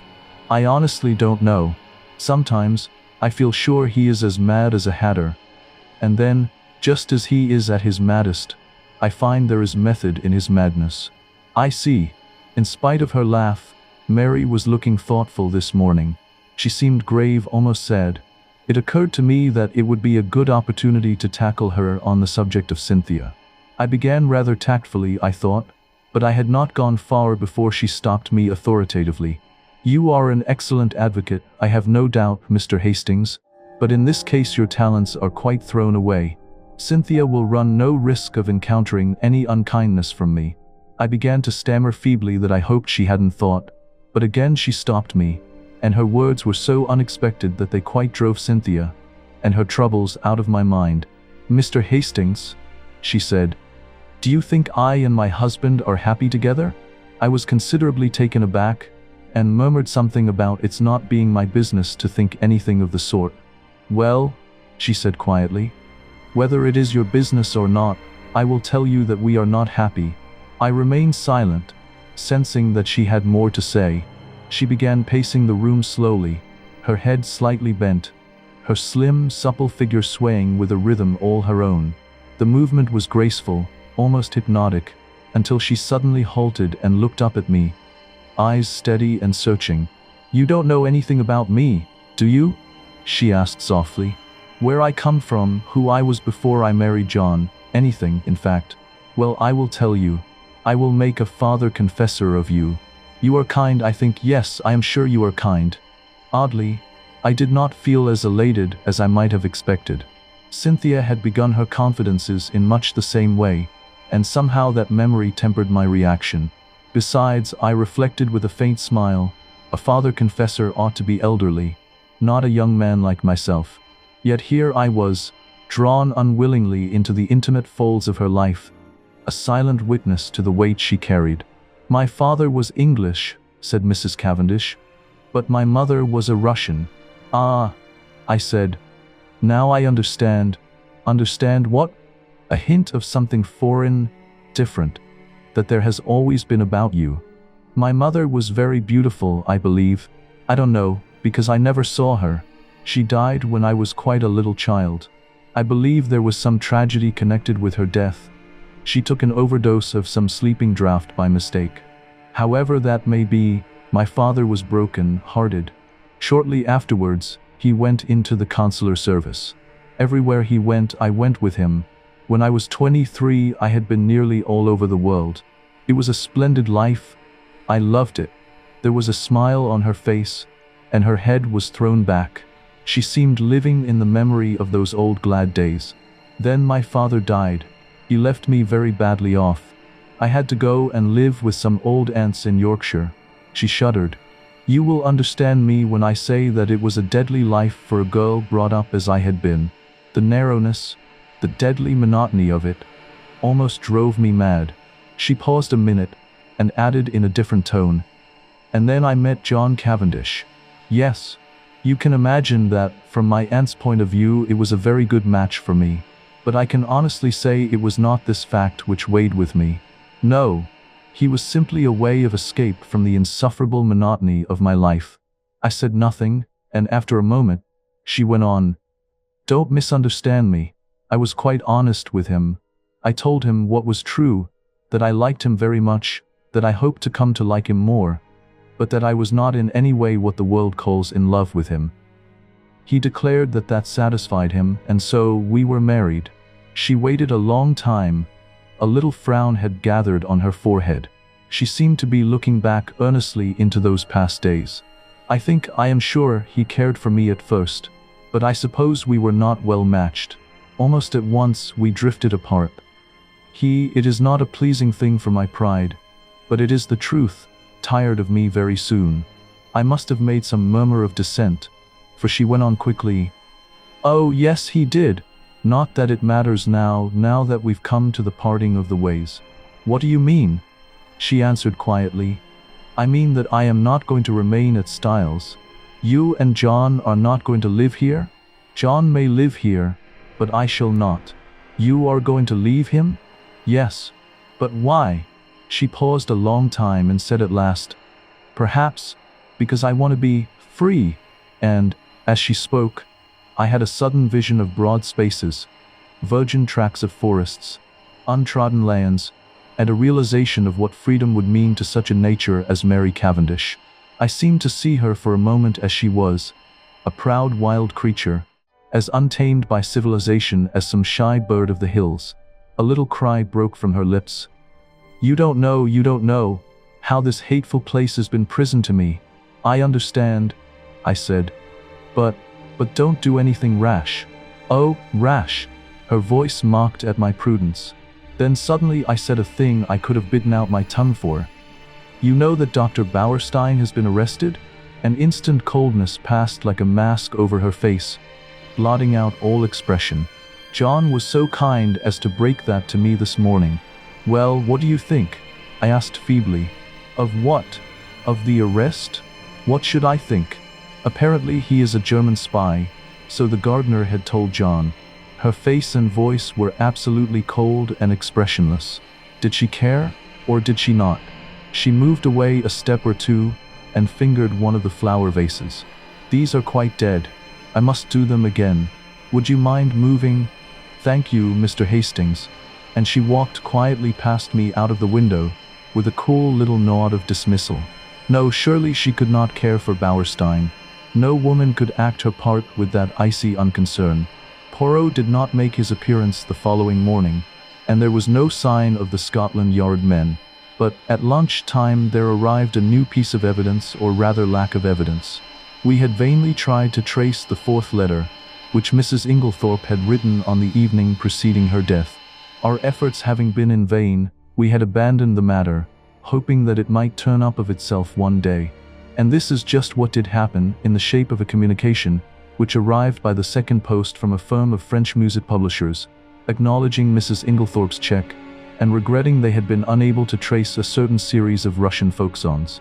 So the last hope of solving the mystery, by means of Mrs. Inglethorp's correspondence on the fatal evening, had to be abandoned. Just before tea, I strolled down to tell Poirot of the new disappointment, but found, to my annoyance, that he was once more out. "Gone to London again?" "Oh no, monsieur. He has but taken the train to Tadminster. To see a young ladies' dispensary," he said. "Silly ass," I ejaculated. "I told him Wednesday was the one day she wasn't there." "Well, tell him to look us up tomorrow morning, will you?" "Certainly, monsieur." But, on the following day, no sign of Poirot. I was getting angry. He was really treating us in the most cavalier fashion. After lunch, Lawrence drew me aside and asked if I was going down to see him. "No, I don't think I shall. He can come up here if he wants to see us." "Oh." Lawrence looked indeterminate. Something unusually nervous and excited in his manner roused my curiosity. "What is it?" I asked. "I could go if there's anything special. It's nothing much, but, well, if you were going, will you tell him?" He dropped his voice to a whisper. "I think I found the extra coffee cup." I had almost forgotten that enigmatical message of Poirot's, but now my curiosity was aroused afresh. Lawrence would say no more, so I decided that I would descend from my high horse and once more seek out Poirot at Leastways Cottage. This time I was received with a smile. Monsieur Poirot was within. Would I mount? I mounted accordingly. Poirot was sitting by the table, his head buried in his hands. He sprang up at my entrance. "What is it?" I asked solicitously. "You are not ill, I trust?" No, not ill. But I decide an affair of great moment. Whether to catch the criminal or not? I asked facetiously. But, to my great surprise, Poirot nodded gravely. "To speak or not to speak? As your so great Shakespeare says, that is the question." I did not trouble to correct the quotation. "You are not serious, Poirot?" "I am of the most serious. For the most serious of all things hangs in the balance. And that is a woman's happiness, mon ami," he said gravely. I did not quite know what to say. "The moment has come," Poirot said thoughtfully, his fingers drumming lightly against his chest. "And I do not know what to do, for, you see, it is a big stake for which I play. No one but I, Hercule Poirot, would attempt it." He tapped himself proudly on the breast, as though the gesture alone could summon success. After allowing a respectful pause, intended to heighten the drama, I handed him Lawrence's message. "Aha!" he exclaimed, eyes lighting up. "So he has found the extra coffee cup. That is good. He has more intelligence than would appear, this long-faced Monsieur Lawrence of yours." I smiled faintly. Personally, I had never thought very highly of Lawrence's intelligence, but I kept the thought to myself. choosing instead to gently remind Poirot of my earlier instructions about which were Cynthia's days off. "It is true," he admitted with a rueful grin. "I have the head of a sieve. However, the other young lady was most kind. She was sorry for my disappointment, and showed me everything in the kindest way. Even in the midst of the intrigue, Poirot's theatrical flair was impossible to resist. I could only watch, amused and slightly exasperated, as he balanced brilliance with a certain childlike oblivion to the ordinary rules of life. "Oh, well, that's all right then, and you must go to tea with Cynthia another day." I told him about the letter. "I am sorry for that," he said. "I always had hopes of that letter. But no, it was not to be. This affair must all be unraveled from within." He tapped his forehead. "These little gray cells, it is up to them, as you say over here." Then, suddenly, he asked, "Are you a judge of finger marks, my friend?" "No," I said, rather surprised. "I know that there are no two finger marks alike, but that's as far as my science goes." "Exactly." He unlocked a little drawer and took out some photographs which he laid on the table. "I have numbered them 1, 2, 3. Will you describe them to me?" I studied the proofs attentively. "All greatly magnified, I see. Number 1, I should say, are a man's finger prints, thumb and first finger. Number 2 are a lady's. They are much smaller and quite different in every way. Number 3" I paused for some time. There seemed to be a lot of confused finger marks, but here very distinctly are number 1s. "Overlapping the others?" "Yes." "You recognize them beyond fail?" "Oh, yes. They are identical." Poirot nodded, and gently taking the photographs from me, locked them up again. "I suppose," I said, "that as usual you are not going to explain?" "On the contrary. Number 1 were the finger prints of Monsieur Lawrence. Number 2 were those of Mademoiselle Cynthia. They are not important. I merely obtained them for comparison. Number 3 is a little more complicated." "Yes. It is, as you see, highly magnified. You may have noticed a sort of blur extending all across the picture. I will not describe to you the special apparatus, dusting powder, etc. which I used. It is a well-known process to the police, and by means of it you can obtain a photograph of the finger prints of any object in a very short space of time. Well, my friend, you have seen the finger marks. It remains to tell you the particular object on which they had been left. Go on. I am really excited." "Eh bien. Photo number 3 represents the highly magnified surface of a tiny bottle in the top poison cupboard of the dispensary in the Red Cross Hospital at Tadminster, which sounds like the house that Jack built." "Good heavens!" I exclaimed. "But what were Lawrence Cavendish's finger marks doing on it? He never went near the poison cupboard the day we were there." "Oh, yes, he did." "Impossible. We were all together the whole time." Poirot shook his head. "No, my friend. There was a moment when you were not all together. There was a moment when you could not have been all together, or it would not have been necessary to call to Monsieur Lawrence to come and join you on the balcony." "I'd forgotten that," I admitted. "But it was only for a moment. Long enough." "Long enough for what?" Poirot's smile became rather enigmatical. "Long enough for a gentleman who had once studied medicine to gratify a very natural interest and curiosity." Our eyes met. Poirot's were pleasantly vague. He got up and hummed a little tune. I watched him suspiciously. "Poirot," I said, "what was in this particular little bottle?" Poirot looked out of the window. "Hydrochloride of strychnine," he said, over his shoulder, continuing to hum. "Good heavens!" I said it quite quietly. I was not surprised. I had expected that answer.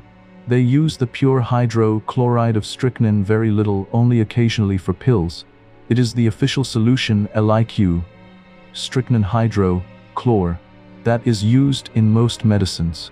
That is why the finger marks have remained undisturbed since then. "How did you manage to take this photograph?" "I dropped my hat from the balcony," explained Poirot simply. "Visitors were not permitted below at that hour, so, in spite of my many apologies, Mademoiselle Cynthia's colleague had to go down and fetch it for me." "Then you knew what you were going to find?" "No, not at all. I merely realized that it was possible, from your story, for Monsieur Lawrence to go to the poison cupboard. The possibility had to be confirmed or eliminated. Poirot, I said, your gaiety does not deceive me. This is a very important discovery. I do not know, said Poirot, but one thing does strike me.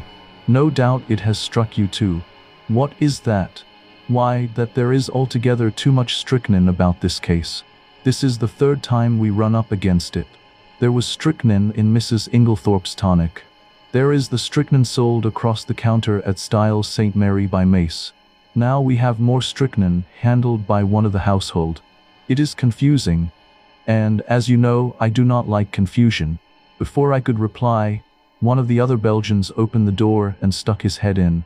There is a lady below, asking for Mr. Hastings. A lady? I jumped up. Poirot followed me down the narrow stairs. Mary Cavendish was standing in the doorway. I have been visiting an old woman in the village, she explained, and as Lawrence told me you were with Monsieur Poirot, I thought I would call for you. Alas, madam, said Poirot, I thought you had come to honor me with a visit. I will some day if you ask me, she promised him, smiling. That is well. If you should need a father confessor, madame, she started ever so slightly. Remember, Papa Poirot is always at your service. She stared at him for a few minutes, as though seeking to read some deeper meaning into his words. Then she turned abruptly away. Come, will you not walk back with us too, Monsieur Poirot? Enchanted, madam. All the way to Styles, Mary talked fast and feverishly. It struck me that in some way she was nervous of Poirot's eyes. The weather had broken, and the sharp wind was almost autumnal in its shrewishness. Mary shivered a little and buttoned her black sports coat closer. The wind through the trees made a mournful noise, like some great giant sighing. We approached the great door of Styles, and almost instantly a sense of unease settled over us. Something was wrong. Dorcas came running out to meet us, tears streaming down her face, her hands wringing in frantic despair. Behind her, the other servants clustered nervously, eyes wide, ears straining for every word. Oh, I don't know how to tell you. What is it, Dorcas? I demanded, my patience edged with alarm. Tell us at once. It's those wicked detectives. They've arrested him. They've arrested Mr. Cavendish. Arrested Lawrence? I gasped, my heart lurching. Dorcas's eyes widened with a strange, almost fearful expression. No, sir. Not Mr. Lawrence, Mr. John. Behind me, a sharp cry split the air. Mary Cavendish fell heavily against me. I turned instinctively to catch her, and in that moment I caught sight of Poirot. The quiet triumph in his eyes was unmistakable, calm, measured, yet brimming with the satisfaction of a plan coming to fruition. In an instant, the chaos around us sharpened into clarity. Styles, our familiar haven, had become the stage for another act in a drama none of us could yet fully comprehend. Chapter 11. The Case for the Prosecution. Cinematic Rewrite, single narrator version. The trial of John Cavendish for the murder of his stepmother took place 2 months later. Of the weeks that intervened, I shall say little. My thoughts were often with Mary Cavendish, whose courage and devotion impressed me deeply. She threw herself with passionate fervor into her husband's defense, scorning the very notion of his guilt. Every gesture, every word, spoke of a love unshakable and a resolve that refused to yield.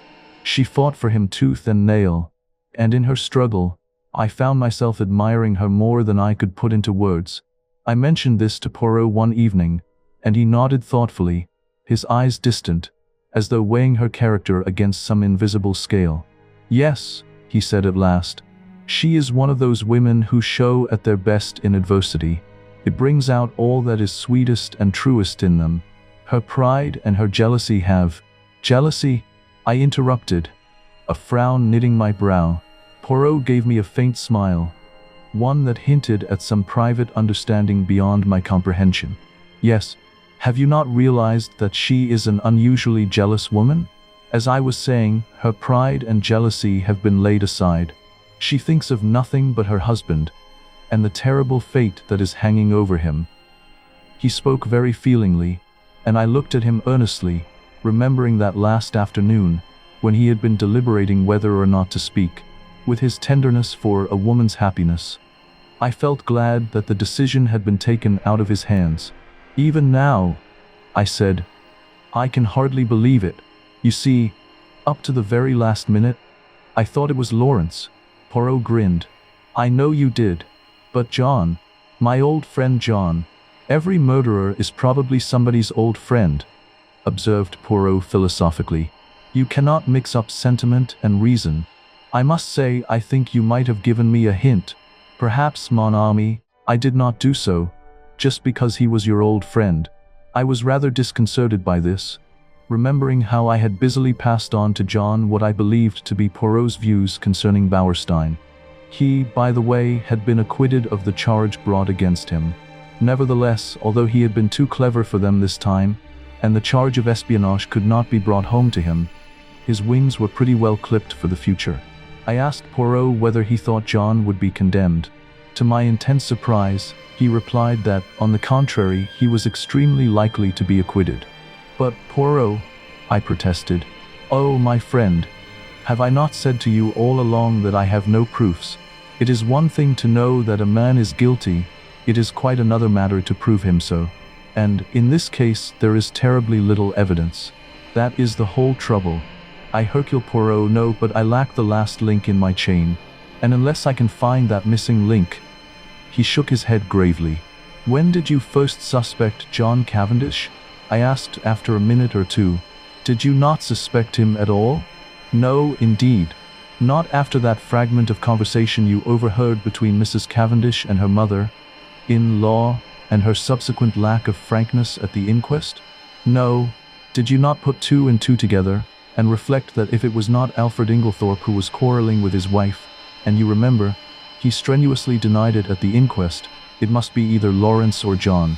Now, if it was Lawrence, Mary Cavendish's conduct was just as inexplicable. But if, on the other hand, it was John, the whole thing was explained quite naturally." "So," I cried, a light breaking in upon me, "it was John who quarreled with his mother that afternoon?" "Exactly. And you have known this all along?" "Certainly. Mrs. Cavendish's behavior could only be explained that way." "And yet you say he may be acquitted?" Poirot shrugged his shoulders. "Certainly I do. At the police court proceedings, we shall hear the case for the prosecution, but in all probability his solicitors will advise him to reserve his defense. That will be sprung upon us at the trial. And by the way, I have a word of caution to give you, my friend. I must not appear in the case." "What?" "No. Officially, I have nothing to do with it. Until I have found that last link in my chain, I must remain behind the scenes. Mrs. Cavendish must think I am working for her husband, not against him." "I say, that's playing it a bit low down," I protested. "Not at all. We have to deal with a most clever and unscrupulous man, and we must use any means in our power, otherwise he will slip through our fingers. That is why I have been careful to remain in the background. All the discoveries have been made by Jap, and Jap will take all the credit. If I am called upon to give evidence at all," he smiled broadly, "it will probably be as a witness for the defense." I could hardly believe my ears. "It is quite en règle," continued Poirot. "Strangely enough, I can give evidence that will demolish one contention of the prosecution." "Which one?" "The one that relates to the destruction of the will. John Cavendish did not destroy that will. Poirot was a true prophet. I will not go into the details of the police court proceedings, as it involves many tiresome repetitions. I will merely state boldly that John Cavendish reserved his defense, and was duly committed for trial. September found us all in London. Mary took a house in Kensington, Poirot being included in the family party. I myself had been given a job at the War Office, so was able to see them continually. As the weeks went by, the state of Poirot's nerves grew worse and worse. That last link he talked about was still lacking. Privately, I hoped it might remain so, for what happiness could there be for Mary, if John were not acquitted? On September 15th, John Cavendish appeared in the dock at the Old Bailey, charged with the willful murder of Emily Agnes Inglethorp, and pleaded not guilty. Sir Ernest Heavyweather, the famous K.C., had been engaged to defend him. Mr. Phillips, K.C., opened the case for the Crown. The murder, he said, was a most premeditated and cold-blooded one. It was neither more nor less than the deliberate poisoning of a fond and trusting woman by the stepson to whom she had been more than a mother. Ever since his boyhood, she had supported him. He and his wife had lived at Styles Court in every luxury, surrounded by her care and attention. She had been their kind and generous benefactress. He proposed to call witnesses to show how the prisoner, a profligate and spendthrift, had been at the end of his financial tether, and had also been carrying on an intrigue with a certain Mrs. Raikes, a neighboring farmer's wife.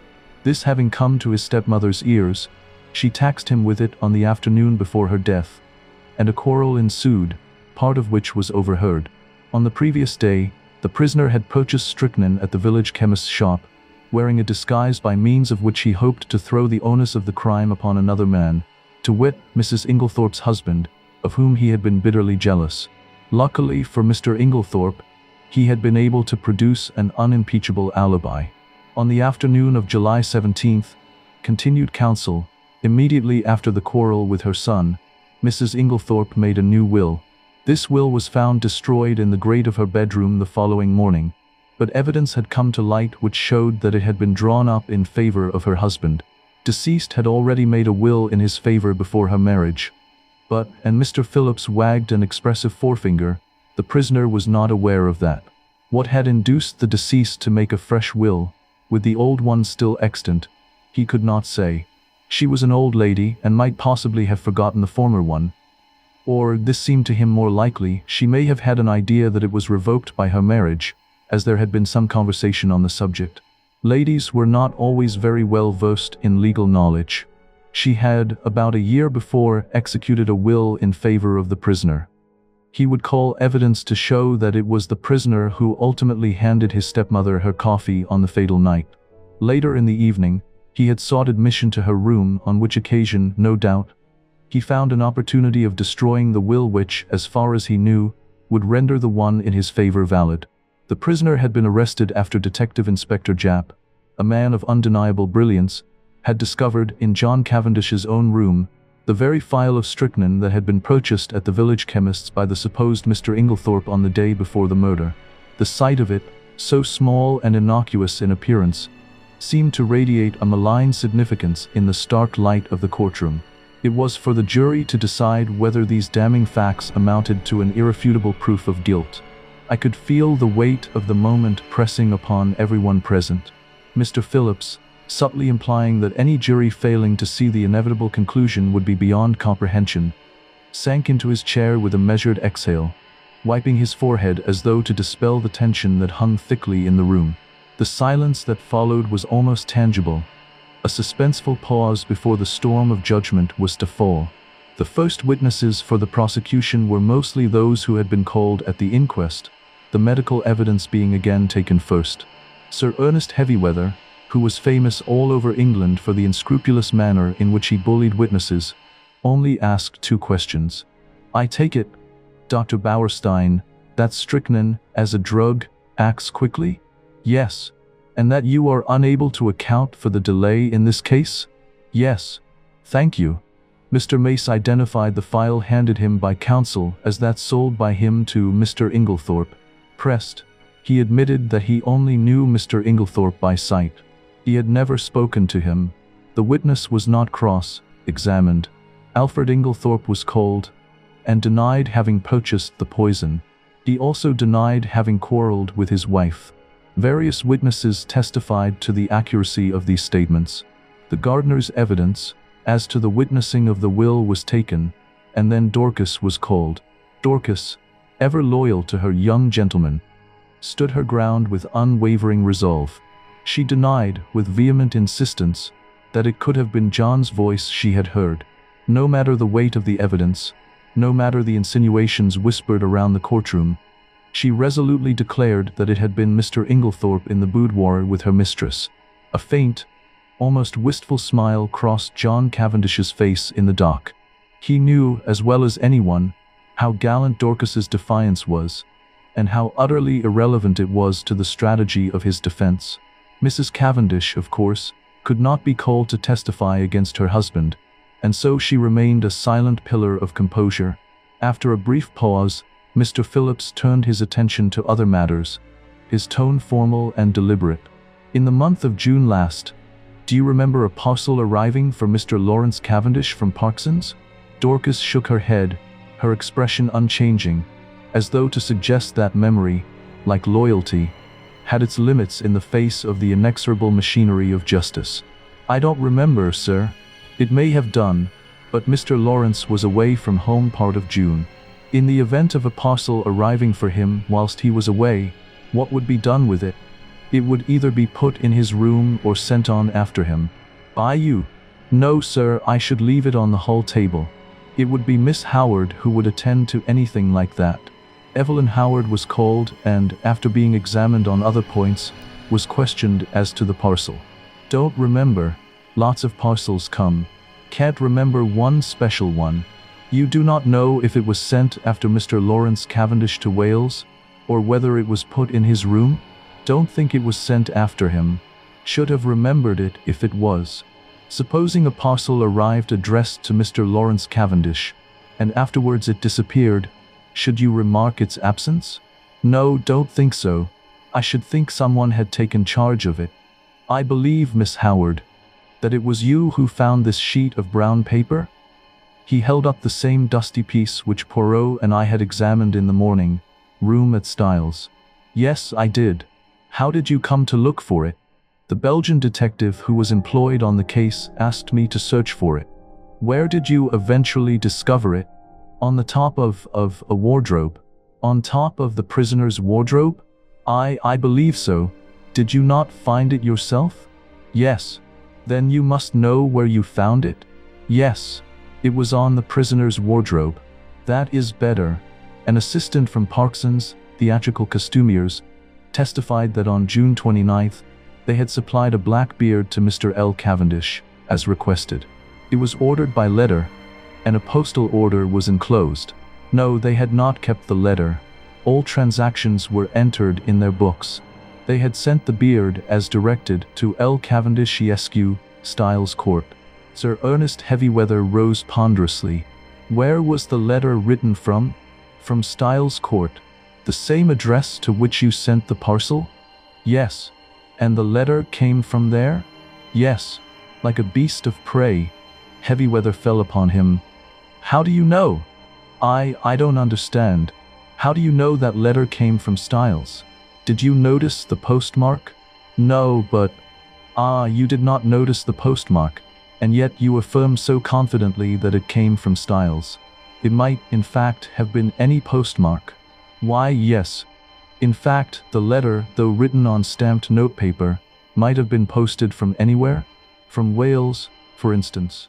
The witness admitted that such might be the case, and Sir Ernest signified that he was satisfied.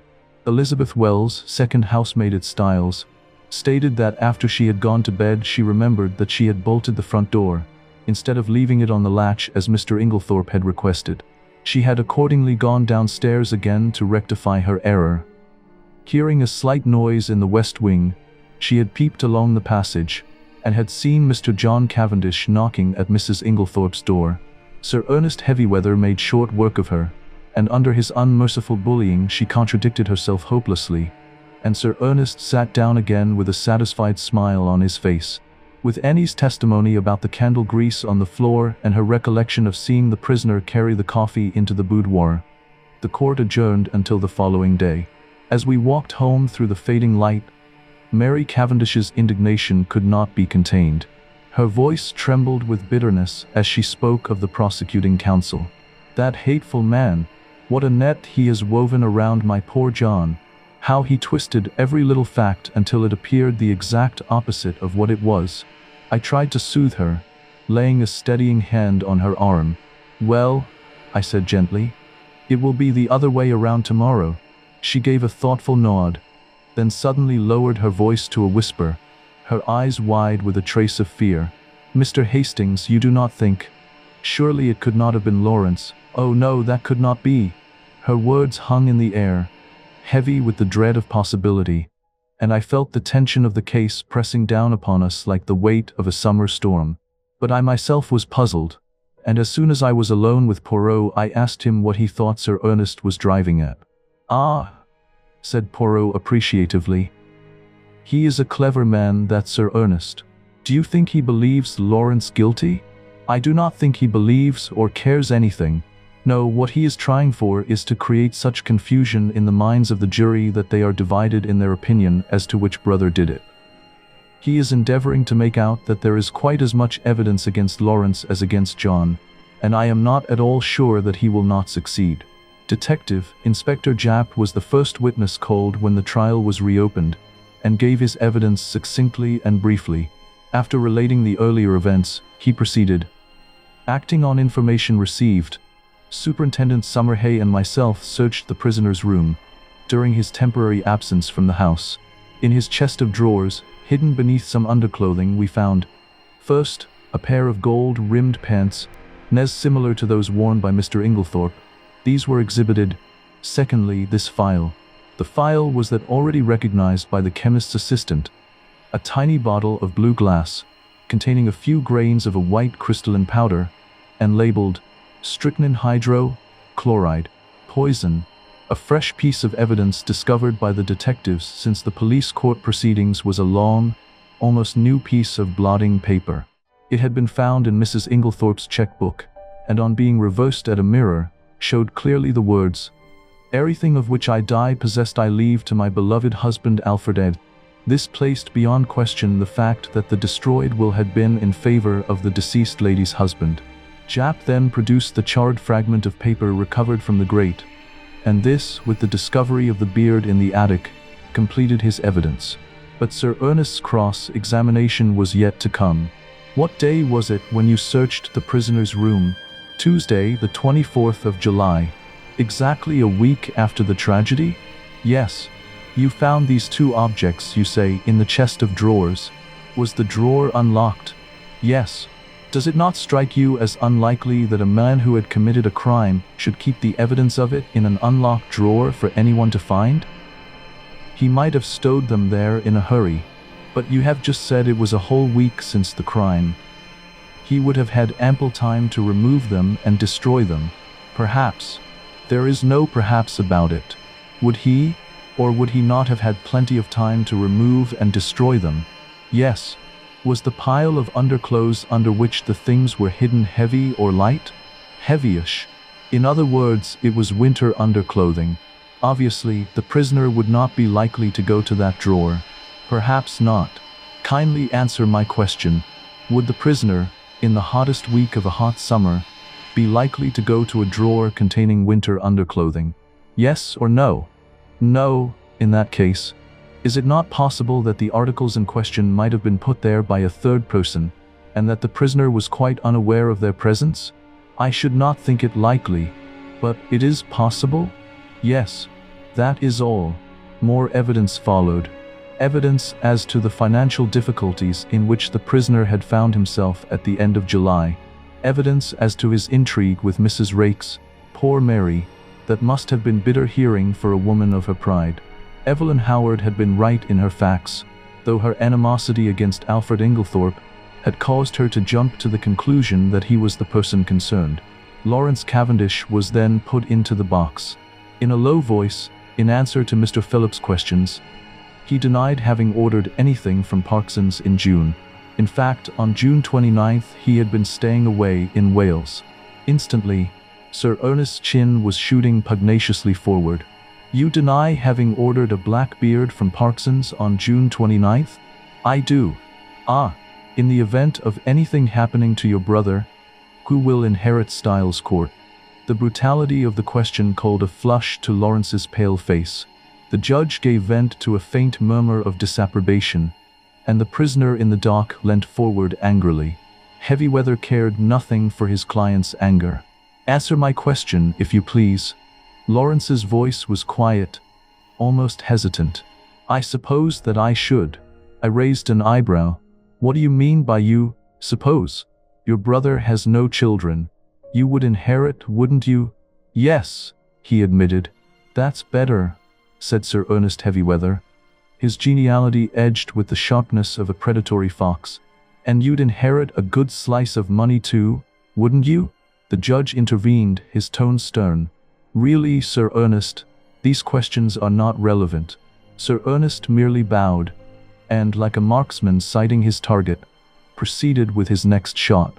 "On Tuesday, the 17th of July, he said, eyes fixed on Lawrence, "you went, I believe, with another guest, to visit the dispensary at the Red Cross Hospital in Tadminster?" "Yes," Lawrence replied, tension flickering across his composed face. "Did you, while you were alone for a few seconds, unlock the poison cupboard and examine some of the bottles?" I may have done so," Lawrence stammered. "I put it to you that you did do so," Sir Ernest pressed relentlessly. "Yes," came the reluctant concession. Sir Ernest wasted no time. His next question flew like an arrow. "Did you examine one bottle in particular?" The courtroom seemed to hold its breath. Every eye was fixed on Lawrence, the weight of suspicion pressing down like a storm threatening to break. "No, I do not think so. Be careful, Mr. Cavendish." Sir Ernest's voice cut through the hushed courtroom, sharp and relentless. "I am referring to a little bottle of hydrochloride of strychnine." Lawrence's face drained of color, turning a sickly greenish hue. "Oh, I am sure I didn't," he stammered. "Then how do you account for the fact that you left the unmistakable impress of your finger prints on it?" The words struck him like a hammer. I suppose I must have taken up the bottle," Lawrence admitted, voice trembling under the weight of scrutiny. "I suppose so too. Did you abstract any of the contents?" Sir Ernest's gaze bore into him, relentless. "Certainly not," Lawrence whispered. "Then why did you take it up?" "I once studied to be a doctor," Lawrence replied, his voice steadier now, though still faint. "Such things naturally interest me." Sir Ernest's lips curled, the edge of mockery sharpening his words. "Ah, so poisons naturally interest you, do they? Still, you waited to be alone before gratifying that interest of yours." "That was pure chance," Lawrence said quickly. "If the others had been there, I should have done just the same. Still, as it happens, the others were not there?"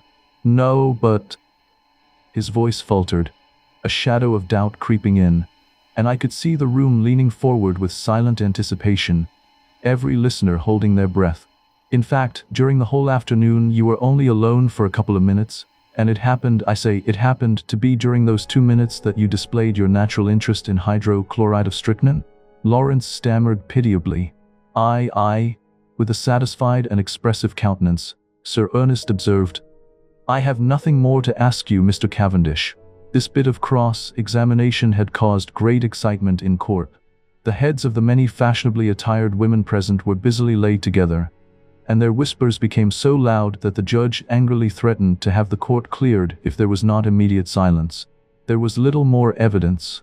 The handwriting experts were called upon for their opinion of the signature of Alfred Inglethorp in the chemist's poison register.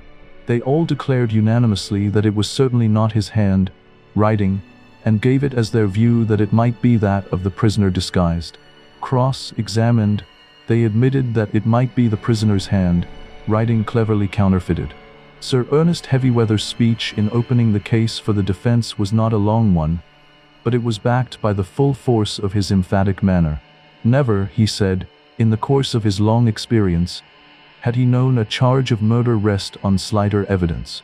Not only was it entirely circumstantial, but the greater part of it was practically unproved. Let them take the testimony they had heard and sift it impartially. The strychnine had been found in a drawer in the prisoner's room. That drawer was an unlocked one, as he had pointed out, and he submitted that there was no evidence to prove that it was the prisoner who had concealed the poison there. It was, in fact, a wicked and malicious attempt on the part of some third person to fix the crime on the prisoner. The prosecution had been unable to produce a shred of evidence in support of their contention that it was the prisoner who ordered the Blackbeard from Parkson's. The quarrel which had taken place between prisoner and his stepmother was freely admitted, but both it and his financial embarrassments had been grossly exaggerated.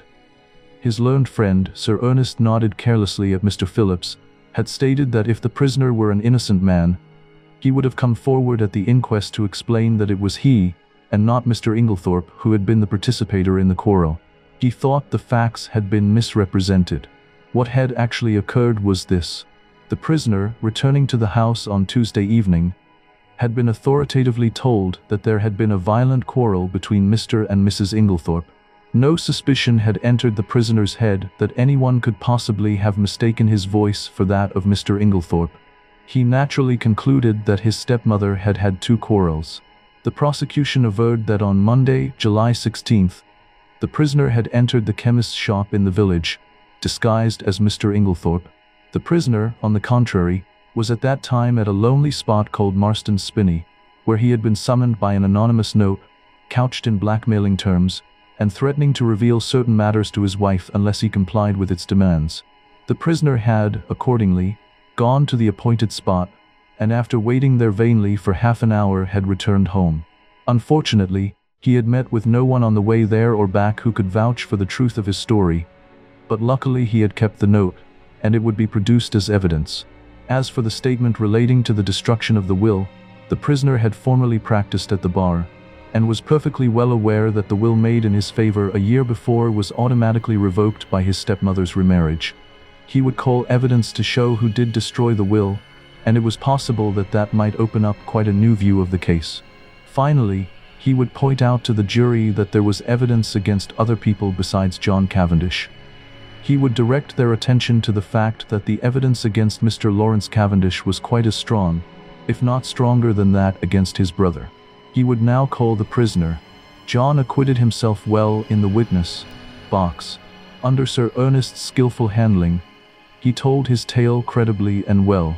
The anonymous note received by him was produced and handed to the jury to examine. The readiness with which he admitted his financial difficulties and the disagreement with his stepmother lent value to his denials. At the close of his examination, he paused and said, "I should like to make one thing clear. I utterly reject and disapprove of Sir Ernest Heavywether's insinuations against my brother. My brother, I am convinced, had no more to do with the crime than I have." Sir Ernest merely smiled, and noted with a sharp eye that John's protest had produced a very favorable impression on the jury. Then the cross-examination began. "I understand you to say that it never entered your head that the witnesses at the inquest could possibly have mistaken your voice for that of Mr. Inglethorp. Is not that very surprising?" "No, I don't think so. I was told there had been a quarrel between my mother and Mr. Inglethorp, and it never occurred to me that such was not really the case." Not when the servant Dorcas repeated certain fragments of the conversation.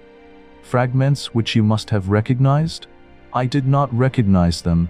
Your memory must be unusually short." "No, but we were both angry and, I think, said more than we meant. I paid very little attention to my mother's actual words." Mr. Phillips' incredulous sniff was a triumph of forensic skill. He passed on to the subject of the note. Sir Ernest held up the note, his eyes gleaming with accusation. "You have produced this note very opportunely. Tell me, is there nothing familiar about the handwriting?" "Not that I know of," Lawrence replied, though a flicker of unease crossed his face. "Do you not think it bears a marked resemblance to your own handwriting, carelessly disguised?" Sir Ernest pressed, leaning forward as if to pierce the very truth from him. "No, I do not think so," Lawrence said, shaking his head. "I put it to you," Sir Ernest went on, voice rising, "that it is your own handwriting." "No," came the firm denial, though I sensed the tension tightening around him like a noose. "I put it to you," Sir Ernest continued relentlessly, "that, anxious to prove an alibi, you conceived the idea of a fictitious and rather incredible appointment, and wrote this note yourself in order to bear out your statement." "No," Lawrence's voice faltered slightly, but his refusal remained. "Is it not a fact," Sir Ernest's gaze cut like a blade across the courtroom, "that at the time you claim to have been waiting about at a solitary and unfrequented spot, you were really in the chemist's shop in Styles St. Mary, where you purchased strychnine in the name of Alfred Inglethorp?" The words struck like thunder. I could see Lawrence blanch, a ghostly pallor spreading over his face. every eye in the courtroom fixed upon him. Every heartbeat seemed to echo in the tense silence that followed. "No, that is a lie. I put it to you that, wearing a suit of Mr. Inglethorp's clothes, with a black beard trimmed to resemble his, you were there and signed the register in his name. That is absolutely untrue. Then I will leave the remarkable similarity of hand, writing between the note, the register, and your own, to the consideration of the jury," said Mr. Phillips, and sat down with the air of a man who has done his duty, but who was nevertheless horrified by such deliberate perjury. After this, as it was growing late, the case was adjourned till Monday. Poirot, I noticed, was looking profoundly discouraged. He had that little frown between the eyes that I knew so well. "What is it, Poirot?" I inquired. "Ah, mon ami, things are going badly. In spite of myself." My heart gave a leap of relief. Evidently there was a likelihood of John Cavendish being acquitted. When we reached the house, my little friend waved aside Mary's offer of tea. "No, I thank you, madam. I will mount to my room." I followed him, still frowning. He went across to the desk and took out a small pack of patience cards. Then he drew up a chair to the table, and, to my utter amazement, began solemnly to build card houses. My jaw dropped involuntarily, and he said at once, "No, mon ami, I am not in my second childhood. I steady my nerves, that is all. This employment requires precision of the fingers. With precision of the fingers goes precision of the brain, and never have I needed that more than now." "What is the trouble?" I asked. With a great thump on the table, Poirot demolished his carefully built-up edifice. "It is this, mon ami, that I can build card houses 7 stories high, but I cannot thump, that last link of which I spoke to you." I could not quite tell what to say, so I held my peace, and he began slowly building up the cards again, speaking in jokes as he did so. "It is done so, by placing one card on another with mathematical precision." I watched the card house rising under his hands, story by story. He never hesitated or faltered. It was really almost like a conjuring trick. "What a steady hand you've got," I remarked.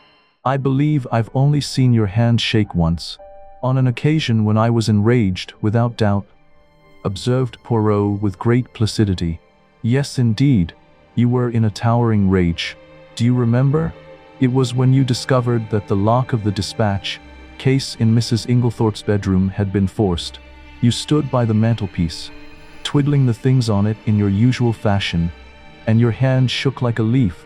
I must say—" But I stopped suddenly, for Poirot, uttering a hoarse and inarticulate cry, again annihilated his masterpiece of cards, and putting his hands over his eyes swayed backwards and forwards, apparently suffering the keenest agony. "Good heavens, Poirot!" I cried. "What is the matter? Are you taken ill?" No, he gasped. It is that I have an idea." "Oh!" I exclaimed, much relieved. "One of your little ideas?" "Ah, my foe, I know," replied Poirot frankly. "This time it is an idea gigantic, stupendous, and you, my friend, have given it to me." Suddenly clasping me in his arms, he kissed me warmly on both cheeks, and before I had recovered from my surprise ran headlong from the room. Mary Cavendish entered at that moment. "What is the matter with Monsieur Poirot?" He rushed past me crying out, "A garage! For the love of heaven, direct me to a garage, madam," and, before I could answer, he had dashed out into the street. I rushed to the window, heart pounding, and there he was, dashing down the narrow street, hatless, arms flailing as if the very air could carry his idea to life. I turned to Mary, helplessness written across my face. "He'll be stopped by a policeman in another minute. Look there, around the corner he goes." We held each other's gaze, a silent question in our eyes. What on earth was happening? Mary frowned, her brow furrowed in perplexity. "What can be the matter?" I shook my head, a sigh escaping me. "I don't know. He was building card houses just now, and then, suddenly, he said he had an idea and bolted like a man possessed." She gave a small, impatient shrug. "Well, I expect he'll be back before dinner." But the sun dipped below the horizon, shadows lengthening across the house, and night fell. Still, Poirot had not returned. The empty corridor and silent halls seemed to echo the strange urgency that had swept him away. Chapter 12. The Last Link. Poirot's sudden departure had kept us in a state of quiet unease all morning. Sunday dragged its hours along, heavy and uneventful, and still he did not appear. Then, around 3 o'clock, a ferocious, unrelenting hoot pierced the stillness, drawing us to the window. Outside, a car skidded to a halt. Poirot stepped down, flanked by Jap and Summerhay. The transformation was astonishing. Where he had left a restless, preoccupied man, he now radiated an almost absurd composure, a small, triumphant smile tugging at the corners of his lips. He bowed with theatrical respect to Mary Cavendish. The gesture so exaggerated it drew a faint, sad smile from her. "Madame," he announced, voice crisp and precise, "I have your permission to hold a little réunion in the salon? It is necessary for everyone to attend." Even in his absurd self-assurance, one could sense the gravity beneath, the calm before the revelation that would unravel every thread of suspicion. "You know, Monsieur Poirot, that you have carte blanche in every way. You are too amiable, madame." Still beaming, Poirot marshaled us all into the drawing room, bringing forward chairs as he did so. "Miss Howard here, Mademoiselle Cynthia, Monsieur Lawrence, the good Dorcas, and Annie. Bien, we must delay our proceedings a few minutes until Mr. Inglethorp arrives. I have sent him a note." Miss Howard rose immediately from her seat. "If that man comes into the house, I leave it." "No, no." Poirot went up to her and pleaded in a low voice. Finally, Miss Howard consented to return to her chair. A few minutes later, Alfred Inglethorp entered the room. The company once assembled, Poirot rose from his seat with the air of a popular lecturer, and bowed politely to his audience. "Messieurs, mesdames, as you all know, I was called in by Monsieur John Cavendish to investigate this case. I at once examined the bedroom of the deceased which, by the advice of the doctors, had been kept locked, and was consequently exactly as it had been when the tragedy occurred. I found, first, a fragment of green material. Second, a stain on the carpet near the window, still damp. Thirdly, an empty box of bromide powders. To take the fragment of green material first, I found it caught in the bolt of the communicating door between that room and the adjoining one occupied by Mademoiselle Cynthia. I handed the fragment over to the police, who did not consider it of much importance, nor did they recognize it for what it was, a piece torn from a Greenland armlet. There was a little stir of excitement. Now there was only one person at Styles who worked on the land, Mrs. Cavendish. Therefore it must have been Mrs. Cavendish who entered the deceased's room through the door communicating with Mademoiselle Cynthia's room. "But that door was bolted on the inside," they cried. "When I examined the room, yes. But in the first place we have only her word for it, since it was she who tried that particular door and reported it fastened. In the ensuing confusion she would have had ample opportunity to shoot the bolt across. I took an early opportunity of verifying my conjectures. To begin with, the fragment corresponds exactly with a tear in Mrs. Cavendish's armlet. Also, at the inquest, Mrs. Cavendish declared that she had heard, from her own room, the fall of the table by the bed. I took an early opportunity of testing that statement by stationing my friend Monsieur Hastings in the left wing of the building, just outside Mrs. Cavendish's door. I myself, in company with the police, went to the deceased's room, and whilst there I, apparently accidentally, knocked over the table in question, but found that, as I had expected, Monsieur Hastings had heard no sound at all.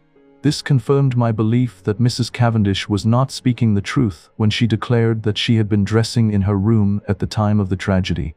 In fact, I was convinced that, far from having been in her own room, Mrs. Cavendish was actually in the deceased's room when the alarm was given. I shot a quick glance at Mary. She was very pale but smiling. I proceeded to reason on that assumption. Mrs. Cavendish is in her mother-in-law's room.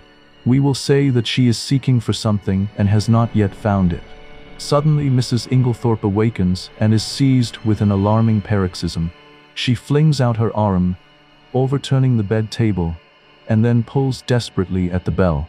Mrs. Cavendish, startled, drops her candle, scattering the grease on the carpet. She picks it up and retreats quickly to Mademoiselle Cynthia's room, closing the door behind her. She hurries out into the passage, for the servants must not find her where she is. But it is too late. Already footsteps are echoing along the gallery which connects the two wings. What can she do? Quick as thought, she hurries back to the young girl's room and starts shaking her awake. The hastily aroused household come trooping down the passage. They are all busily battering at Mrs. Inglethorp's door. It occurs to nobody that Mrs. Cavendish has not arrived with the rest. But, and this is significant, I can find no one who saw her come from the other wing. He looked at Mary Cavendish. "Am I right, madam?" She inclined her head, the faintest trace of resolve in her posture. "Quite right, monsieur," she said softly. "Had I believed that revealing these facts would benefit my husband, I would have done so, but it seemed to bear no weight on his guilt or innocence." Poirot's eyes gleamed with quiet satisfaction. "In a sense, madam, you are correct.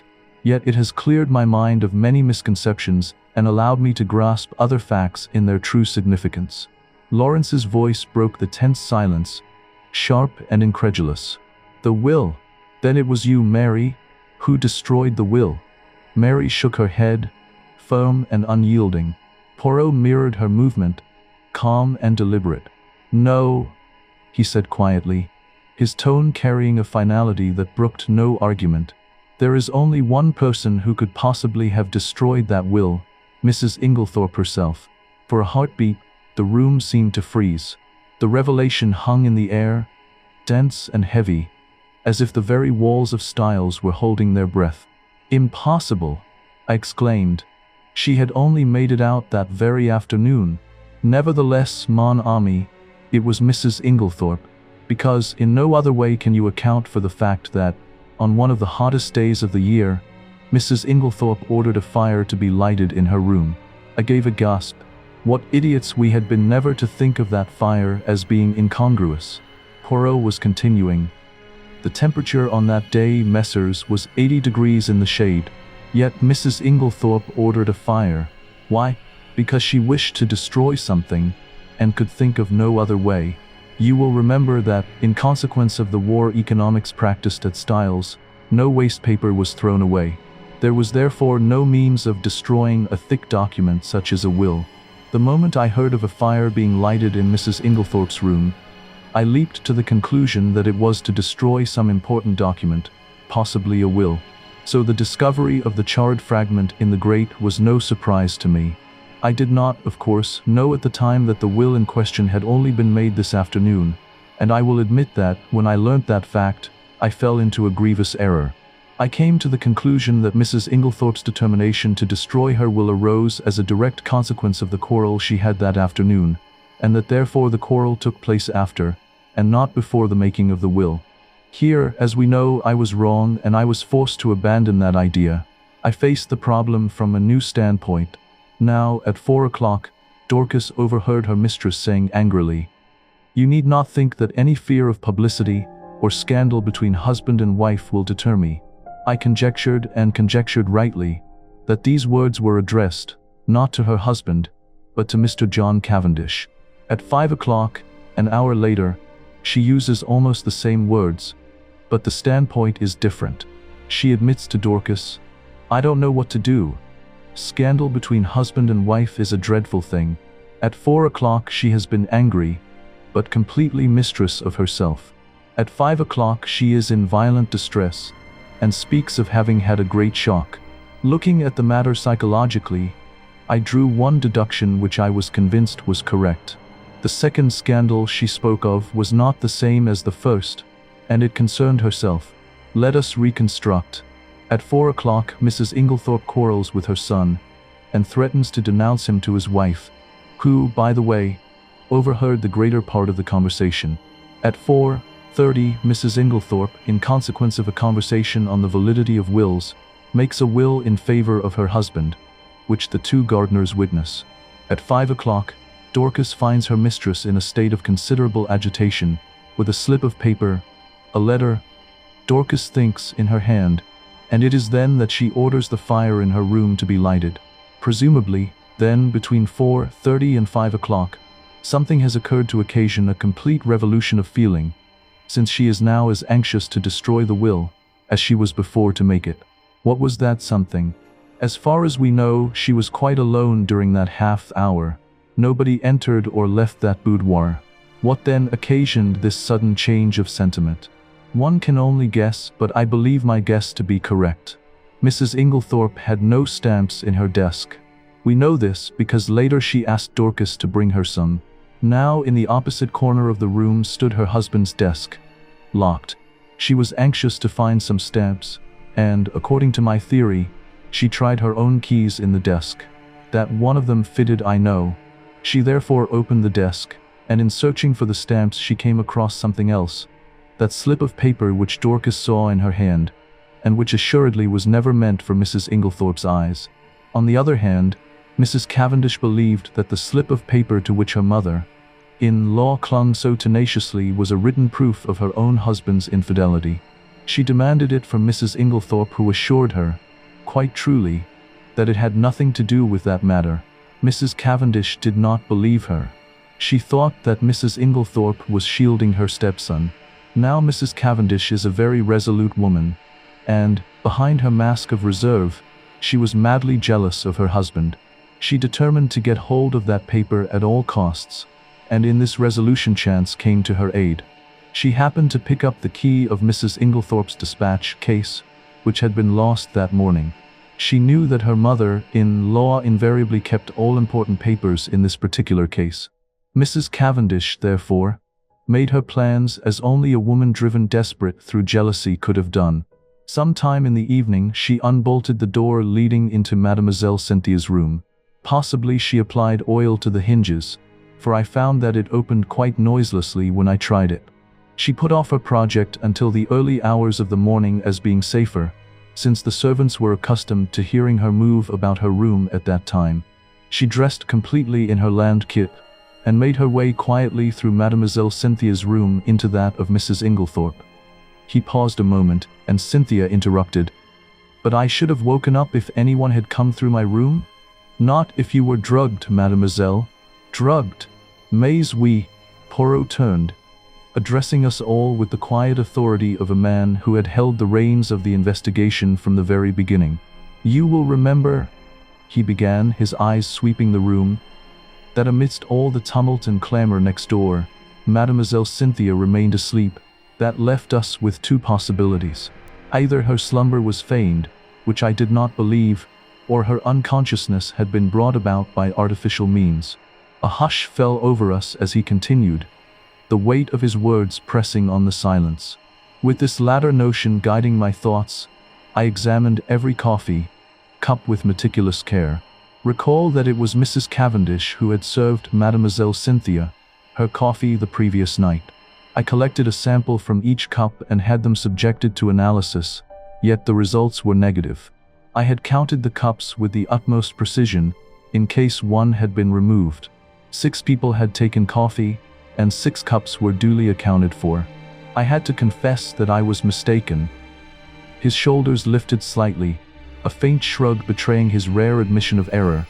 Yet there was no loss of composure, only the calm, unerring determination of a mind already moving toward the truth. Then I discovered that I had been guilty of a very grave oversight.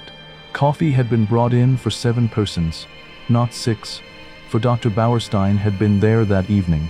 This changed the face of the whole affair, for there was now 1 cup missing.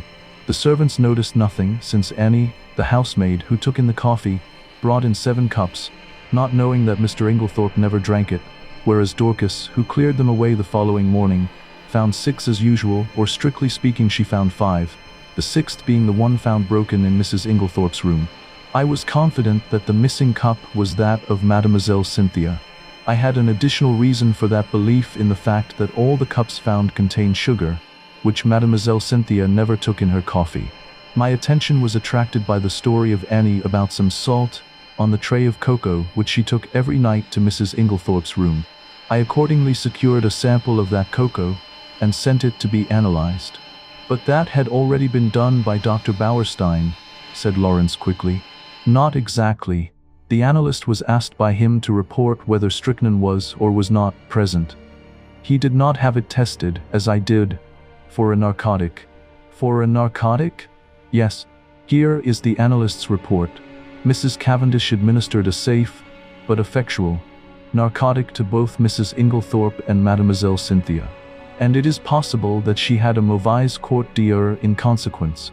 Imagine her feelings when her mother-in-law is suddenly taken ill and dies, and immediately after she hears the word poison, she has believed that the sleeping draught she administered was perfectly harmless. But there is no doubt that for one terrible moment she must have feared that Mrs. Inglethorpe's death lay at her door. She is seized with panic, and under its influence she hurries downstairs, and quickly drops the coffee, cup and saucer used by Mademoiselle Cynthia into a large brass vase, where it is discovered later by Monsieur Lawrence. The remains of the cocoa she dare not touch. Too many eyes are upon her.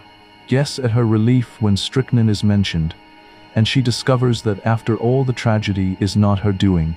We are now able to account for the symptoms of strychnine poisoning being so long in making their appearance. A narcotic taken with strychnine will delay the action of the poison for some hours. Poirot paused.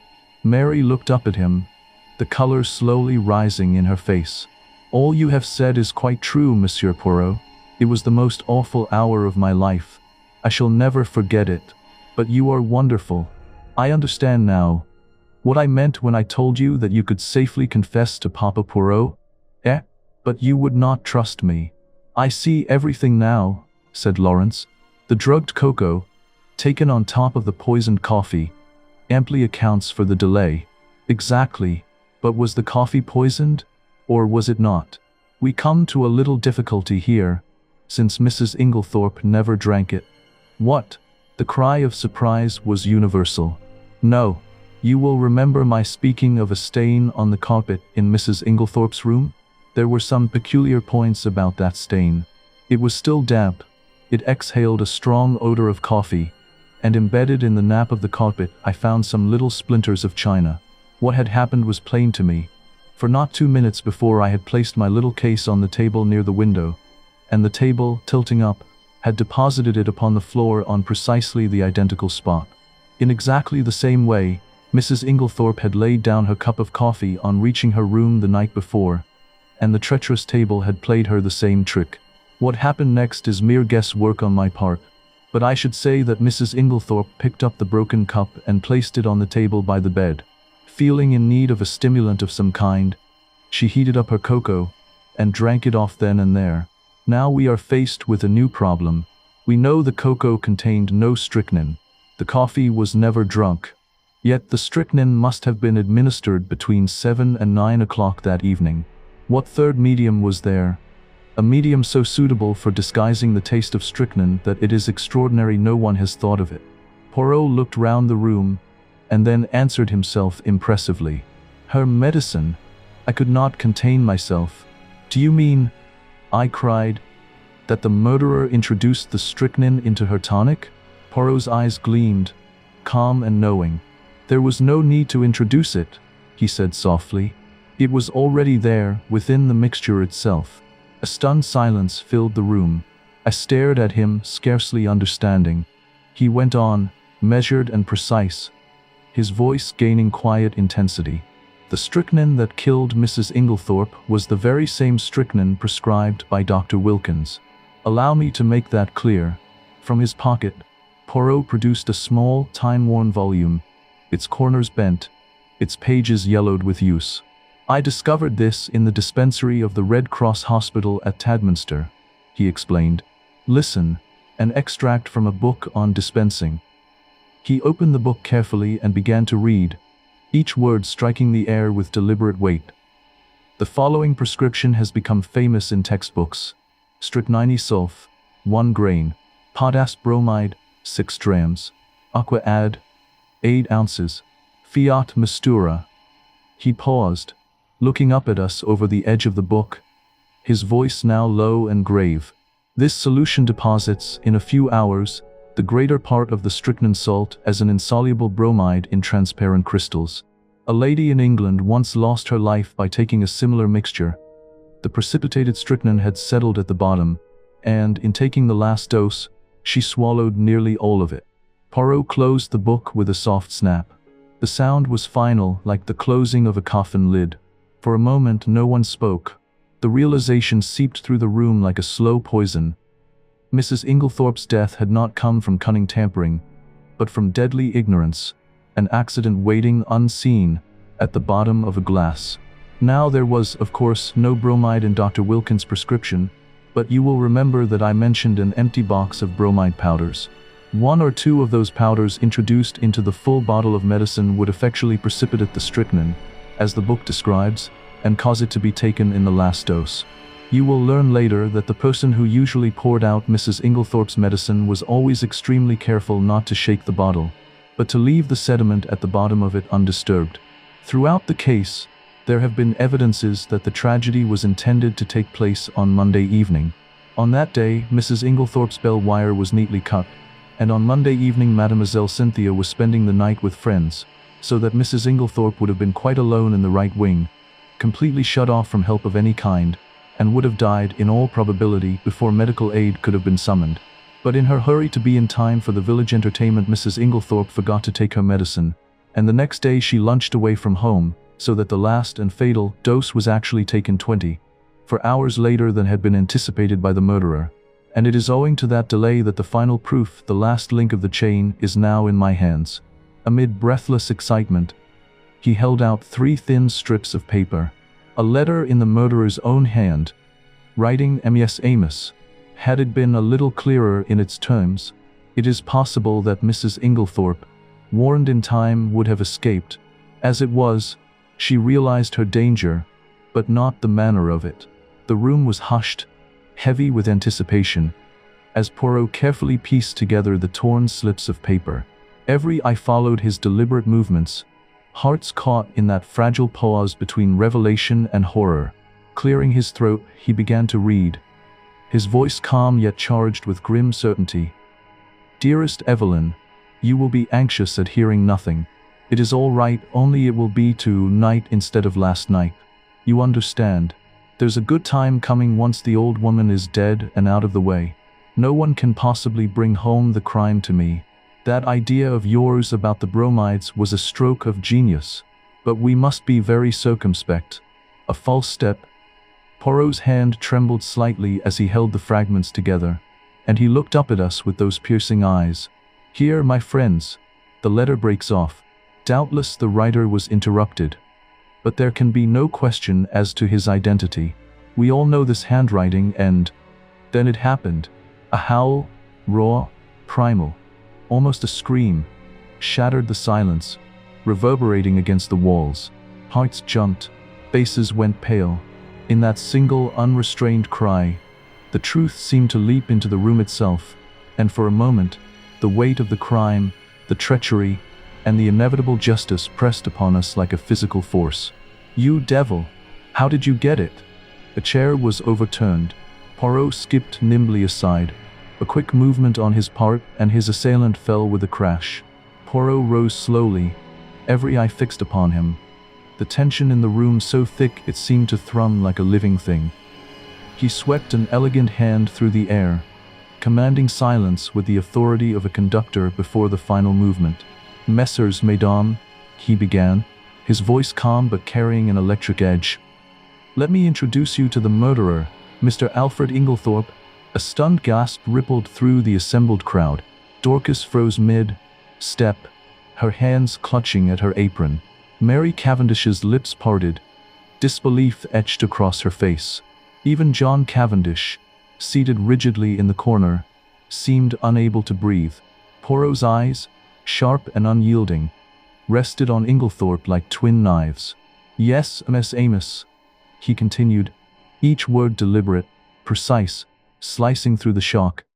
All the evidence points to him, the purchases of strychnine, the carefully contrived alibis, the falsified letters. It was he who thought to conceal his guilt beneath a veil of confusion and fear. Yet, even the most intricate plan cannot withstand the scrutiny of the little gray cells. Inglethorpe's face went white as chalk. A shiver of fear ran through him as he realized that the net had closed, and there would be no escape from justice. The room seemed to hold its breath, the moment suspended between revelation and reckoning, before Poirot's final, decisive words echoed, "Justice, at last, has its day." Chapter 13. Poirot explains. "Poirot, you old villain," I burst out, the words more half laugh, half indignation. "I've half a mind to strangle you. What do you mean by deceiving me as you have done?" We were alone at last in the library, the hush after a storm. Several hectic days lay behind us like a ragged trail, each one carrying its own little wound. Downstairs, John and Mary had found each other again. Beyond that, the house hummed with the dull certainty of justice. Alfred Inglethorp and Miss Howard were in custody. And here, in the lamplight, with the leather chairs and the rows of patient books, I had Poirot to myself. The impatience that had been gnawing at me these many hours now boiled over. I could at last unloose the question that had scorched my tongue. His little gray eyes looked up at me with that infuriating calm. For a moment he allowed my anger to spend itself, a tiny smile playing at the corner of his mouth, the smile of a man who has enjoyed the game from the start. Then, with the slow, exquisite dignity of a stage actor taking his cue, he prepared to explain. Poirot did not answer me for a moment, but at last he said, "I did not deceive you, mon ami. At most, I permitted you to deceive yourself." "Yes, but why?" "Well, it is difficult to explain. You see, my friend, you have a nature so honest, and a countenance so transparent, that, enfin, to conceal your feelings is impossible.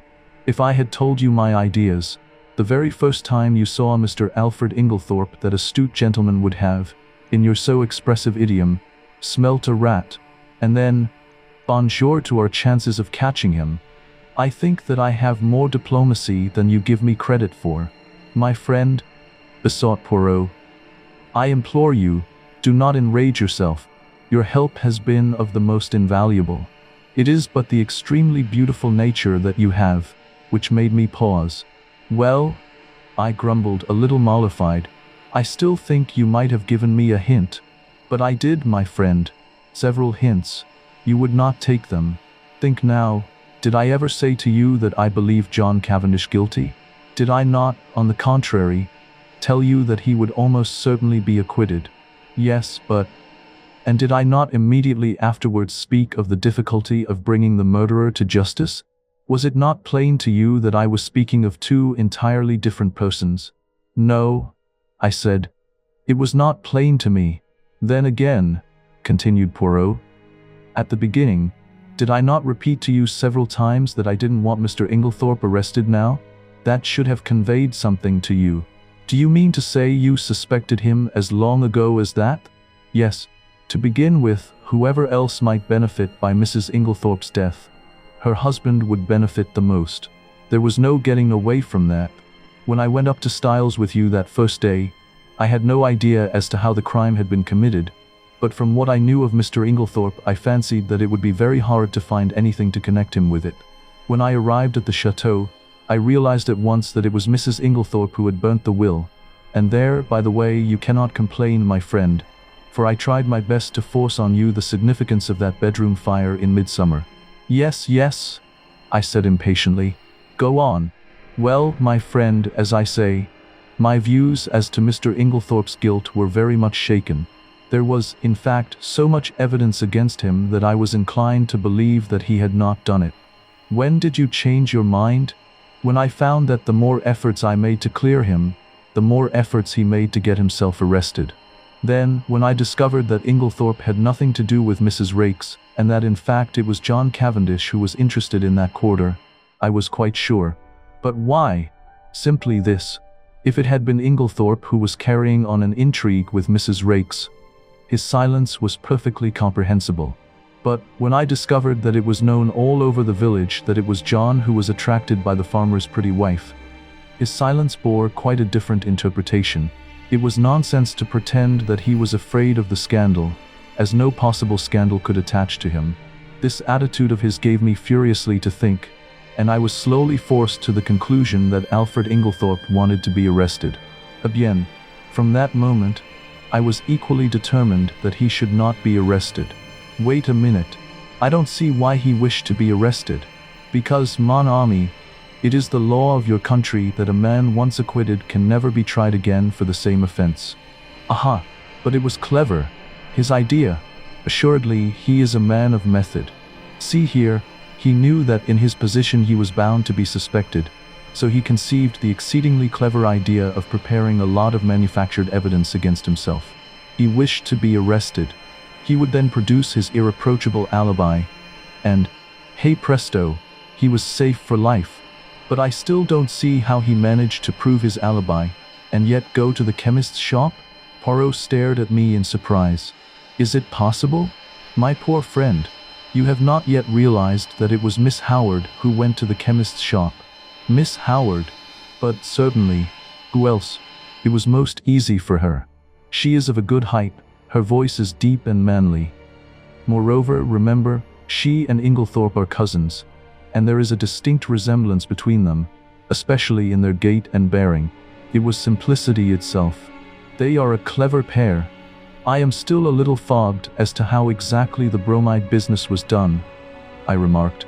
Bon, I will reconstruct for you as far as possible. I am inclined to think that Miss Howard was the mastermind in that affair. You remember her once mentioning that her father was a doctor?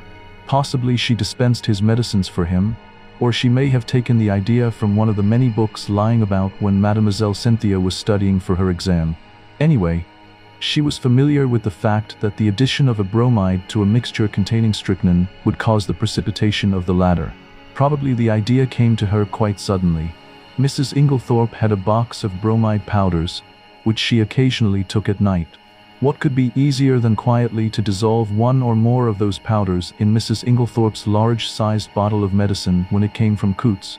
The risk is practically nil. The tragedy will not take place until nearly a fortnight later. If anyone has seen either of them touching the medicine, they will have forgotten it by that time. Miss Howard will have engineered her quarrel and departed from the house. The lapse of time and her absence will defeat all suspicion. Yes, it was a clever idea. If they had left it alone, it is possible the crime might never have been brought home to them. But they were not satisfied. They tried to be too clever, and that was their undoing. Poirot puffed at his tiny cigarette, his eyes fixed on the ceiling. They arranged a plan to throw suspicion on John Cavendish by buying strychnine at the village chemist's and signing the register in his hand, writing, "On Monday Mrs. Inglethorp will take the last dose of her medicine." On Monday, therefore, at 6 o'clock, Alfred Inglethorp arranges to be seen by a number of people at a spot far removed from the village. Miss Howard has previously made up a cock and bull story about him, and Mrs. Rakes to account for his holding his tongue afterwards. At 6 o'clock, Miss Howard, disguised as Alfred Inglethorp, enters the chemist's shop with her story about a dog, obtains the strychnine, and writes the name of Alfred Inglethorp in John's handwriting, which she had previously studied carefully. But if John could eventually prove an alibi, then the plan would be ruined, so she pens an anonymous note, cleverly imitating his handwriting, and lures him to a lonely spot where no one is likely to see him. So far, the scheme unfolds like clockwork. Miss Howard returns to Midlingham. Alfred Inglethorp slips back into Styles. Nothing remains to incriminate him. The fatal phial of strychnine lies with Miss Howard, but only as a blind, a deliberate red herring meant to fix suspicion squarely upon John Cavendish. But now a hitch occurs. Mrs. Inglethorp does not take her medicine that night. The broken bell, Cynthia's absence, arranged by Inglethorp through his wife, all these are wasted.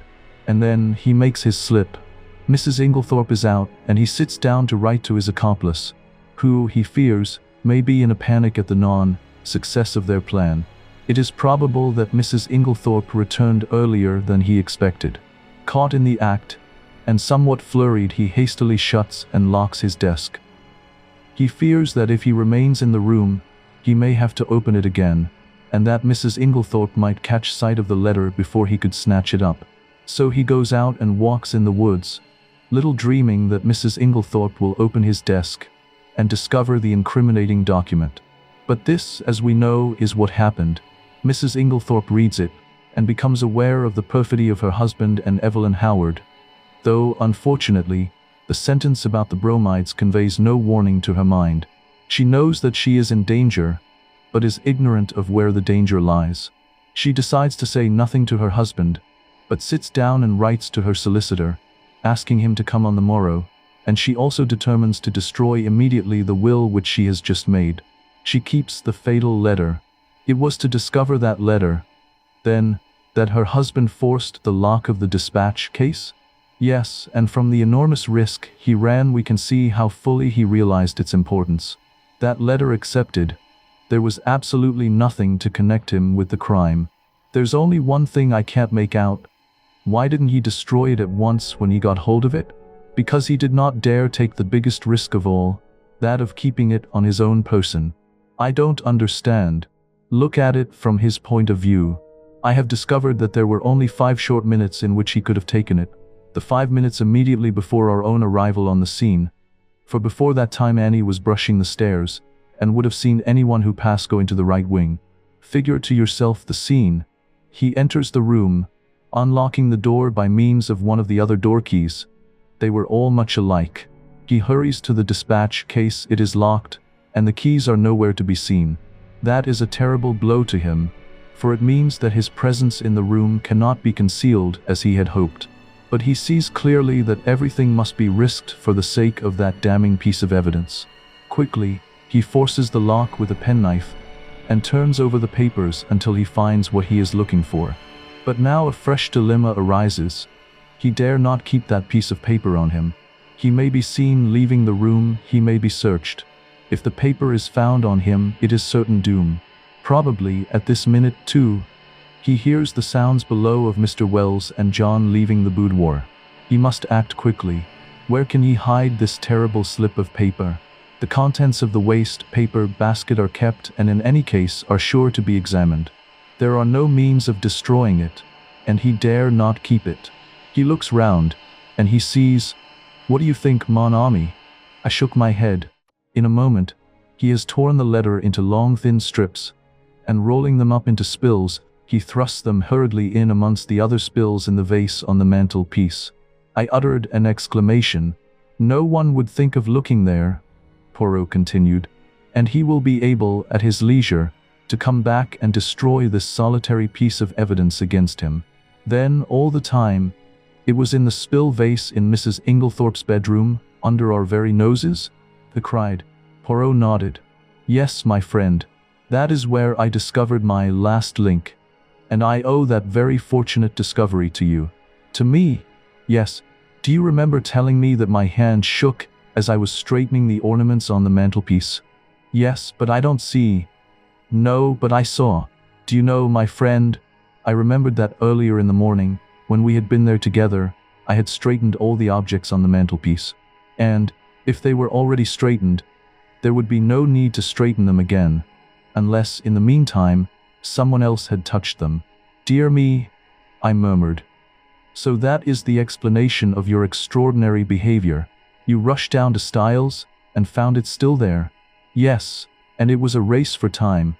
But I still can't understand why Inglethorp was such a fool as to leave it there when he had plenty of opportunity to destroy it. Ah, but he had no opportunity. I saw to that. You? Yes. Do you remember reproving me for taking the household into my confidence on the subject? Yes. Well, my friend, Poirot said, folding his fingers with that little air of finality. I saw there was but one chance. At the time I was not yet certain whether Inglethorp was the criminal, but I reasoned this. A guilty man would not carry the incriminating paper on his person. He would hide it. So I set to work to enlist the household's sympathy and, by making the matter public, to create a dozen amateur sentinels about the house. These vigilant eyes would watch him ceaselessly. Knowing himself to be observed, he would be far less likely to risk destroying the document. Deprived of the freedom to search for it safely, he was forced to leave the house, and in his haste the paper remained, forgotten, tucked away in the spill vase. But surely Miss Howard had ample opportunities of aiding him. Yes, but Miss Howard did not know of the paper's existence. In accordance with their prearranged plan, she never spoke to Alfred Inglethorp. They were supposed to be deadly enemies, and until John Cavendish was safely convicted they neither of them dared risk a meeting. Of course I had a watch kept on Mr. Inglethorp, hoping that sooner or later he would lead me to the hiding place. But he was too clever to take any chances. The paper was safe where it was. Since no one had thought of looking there in the first week, it was not likely they would do so afterwards. But for your lucky remark, we might never have been able to bring him to justice.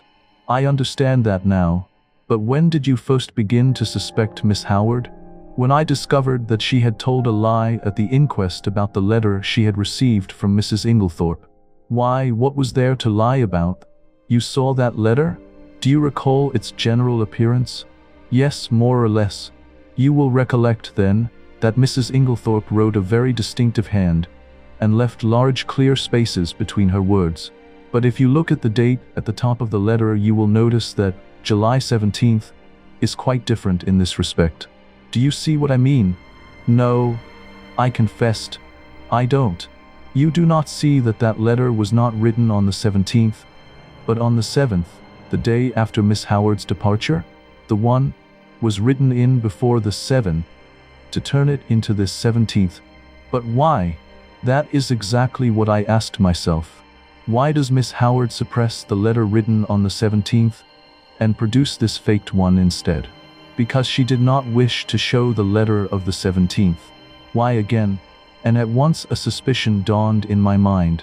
You will remember my saying that it was wise to beware of people who were not telling you the truth.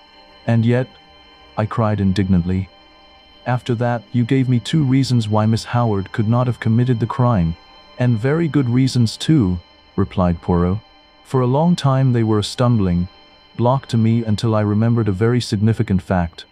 That she and Alfred Inglethorp were cousins.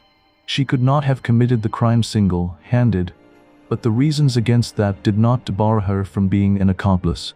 And, then, there was that rather over-vehement hatred of hers, concealed a very opposite emotion.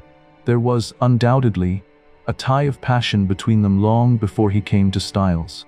They had already arranged their infamous plot, that he should marry this rich, but rather foolish old lady, induce her to make a will leaving her money to him, and then gain their ends by a very cleverly conceived crime. If all had gone as they planned, they would probably have left England, and lived together on their poor victim's money. They are a very astute and unscrupulous pair. While suspicion was to be directed against him, she would be making quiet preparations for a very different denouement. She arrives from Midlingham with all the compromising items in her possession. No suspicion attaches to her. No notice is paid to her coming and going in the house. She hides the strychnine and glasses in John's room. She puts the beard in the attic. She will see to it that sooner or later they are duly discovered. I don't quite see why they tried to fix the blame on John, I remarked. It would have been much easier for them to bring the crime home to Lawrence.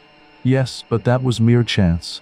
All the evidence against him arose out of pure accident. It must, in fact, have been distinctly annoying to the pair of schemers.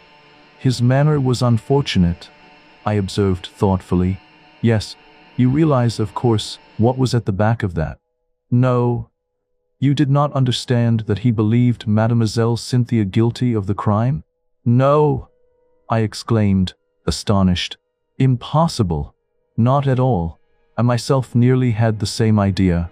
It was in my mind when I asked Mr. Wells that first question about the will. Then there were the bromide powders which she had made up, and her clever male impersonations, as Dorcas recounted them to us.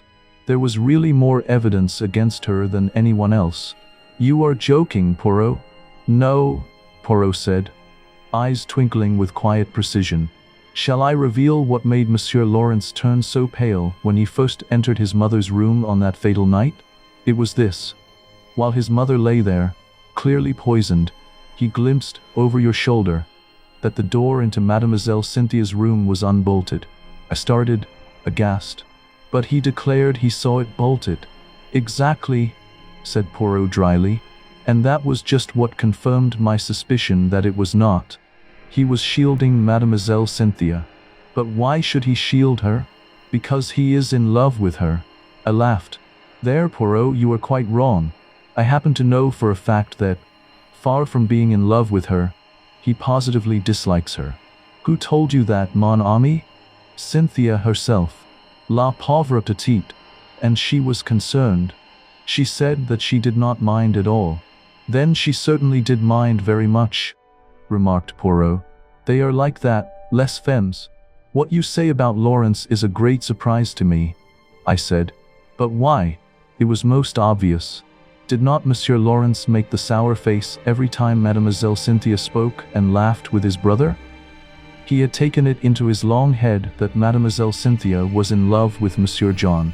When he entered his mother's room and saw her obviously poisoned, he jumped to the conclusion that Mademoiselle Cynthia knew something about the matter. He was nearly driven desperate. First he crushed the coffee, cup to powder under his feet, remembering that she had gone up with his mother the night before, and he determined that there should be no chance of testing its contents. Thenceforward, he strenuously, and quite uselessly, upheld the theory of death from natural causes. And what about the extra coffee cup? I was fairly certain that it was Mrs. Cavendish who had hidden it, but I had to make sure. Monsieur Lawrence did not know at all what I meant. But, on reflection, he came to the conclusion that if he could find an extra coffee cup anywhere, his lady love would be cleared of suspicion. And he was perfectly right. One thing more. What did Mrs. Inglethorp mean by her dying words? They were, of course, an accusation against her husband. Dear me, Poirot, I said with a sigh. I think you have explained everything. I am glad it has all ended so happily. Even John and his wife are reconciled. Thanks to me. How do you mean, thanks to you? My dear friend, do you not realize that it was simply and solely the trial which has brought them together again? That John Cavendish still loved his wife, I was convinced. Also that she was equally in love with him, but they had drifted very far apart. It all arose from a misunderstanding. She married him without love. He knew it. He is a sensitive man in his way. He would not force himself upon her if she did not want him. And, as he withdrew, her love awoke. But they are both unusually proud, and their pride held them inexorably apart.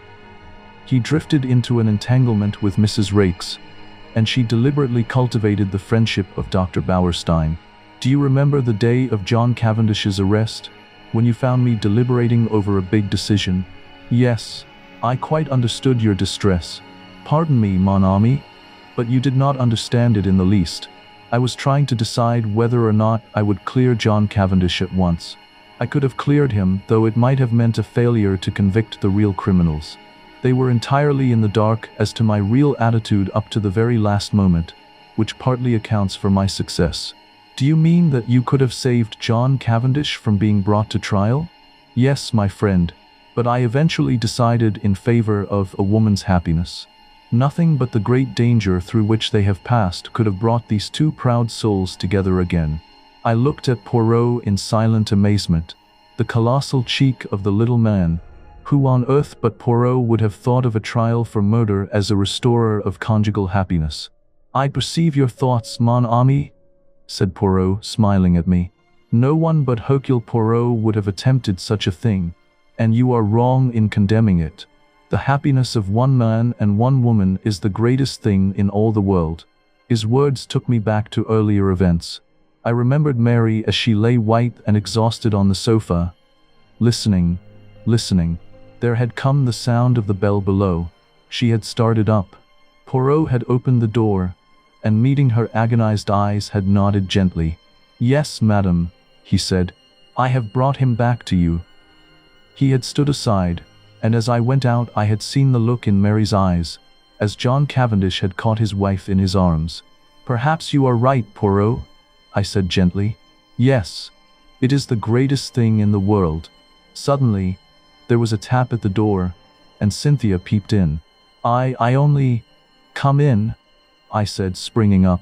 She came in but did not sit down. I only wanted to tell you something.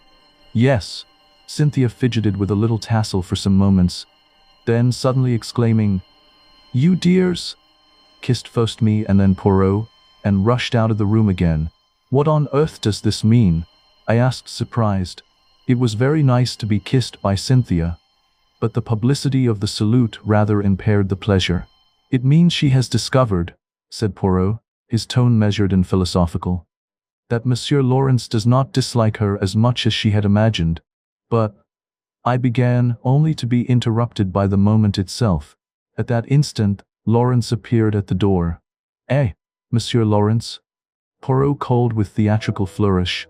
"We must congratulate you, is it not so?" Lawrence's cheeks flushed a bright scarlet, and a shy, awkward smile crept across his face. A man in love, I thought, is a pitiable, tender sight. And Cynthia, she looked radiant, utterly enchanting. I sighed, watching them, a bittersweet pang settling in my chest. "What is it, mon ami?" Poirot asked, arching an eyebrow. "Nothing," I said quietly, a trace of melancholy in my voice. "They are two delightful women, and neither of them is for you?" Poirot finished almost teasingly. I shook my head, smiling faintly. "Never mind," he said, a mischievous sparkle in his eyes. "Console yourself, my friend. Who knows? We may hunt together again, and then—" And with that, the chapter, the story, and the adventure of Styles Court drew to a close. The end. You've just experienced The Mysterious Affair at Styles by Agatha Christie, here on Audible Archives. The murderer has been unmasked, justice restored, and the intricate puzzle finally solved. Thank you for joining me, as we followed Hercule Poirot's extraordinary reasoning through suspense, deception, and revelation. If the story captivated you, don't forget to like, comment, and subscribe. Until the next mystery, keep your senses sharp, and remember, in the world of crime, nothing is ever as it seems.